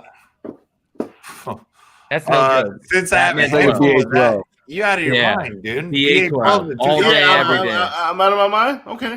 Vengeance 1. Oh, dude, I hope to God Vengeance 1 9.8. Dude, when there was a maybe, I bought 2 more of those. And so when are you going to see Harley again on the big screen? Suicide Squad. First off, she is one of the top 5 DC characters that exist in the comic books. Period. I mean, top 5-ish. Yeah, if you think Harley's washed? Why? Because fucking one of the greatest. I think Harley's washed because DC media is washed. Yeah, they let Punchline fuck her up. Marvel, media wise, America has way more upside than fucking Harley has right now. Are you kidding me? Okay. I'll tell you why. We're gonna miss. Tell you why. I'll tell you why. Rails here. All right, you gotta put these in order. Put these Monica Rambeau in order. Which one was she first, second, third, fourth? So on your screen or on your phone, you can move them into order. Once you get them in order, press the blue button on the bottom to lock it in. Wait, what the fuck are we? All right. All right, Mel. So listen. Look, man. Do the trivia and then they will still care about Batman. American Chavez will never sniff fucking Harley's jock, dude. Right. America what? Ever. America Chavez will never sniff Harley's jock, dude. She sniff her jock now. Are you kidding me? Right. On what? On her first appearance, #1? Yes. 9.8. What's Harley's fucking $5,000 newsstand? Fucking 9.8. You talking newsstand? We're talking regular books here. Okay, so hers is 2,000. Do you think the regular appearance Avengers #1 is a $2,000 book? Because Batman Adventures 12 9.8 non-news stands a $2,000 book. Who's gonna remember Harley 5 years from now? What are you talking about? Just leave the newsstands out. Quinn, what are you talking about? Who would remember Harley 5 years now? Are you being serious? Media wise, Harley Quinn is a fucking top 10 character in the fucking universe. All right. She was. So today she's not. Oh, I'm sorry. She only had 2 fucking movies with like one of the world's most biggest superstars in the last fucking 5 years. And one of them sucked. And everybody's okay. So let's just say everything you're saying is right. Let's say they sucked. Let's say they sucked. One of them was garbage. I didn't like that. I did not like Birds of Prey. Okay, I loved Suicide Squad. Yeah, but okay, but how about that? Let's say you're right.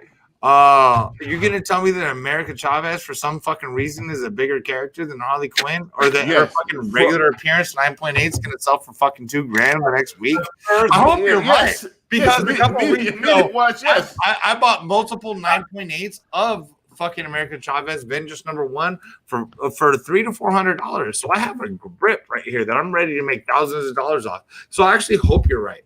But fucking, there's no possible way that America Chavez is possibly. Why not? 20 seconds. She just not. All right, here we go. So we got. Sorry. No, you're dealing. All right, so yeah, Captain Marvel, then Photon, then Pulsar, then Spectrum. What are you guys?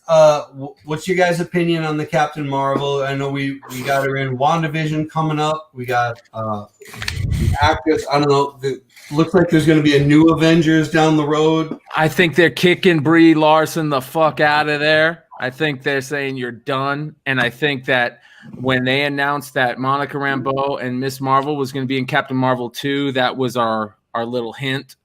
And I think they're going to go the rogue route. And I'm not basing this on good rumors or anything. It's just what I want to see. You think there's any spec worthiness in the first Spectrum, the first Photon, or is it just her first appearance and maybe this? It's all M16 on this book, man. It just seems like that is a definitive kind of Bronze Age, just key book. Everything else, I know I've seen stacks of all of the other stuff in dollar boxes recently. Right. You know what I'm saying? And these are 4 of her names. Jesus, she's had like 10.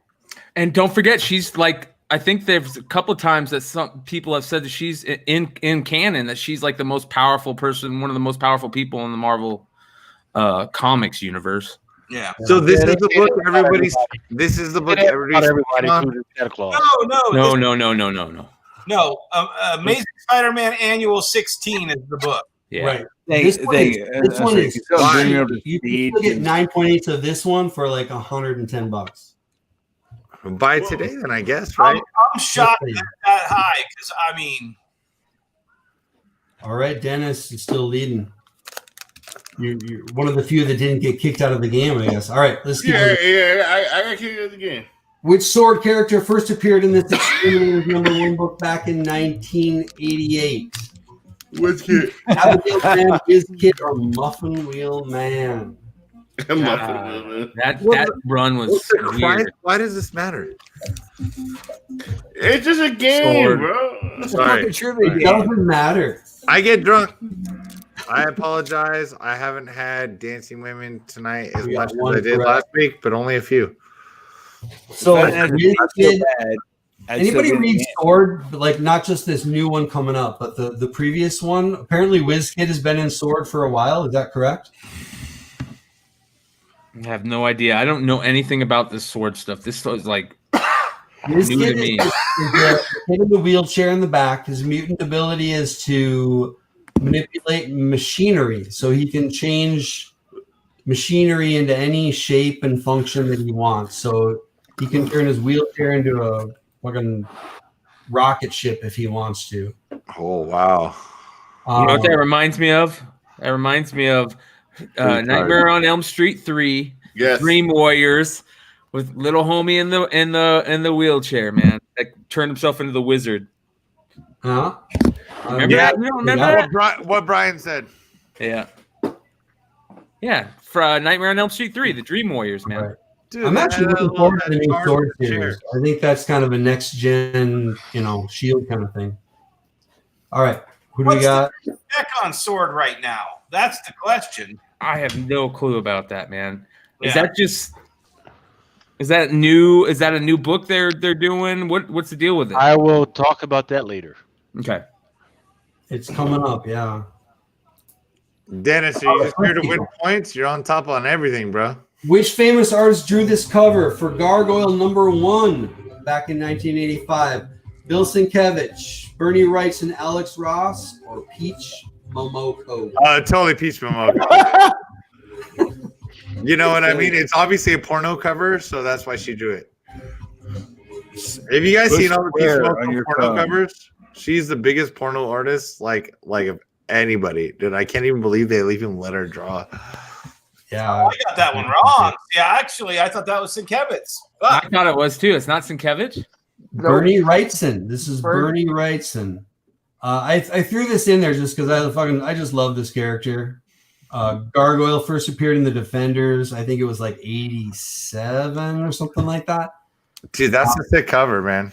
They haven't used him in ages. I think the last time he was in comics was in the Avengers Initiative. Hail Bernie, dude. Yeah, no. Hail Bernie, dude. Yeah, but this book has been 40 years in the quarter boxes. Yeah. Right. Yeah. Yep. It's still there. It's gorgeous. Yeah, it's gorgeous. Yeah. Number So one. who knows? Somebody could dust him off down the road, and you never know. What do we got? Dennis, you're kind of kicking ass here. I got that one wrong too. All right. Which book was the first appearance of Dungeons and Dragons in regular comic format? American Dragonlance #1, Advanced Dungeons and Dragons #1, Spelljammer #1, or Fuckery Afoot? Play. That's a pretty dope beat right there, man. Dragonlance #1. So, I don't know. This, we're all looking for whatever newsstand versions of 80s properties that are going to pop next, whether it's What are you doing, buddy? gargoyles or whatnot. But Dungeons and Dragons has obviously been around for a long time. There was that cartoon back in '84. There was some foreign versions of that cartoon, a Spanish version in Spain that didn't make it to the U.S. Okay. This was actually the very first comic version of. Can I Dungeons blow and your Dragons minds here. though? How What's long? Can I blow your minds though? How Go long ahead. before people start looking at the advertisements on the back of the comic books? Because Dungeons and Dragons advertised on the back of comic books in the late 70s and early 80s. You're right. There were like 2 or 3 page kind of preview ads that started in '81. Yeah. I cannot find a list of the books that those showed up in. But yeah, they're out there. But what I'm saying is how long before the people start chasing that crazy shit for something like this? Never. When that shit starts, the whole collective market can suck my dick. Random question without cutting you guys off, if you don't mind. The one thing that I found that is very good for advertisements and for just advertisements and a bunch of shit. Comics.org. Okay. If you guys want to use that for research, comics.org is actually very good. Like, it's like fucking like even Topher didn't know about this shit. We all know that Topher's the god of fucking like hello, goodbye in comic books, right? You know what I mean? We all know that guy's a king. Yeah. So straight up, dude, fucking comics.org is really good, and they can look at, you can look up ads, you can look up a whole bunch of shit. Like, I've used it for tons of research trying to find first appearance. Okay, real quick. That's awesome, man. I will definitely check that out. Please, yeah, do. I just found the spec for Sword. It's Astonishing X-Men number 6. It's the one with Colossus and Kitty Pryde. And I remember at the end of Captain Marvel, when they showed the people up in the running around on the space station and Nick Fury was up there. Yep. And I remember Bleeding Cool spec'd that out as first appearance of Sword. Bleeding stool, sir. Hey, watch what Lucas does. When you finish the game, Lucas, watch what Lucas does. All right, here we go. Let's go to the next one. Number 9, we got 4 left. Put these Star Wars properties in timeline order. Again, on your screen, shift the little color boxes around so that they're in order. Press the blue button on the bottom when you got them locked in. Empire Strikes Back, The Mandalorian, Clone Wars. I literally was with our friends on Tales from the Flip Side, and in the middle of the show while we are discussing things, this is not going to be a cheat code. I said, well, hey, don't worry about it. Nothing's easier to keep track of than the Star Wars timeline. Yeah, no idea, dude. I can't even tell my fucking friends what fucking order to watch the movie in. Yo, this shit works so good if it worked. I bet somebody gets it wrong. How much you want to bet? You think anybody? I might bet somebody gets it wrong. Or I'd get it right. I've seen every one of those things and all get it wrong. Side 5. I'm being serious. Side 5. I love Star Wars. I can't keep it straight, dude. Being serious. And I'm not hating. I fucking love Star Wars. I love Mando. I love everything we're doing, man. So we got Clone Wars first, followed by I never watched the Clone Wars. Empire Strikes Back, and The Mandalorian. Got a couple people got it right. Dennis, you're still in first, man. I'm just saying I'm a bartender. People get shit wrong when they're drunk. All right, let's wrap this up. Here's one for Mel. Moon Girl and Devil Dinosaur number 1 Timely Comics edition contains, if you listen carefully, actually Dennis gave this away earlier. Preview of number 1, third print of number 1, reprint of 1, 2, 3, or Melby's unpaid parking tickets. And I have a stack of them this big. I pass on them all the time. 1, 2, and 3. What do you? So Dennis, you're buying this book? Oh yeah, no, I bought a ton of them. I remember Marvel had a 50-cent off sale when they finally discontinued doing these timely, or they did them for 50 cents a piece. And I just bought like 100 of these. And every time, I'll tell you, if you got a half a second, this is my favorite story. I had this customer who was black, and he would come in all the time. We'd shoot the shit. And one day he brought his daughter in. And she was bored out of her fucking mind. And like, hey, you want one of these? Hey, you want one of these? And I shit you not, I walked around and I go, hey, I got a comic book I think you're going to like. And I picked this up and I handed this to her and I put that in her hands and literally, and it's like that poster with Black Panther and the little girl pointing at her face lit up because there was a comic book in the boring ass old comic book store that dad always drags her to that looked like her. And I shit you not, when he came back a week later, he was like, dude, she loved that fucking comic book. Do you got the trade paperback? And I'm like, yes, I do. And boom, that's a customer for life right there, you know? Yeah, good for you. Yeah, I think that you fuck. We really have a lot of these young characters that we have to really now take seriously, because whether people like it or not, these characters are going to be a big part of the comics and MCU moving forward. And I agree with both sides of the story here. As long as we don't completely throw away everything we got to this point, yep. As long as these characters augment the old characters that are still left, I think you can make everybody happy. It's when you sit there and you go, no, we are literally going to kill off every character and replace them with this, that you piss off the old fans and you don't really have the old fans to help you get the hooks in the new fans. Yeah. Real quick, I want to before you do your thing, Lucas. I just wanted to show everybody this. This was a wizard. I know I've been talking about these lately. I've been finding these old wizards, and this right here is one of the greatest all-time posters that a lot of people don't know about. It was only put in Wizards, an Alex Ross Kingdom Come poster. If you ever guys get a chance to check this Brian, out, put yourself on the. I can't because Mel's not here. Stop sharing Oh, for a here we go. second. Go ahead. There we go. Like, look how gorgeous that is. One of the best Alex Ross posters. Here you go. There we go. And it didn't come in anything else. I've never seen this in anything else other than this wizard. I remember finding this wizard when I was a kid, and this poster was up in my room since this came out. It is absolutely gorgeous, and only in this wizard. So if you guys like that poster, like What I issue did, is that? Yeah, this is Wizard number 61 from September of 96, and you can find them all the time still bagged. Beautiful, beautiful poster. So I just wanted to let everybody know that because I forgot to mention that earlier. And we're all Wizard fans. Hell yeah, man. Hell yeah, dude. Well, some of us are. So yeah.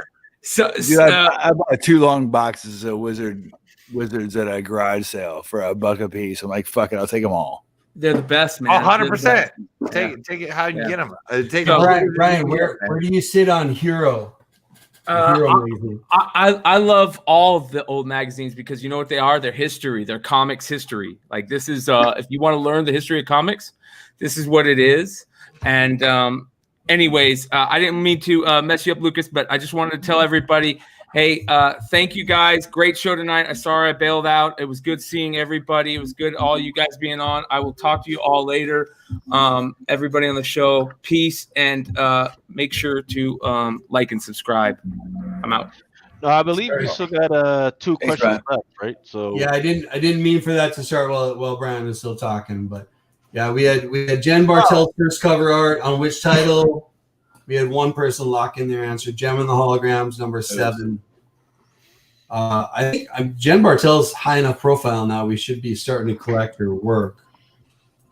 I suppose, man. I mean, people do enjoy what she does. I mean, she's a pretty good artist. I mean, this isn't the most amazing cover in the world. She takes shits on Peach Momoko, in my opinion. So, I'm not. I'm just not a fan of certain people that are certain favorites. Who gets the middle finger in the blue? Oh, it's like you guys are playing a game. All right, whatever, dude. No, it's all good. I think the way she uses color is, she was kind of the first one. Sean, I'm not playing. I'm just digging through books I bought today. Dude, dude, half price. My boy. Let's wrap it up. Last one. My boy. Drunken choice, Drunken Chat. What you got? Everclear, Keystone Light, all of the above. I got like shit. Dude, I fucking. All right, hold on. Okay, whatever you want to drink. I'm just shit face on. Retro Comic Nerd in 3rd place. Truckin' with Co. If you're on the show, you can't win. Jesus Christ. I shook up the world.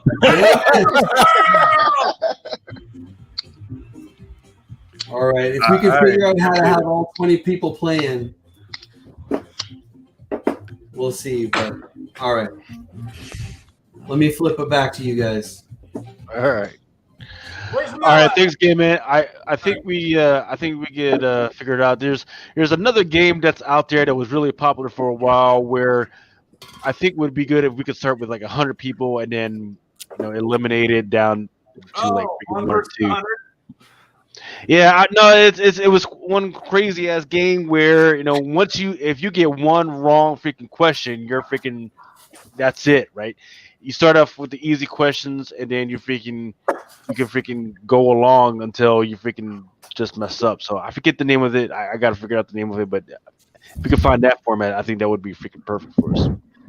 I have no idea why it would have booted 15 of the 20 players, but hey. Maybe we're at my house. I wanted Lucas to come over because I only got like a little bit of the background fun, right? We were on the jacuzzi, and I was like, "Where's Lucas at?" So, hey, I'm always down, man. Freaking, hey, no, we'll still have our freaking mat. We'll still be freaking almost butt naked, man. But I'm still have my mask on. That's just the way I roll, man. Oh, fuck mask, dude. This is America. This is America. It's America. I'm gonna wear a mask wearing America. Damn thing I'm not wearing is a mask on a podcast. That's for sure. How's the All right, so hey, it's time to start the bullshit because I know people are starting to fall asleep. The first one that I wanted to freaking stop people off of is, hey, there was just an announcement maybe like a day or so ago. Tim Fox is going to be the new freaking Batman. This was announced by DC Comics. Is that Batman 313 or something? Yeah, Batman 313. Yep, freaking. It's. I mean, there was already freaking comics out there freaking selling for like $500.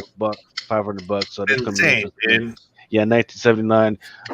It says the character has since been teased in the current Batman Lightning. First mentioned in Family Ties.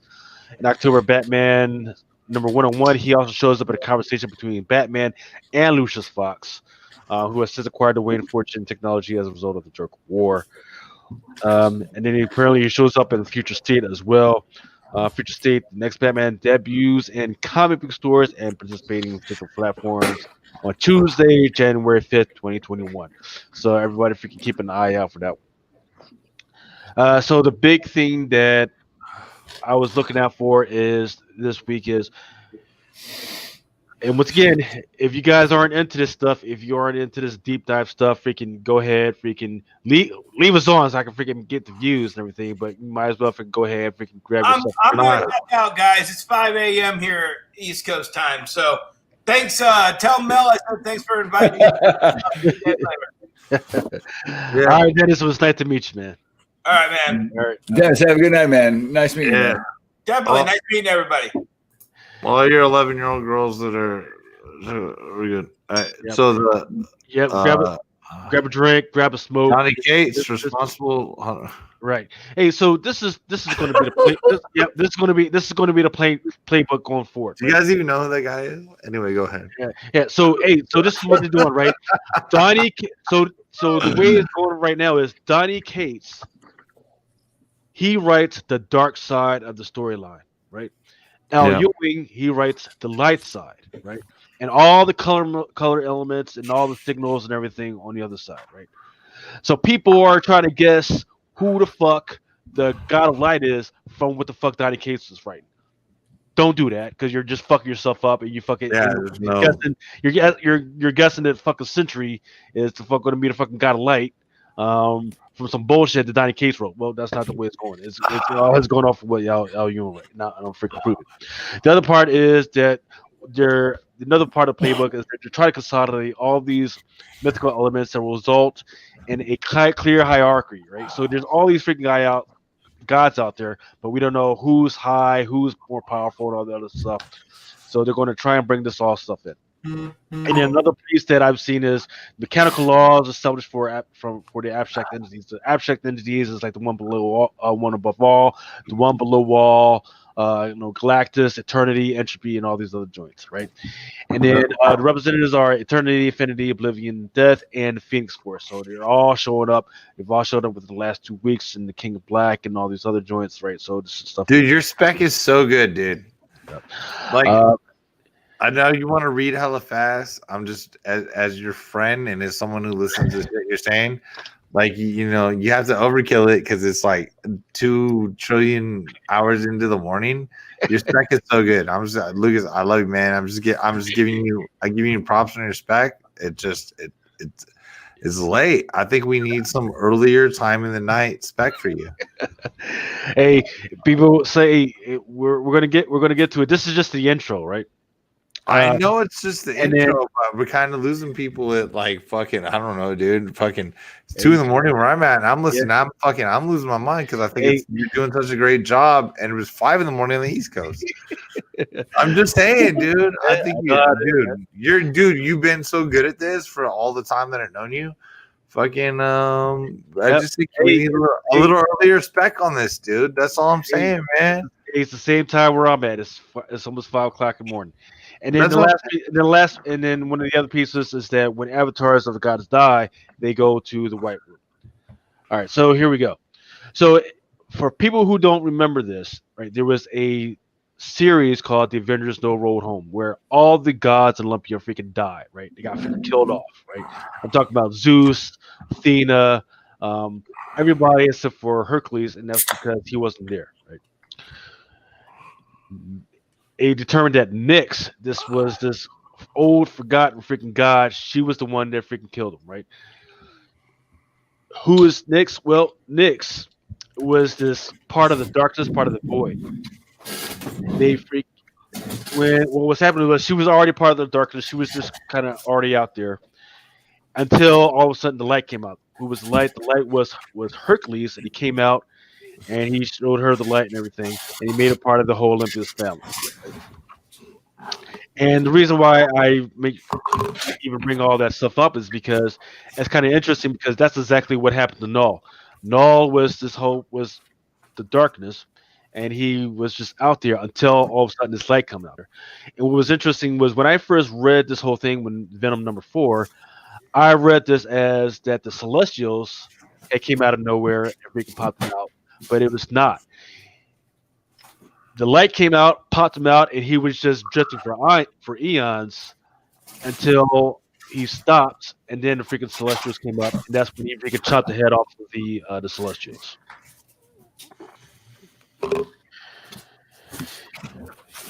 So going back to Nyx, at some point she has a falling out with Zeus, and he goes into her heart and freaking rips out her freaking heart, right? And that's freaking an interesting thing because poetically, the way it's written, you could almost think that they had a relationship going, and he ripped out her freaking art and broke it into pieces, right? And if you look closely at the art that's in there, the one that's right here in the second panel, it looks like it should be 4 pieces, right? But the only thing is there's only 3. 3 of those pieces, we don't know where the third piece is, but one piece goes to Nightmare, the other piece goes to this other chick named Euphoria and whatever, and then we just go along the storyline. And then after he rips out and breaks her heart in pieces, he sends her to this prison, never to be seen again until the parents of Voyager, which was this new Avenger, brings her out.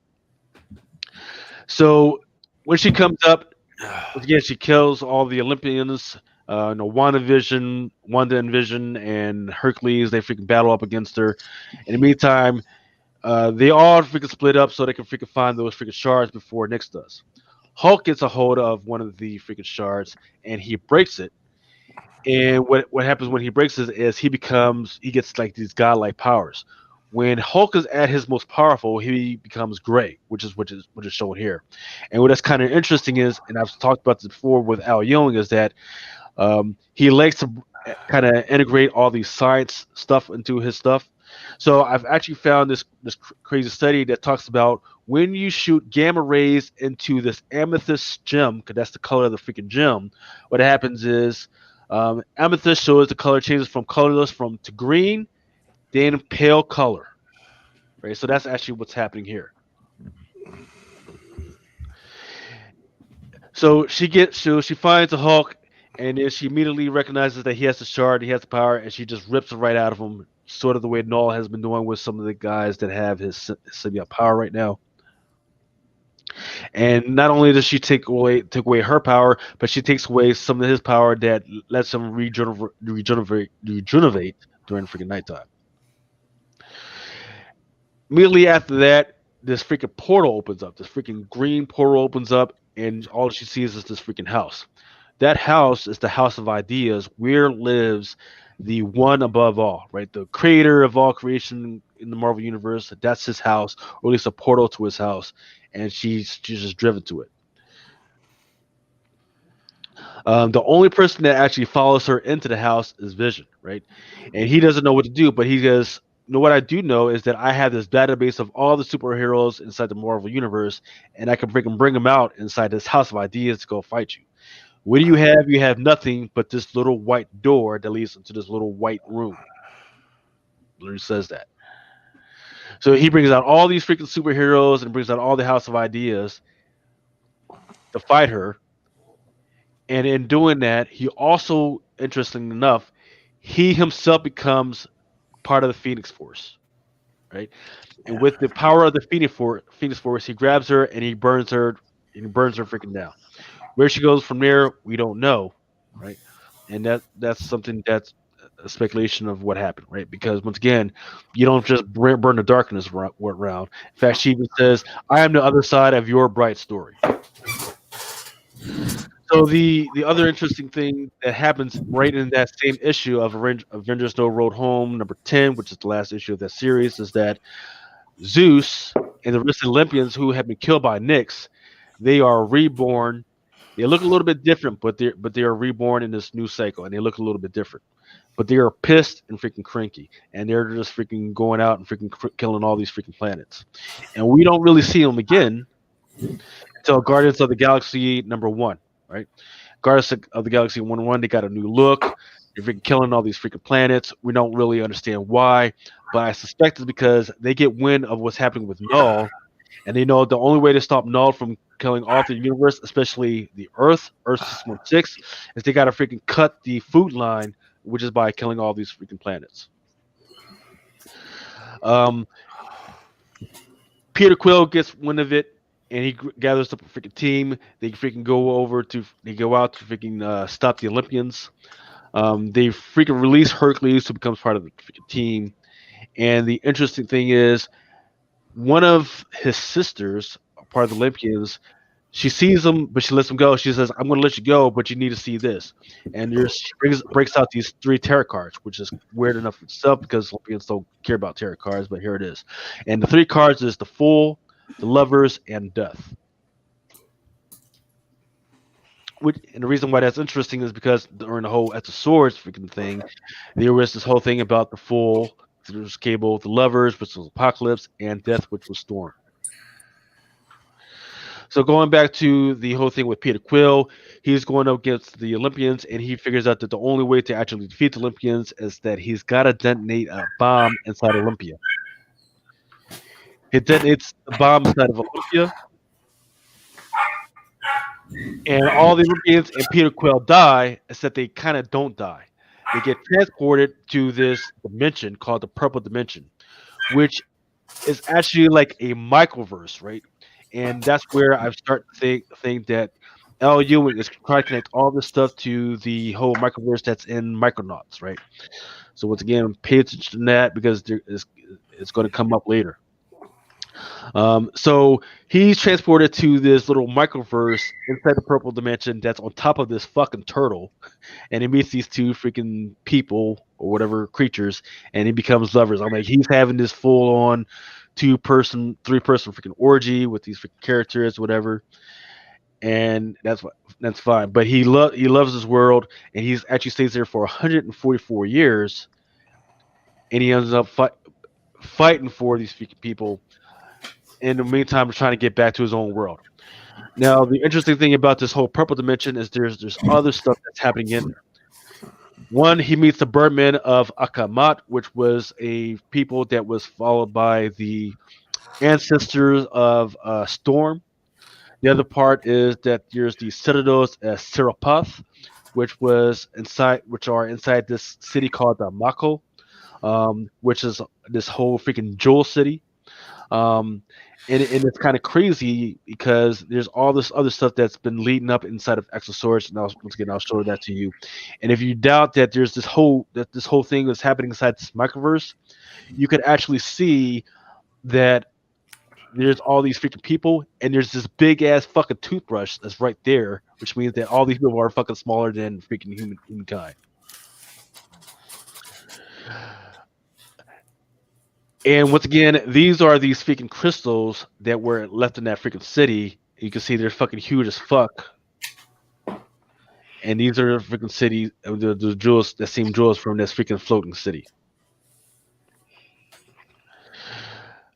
Something freaking happens, and what we do know is, once again, I don't know what happens from there, but what I do know is that Al Ewing back in 2019, he had the series called The Incoming, where he laid all this stuff out of what's going to happen. So right now we're just dealing with the King in Black, but all the way back in 2019, like early 2019, he already pulled out what was going to happen with these the Birdmen of Makath. He said, "Hey, freaking the King in Black is freaking going to come. He's going to fucking destroy the whole freaking city." And his campaign against the light, his bloody march across the stars of the universe. And this whole thing inside the Magic #1 lays out the purple dimension, and it lays out where it is. So really, at the bottom is the Earth, Avalon, which was once again which we saw in X Swords. A little bit of that is the Crimson Cosmos, which is where the McAuliffe is, kind of. And then there's a purple dimension, and then there's Ragador, and then there's all this other freaking stuff. But what the most important thing to know is, right, the most important thing to understand is that there's all these walls that split all these. So you can't just freaking, oh, I'm gonna freaking travel. There's this ceremony and all this other stuff that you got to do in order to get from one dimension to the other. And in fact, in Marvel Terra #1 explains kind of what the purple dimension is. It's this huge, real geological formation and powerful magic. Gems are almost common in this dimension, ruled by the greedy and domineering Agamemnon. All right, so back to the Guardians of the Galaxy #9, which was the one that happened this week. And the reason why, once again, this is important is because if you see the cover, you see Peter Quill sitting on this chair, and I think that's a dope freaking cover. But I was wondering what was going on with it. So what was happening is Peter Quill, he has this elemental gun, right? And he's been shooting it off, using it for whatever. And then on one of his last charges, he shoots it off, and then out pops the Olympians, right? That's what happened. So when they freaking blew up, freaking they became weak, and then they got freaking kind of sucked into the freaking gun. But now that he's been shooting it off the gun, it turns out that the gun was being charged by the power of the gods, and now they're all out, except for he's got one last charge left, right? So he figures that he wants to save this purple dimension, so he figures that the only way to save this purple dimension is he's got to freaking leave. So he figures out how to leave the purple dimension and get back to the 616. But on his way out, there was this really interesting kind of freaking panel, right? And in this panel was actually upside down to kind of hide what was going on. That, if you look at the top corner, there's this old dude. And that freaking old dude is a part of the whole Peter Quill lore. And then on the right hand side, I got some of the dialogue that he was talking to Peter Quill on.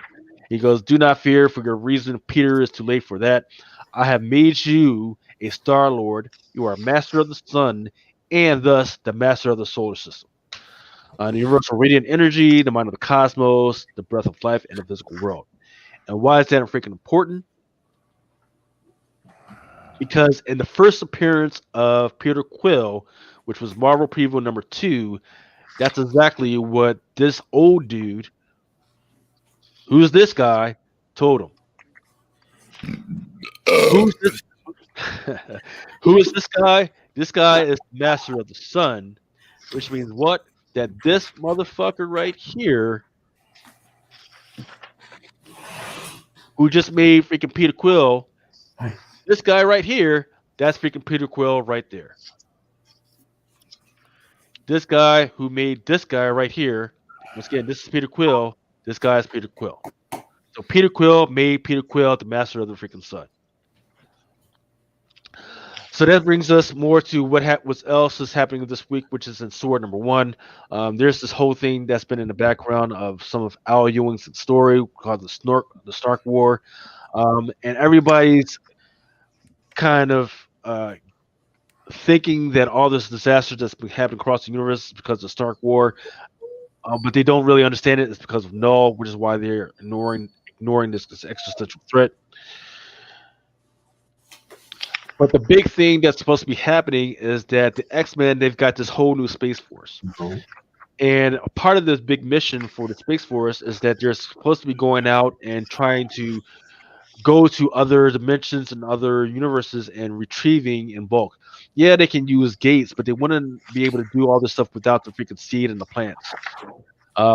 And inside of Sword number 1, there's this interesting little freaking diagram, which was interesting because it looks kind of like the Serapith, right? Which is a big freaking thing from Judaism Kabbalah. And once again, Al Ewing, he puts this all over his freaking narratives and all over the story, so I know that's what he's freaking doing. And once again, why is the Serapith interesting thing? Because literally, I just told you guys like a few slides ago that there is a city called the Citadel at Serapith, which is named after this thing called the Serapith. The big personification of the Serapith is this guy called Adam Katamon, who is supposed to be the first human being or whatever, or her first being inside the universe, whatever. And his connection to this whole freaking Judah thing is we don't know. All we know is that he's a big freaking guy within the Kabbalah and all this other stuff. It's weird, but I think that he may be coming back or playing a whole big thing. So back to the Sword number 1. The X-Men, they're freaking trying to figure out how to jump from dimension to dimension. And what they do know is just like the way freaking Peter Quill did, where he shot freaking radiation into the freaking wall. They're going to do the same thing. They're going to shoot the radiation to the freaking wall, but they're not just shooting radiation to the freaking wall. They're shooting particles into the wall called the carbonic wall. The carbonic particles. Where have we seen these carbonic particles before? The carbonic particles are responsible for making the phalanx, which is going to play a big part of the whole freaking X-Men universe later. We first saw them in Powers of X number 5. It says the phalanx are most likely machines made of machines. They are probably constructed by the fundamental components of things: elementary matter, universal particles, electrons, protons, leptons, possibly even primordial carbons. And where else did we see the carbons? It was in Immortal Hulk number 34. The leader, he was experimenting with the carbons, and that's how he was able to turn the green door into the red door. So going back to Sword number 1, the X-Men had figured out how to push through the wall by shooting carbonic particles at the wall. And what do? They find the Mysterium Tremendum, the Elemental Cosmic Heart, and the White Hot Room of Secret Fire. What's inside the White Room? It's this whole freaking it's basically the purple dimension, right? And the M'Kraan place, which is these freaking crystals, right? One of the first times we actually see what the freaking crystals kind of look like is in Mighty Thor Volume 2, number 16. But the first time that we even saw it or even sniffed it was the first time that Jean Grey became the Phoenix. And they kind of expounded on it in Classic X-Men number 8. And in this, she kind of meets herself. The Phoenix Force comes to her. She meets herself, and she says, "Hey, Jess, what is imagination?" And that harkens back to the whole no road home. Say the ability to conceive of that which is beyond reality. You are human Jean Grey, but I am creation. And then there's this whole thing of transformation where she eventually becomes and it's kind of like where she kind of becomes the Phoenix Force and turns all this other stuff going on. But the most important thing is that even though we know for a fact that when Jean Grey freaking dies, she goes to the White Room, but she's not the only one there, right? So in New X-Men Volume 1, number 154, they show us who's inside the White Room. There's all these other kind of Phoenix people who have been attached to the Phoenix Force. And the most interesting thing is, if you look over to the right, that's Sentry over there. So whenever he freaking checks out as the Void, whatever, he goes to the White Room as well. Bumbleboy, once again, we don't know who this freaking guy is. It was a weird whole deal, but he goes there as well. And then there's the sheer gods. They have access to the White Room as well.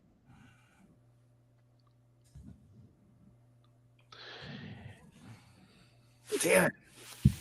And then the most important thing to understand is that whenever you go to the White Room, your room is yours alone, right? You build your own room, and whenever you look into the White Room, you look into aspects of yourself, and you leave a little piece of yourself there with inside the White Room. So the X-Men, or the mutants, they freaking reach into this White Room, and this is what it looks like. It looks like this freaking crown, because she always talks about that whenever she goes to the White Room, there's this freaking crown, and this is what the crown looks like. We finally get to see what it looks like. And what's interesting about this crown is that it looks like what I've always known as the Ofnufum, right? She calls it the crown. It's also called the Holy Fire. But what I also know is that this thing is kind of these angels with the all those little circles around it. They're supposed to be eyes. It's this whole weird shit. And when they reach into there, they reach out and they pull out this amethyst freaking black freaking shard, which kind of reminds me of the shard from the Avengers No Road Home. And it's kind of weird. So we don't know what this is. Here's what I do know. I do know that it kind of looks like the piece. Whenever you reach into the White Room, you're pulling out a piece of somebody that was in the White Room. So it could be a piece of either somebody that was attached to the Phoenix Force, or a piece of somebody that was attached to the Void and the Darkness, or it could be attached to these guys, the Ophanum, the Council of Thrones, who are these angels that are attached to the one the one above all, who is supposed to be the guardians of the one above all. And the first time we really see these guys physically is in this Revelation Wolverine the Punisher. All right, now, so that's basically that's basically what I've been going after. But once again, this is an Al Ewing story. So what else do we know that Al Ewing likes to fucking put into play? He wants to put into play Captain Universe or the Unipower, right? And once again, his first appearance was in like Micronauts number 8. Unipower's first appearance was in like Micronauts number 1 with the Enigma Force. I don't know if this is going to have any play, but Tamara Davio, she was also Captain Universe.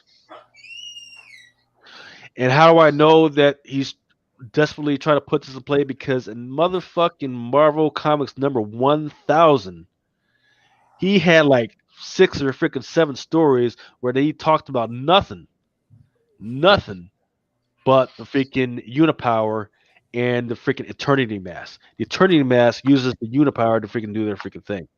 And if you freaking doubt my whole thing about the Kabbalah and all those Jewish rings, there literally is a freaking altar right there in the freaking middle, and it's got the the Jewish symbols all over it.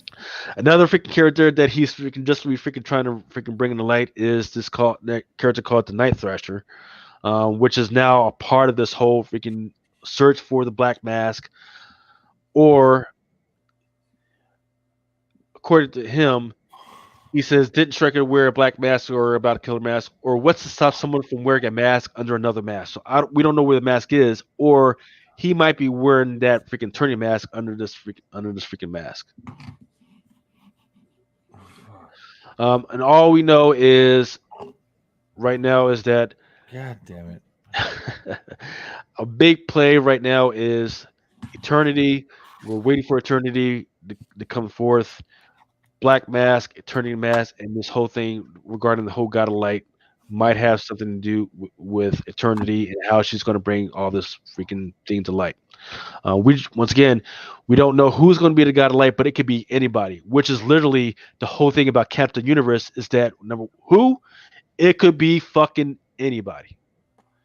And then that's all I got. So once again, I would let you guys freaking take a freaking drink, and then Hey Lucas, I gotta check out. You guys have a great night. Is awesome hanging out with everybody. My dog's got to Go get ahead, out man. before we have a problem here. Go ahead, Take man. care. Thanks.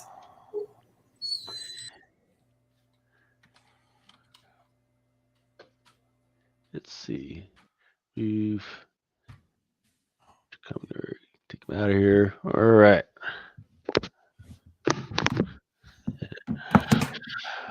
All right. So the last part that I'm going to do is the FOC shit. Let's see.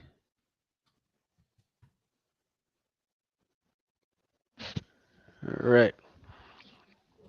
So once again, I'm not going to do every single fucking book that's freaking coming out, or not every single freaking book that's going to FLC on Monday.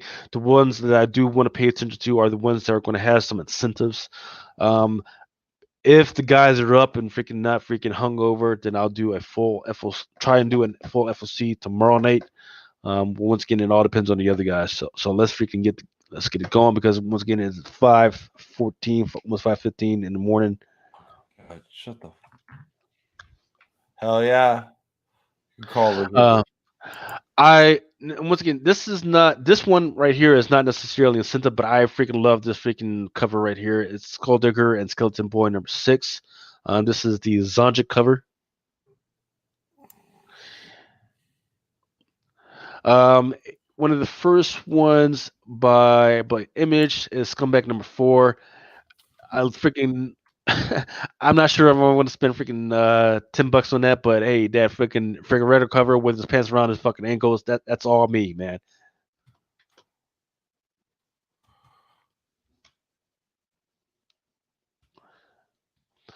Avengers number 41. I don't really necessarily like any of those freaking covers. However, I do love the that freaking Alien versus Black Panther cover. I think that would look awesome as a freaking statue, in fact.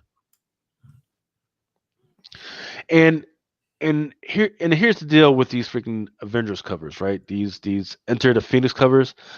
I just explained that whenever you become a host of the Phoenix, or you get in touch with the Phoenix, you leave a piece of yourself inside of the freaking white room.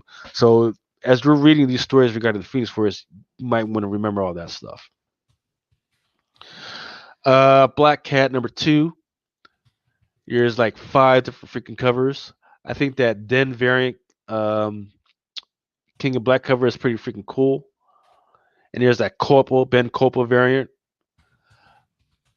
But there's a Adam Hughes cover. I think that is a 1/50.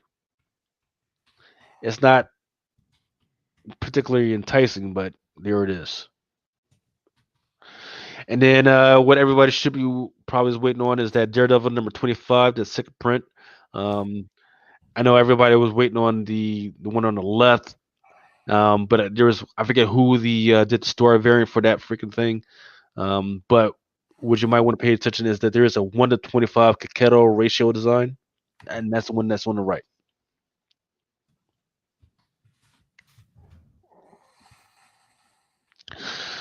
The book that really nobody asked for is the Iron Fist Heart of freaking Dragon number 1.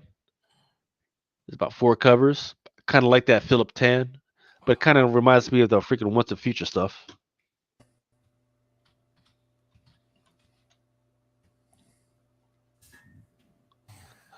And then there's a, don't pay attention to that. That is not Adam Hughes. I messed that up. King of Black number 3. There is a Stegman cover, 1/50 Shav Dragon cover, and then there's a Birdman tattoo variant that's done by Momoko, or is that Biderman? Star Wars Dr. Aphra number 7. There's 2 covers, including a 1/25 Fizzin variant. By Boom Studios, Abbott 1973, number 1. to include a 1-25 pheasant variant. Maestro's got a few covers going on.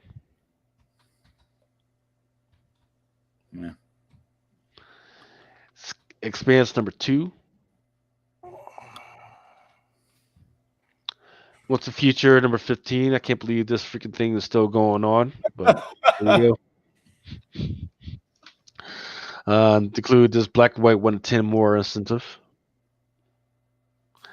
Power Rangers number 3. There's a bunch of there's a couple new Power Rangers that's out there to include the Gold Ranger and the Silver Ranger, which delves into Zordon's freaking past. So it's going to be an interesting freaking storyline. And then I guess the crown jewel for that one would be the 1-25, the 1-50 Virgin Momoko. But the problem is that it literally looks like every freaking other freaking cover that I've seen, to include the ones that look like by Hyuk Lee. So I don't care. We only find them when they're dead. Number 5. There's nothing special about any of these freaking covers. I mean, there's a 1-10 fleecy incentive, but nothing I care about.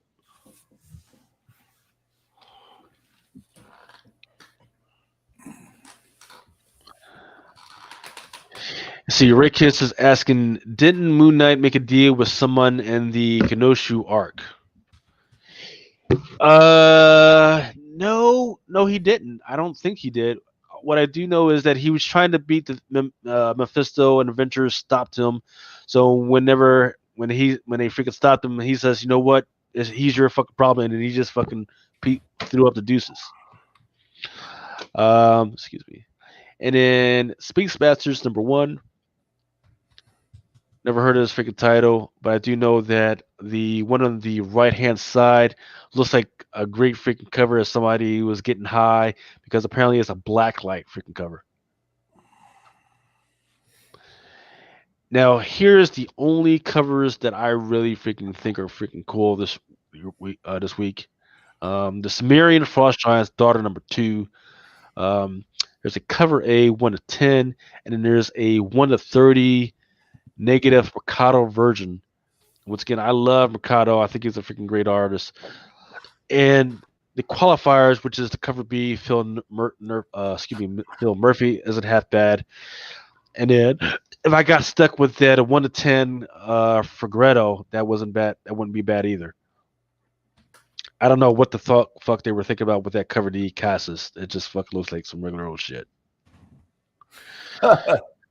The Red Sonja, the Superpowers number 1. These are some really interesting freaking covers. Cover A, there's a Perillo, and there's also a Virgin out there. I forget what the ratio for the Virgin is. And in fact, I think there's a 1-50 of the Perillo out there that you can just buy outright without having to buy a bunch of books. And then the other one that's interesting is the cover D. And that's one to the far right. There's a Yoon regular, and then there's also a Virgin. I believe that one's also a just, hey, pay $50 outright. Yeah, I can't deal with it. Fast. I don't buy cosplays, John, but I tell you what, young little shorty, she looks like.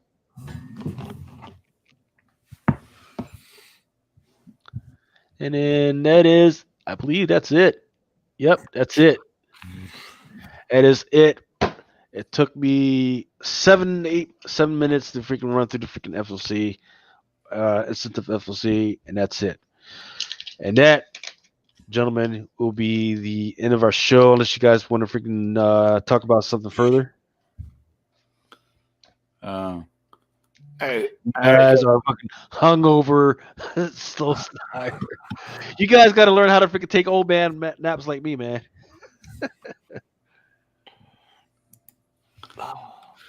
I have some pickups if you're interested. Yeah, go ahead, man. I went out and bought today. Well, I went out everywhere. I didn't know where to start. I go real quick. Hold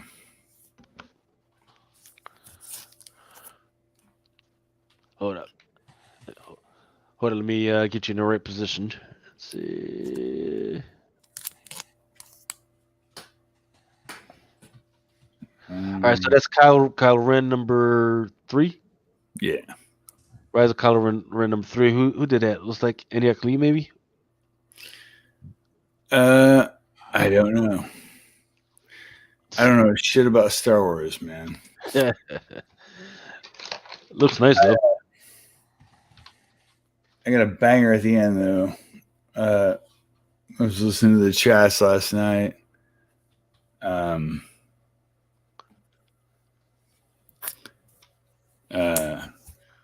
Also to Mel. Mel's here. Here you go. That Darth Vader. We're just tired. We got a lot of bullshit. People, fucking bunch of fags want to talk shit. They can go to hell. You guys ever had a lawsuits in Canada? No, knock on wood. Nope. Yeah, that's cool, man. Yeah, you guys know that Mel and I are the unpressable defects. And there's a weird guy in Canada that wants to talk shit. Anyway. What, he wants to sue you guys or what? Oh, yeah, 100%. Oh, I don't understand. How do you even get sued from fucking people in Canada? It doesn't even make sense. They gotta go through their Yeah, good for them. Yeah, they gotta go through their consulate in order to do that. Oh yeah. That's what I would do if I was Jimmy Linguini, the big fucking tard. Loser, man. He lives in his parents' basement and fucking he's just a turd, man. You know, he was a good part of our show, man. I actually respect it. I wouldn't say I respect him, but I like the kid. I don't have any haterade, dude. But if you can even see this shit on the screen, like fucking, it's like, dude, he's like, and then they're all mad because CBSI, they just got this new show called The Pressable Defects. You kidding me? Like, are you kidding me? CBSI has a Pressable Defects. I don't know if you ever heard about a show that some of us might have had before that might have been the Unpressable Defects. Did he? I mean, it all depends if they freaking trademark that shit. I mean, who gives a fuck? It's a Canadian motherfucker, dude. I ain't trying to sue nobody though. You know what I'm saying? And if Jimmy wants to do it, he lives in Canada. I don't know if you can see what's going on the screen. We had legendary shit. Like just what he's saying. Jimmy's on some bullshit. Coy's always been good. Trey gets pissed off, but Trey's not a hater. Trey's not going to sue anybody. But literally, Jimmy Linguini in Canada says he's going to sue us for not having an Instagram. He's going to sue us for everything that we fucking. Fuck you. You live in Canada, you piece of shit. Fuck you. And I'm bored, and I go up to like Toronto. He's never been punched in his face in his whole life. You ever deal with somebody that's never been punched before? Like, come on, man. Fuck this guy, dude. Well, fuck Jimmy Linguini. That's all I gotta say. I was hip to the beef. I was I didn't know that was going on. But that's unfortunate. Got the rest of those books, man? Oh yeah. I can't even hear this. Who's talking right now? This guy. Star Wars Clone Wars number 6. All right. A bunch of these. Oh, what the fucking. See, Darth Vader. That's one with Ben Reith. I believe that's his name. Yep. That's the guy that we were actually talking about earlier, the one that fucking kicked the shit out of freaking Darth Vader. Correct. And they had this guy. Yep. Same guy. That's gonna be the next one. I hope. These are for Nico. Spider, is that Spider Island? Yeah. Spider Cat.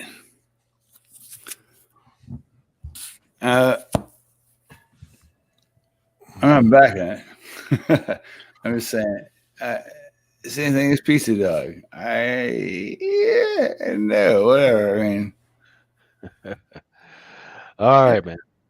That you own Vic CA saying that he thought that you own CBSI, freaking Sean. Who, me? Yeah. I own no. Dude. First off, I don't give a fuck. Actually, I was an owner. I was an owner on the Google Plus. As far as I mean this way, honestly. No offense, Lucas, but earlier than you, we only had like 50 guys on like that what we called Comic Collectors Anonymous. So I was an owner on that, and a lot of people that we did on a bunch of different shit. I was an owner on CBSI for a lot for for Google Plus, and then went to motherfucking Facebook and all that bullshit. Didn't even want to be an owner. I'm not trying to be cool. Like, people respect me and I respect them back, and I'm in charge of a lot of shit that they say and still do on top of everything that a lot of people do, right? And I'm not trying to be cool about that, Lucas. I would never try to be cool about that. Just everybody like kind of likes me and respects me, and I've worked hard and not to be a piece of shit. Well, Sean, that's because you're a fucking giant, and you would fucking kill them if they weren't. Yeah, but I'm not. Yeah, but I'm not a pussy if I up, down, or left or right, though. You know what I mean? Like the whole thing that we've done for fucking CBSI and the whole thing we've done for Unpressable Defects. You know what I mean? I mean, Jimmy can fuck off, dude. But fucking Trey left a lot earlier than that. But me, Mel, and Coy, man, we cool people, dude. Me, Mel, and Coy are cool. Jimmy can fuck off. Jimmy can go to hell, dude. I don't give a fuck. First off, his name's Alex Hawk. He's a fucking loser from the middle of Canada, and he's literally threatening to sue us right now. And I'm all, I don't care. You live in Canada. Sue me, you piece of shit. Fuck you. Fuck your mother. His parents are lawyers and judges.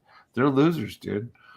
I don't give a fuck about them, dude. And he's like, I'm gonna sue you and Coy and Mel and fucking. And I'm all, good. Pretend you can, you piece of shit. That guy, dude, like he has a worse life I've never seen anyone had a worse life off than that piece of shit. The Jimmy Linguini. Fuck him, dude. Fuck him. You don't think he's fucking with you? I know he's talking about me. I don't give a fuck. He's gonna sue me. Go sue me from Canada, you piece of shit. No, Sean. You know where I live here. What? No, you don't think he's fucking with you? Like, just like fuck, because like it's kind of what it's kind of his niche, you know. Oh, I know he's fucking with me. Yeah, but I'm not that upset about it. Like, I'm really not. I'm really not that upset about it. Trey's like, God damn it, this motherfucker. I'm all, I don't give a fuck, dude. I haven't contacted a lawyer. I just talk shit about him to everyone.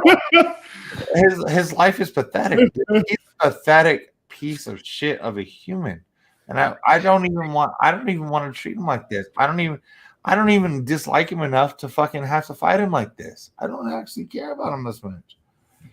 You know, fuck him. All right, so that's gonna have to end our show because I got to try and keep it as family as possible. Where we we on air? But yeah. Oh Christ! Can you read what Mel's typing? Let's see, private chat. Can you cut off the end of that? I don't give a fuck, but I'm just, if the guy's really bringing a lawsuit, can you?